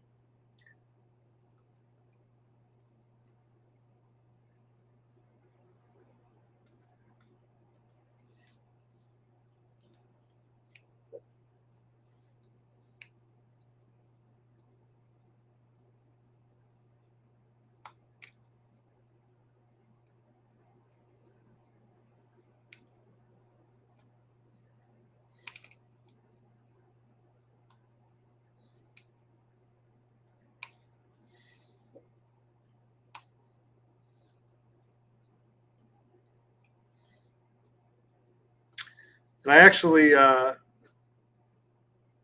gotten a number of requests to add a T-shirt that says "Snark Daddy" on it. People think that would fly off the shelves.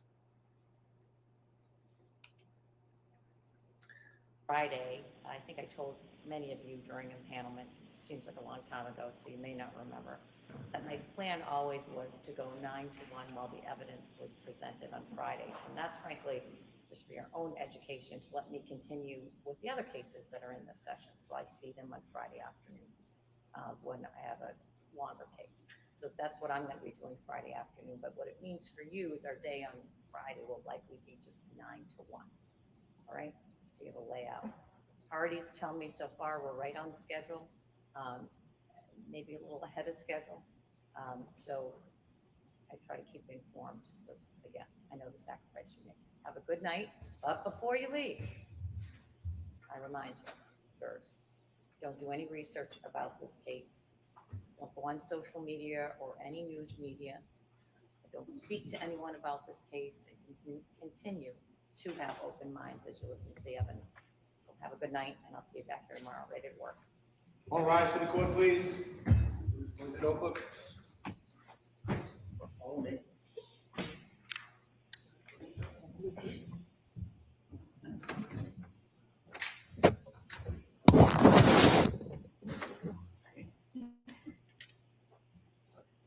And by the way, I did get some of you people to send me some nice pictures of your Wisniewski t-shirts and some good stories along with the Wisniewski t-shirts or using Wisniewski.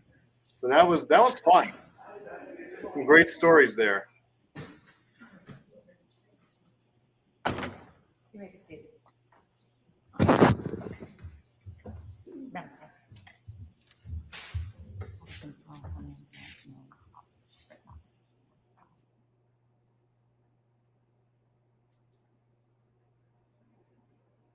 Circling back to a couple of things we spoke about earlier today. So the Commonwealth's motion with regard to the guilty plea was filed on Sunday night. And I frankly had asked Madam Clerk if she could check, because my recollection was that the defendant never filed a written, I know you've been busy. I just want to make sure I have all the paper in front of me. Is it correct that you have not filed a written opposition? I haven't had the chance to address it, but I will have something emailed to the court by tomorrow morning. Okay. And so here's, with regard to that, let me focus you a little bit more precisely, which is, I want that to address what relevance does the defendant's plea of guilty, not his taking responsibility by testifying consistent with the expected evidence presented in the opening. I lied to the police. I improperly disposed of my wife's body.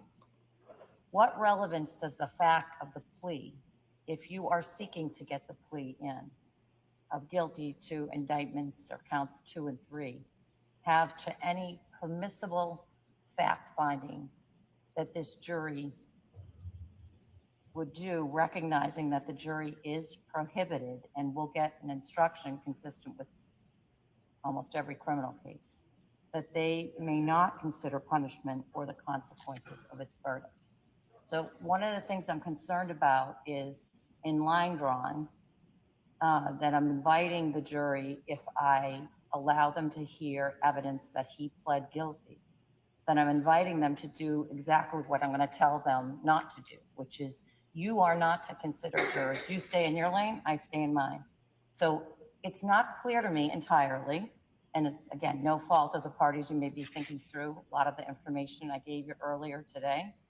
But think about now whether A, you are seeking to admit that he pled to those 2 counts. And if you are still seeking that information, what relevance does it have to this jury's permissible job? All right. So let me see if I made myself another note. When's the Commonwealth going to get me the FASTO things? The reduced FASTO text messages. Your Honor, I had a chance to discuss the messages with the Commonwealth. And my position, and I alerted Commonwealth to this, is that if the court was inclined to allow even some of the messages, that my preference is the whole package of the messages that they initially wanted to come in comes in full. Okay. So relevant or not, you wish me to put it in?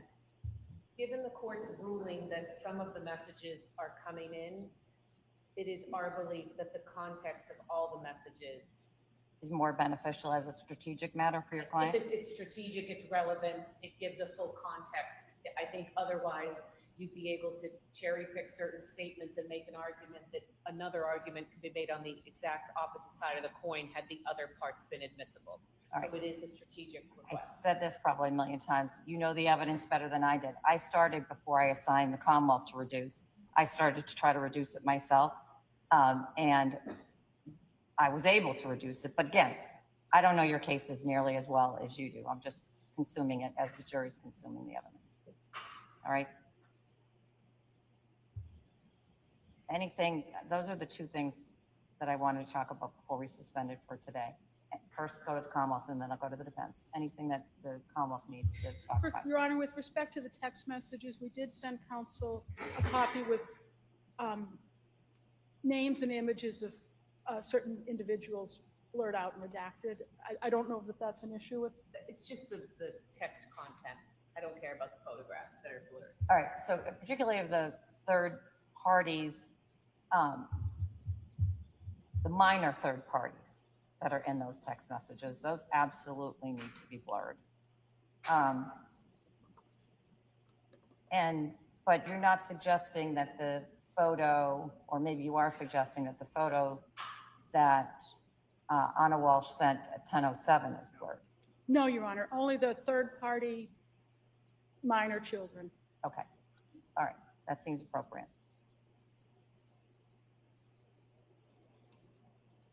Anything else from the Commonwealth? Nothing else from the Commonwealth. For the defense, anything you want to raise with the court? I think what everyone wants to research and get an answer to is the 1020 maps that we were discussing at sidebar. Which again, I think we all just need to open a book, so to speak, and hopefully have information for the court about that, because that's relevant for Friday. Right. There's a lot to unpack there from what my preliminary research revealed, but I haven't had a chance to read it. All right. Thank you. Thank you. Thank you, Your Honor. Good night. All right, well, that's it, I guess, for day 3.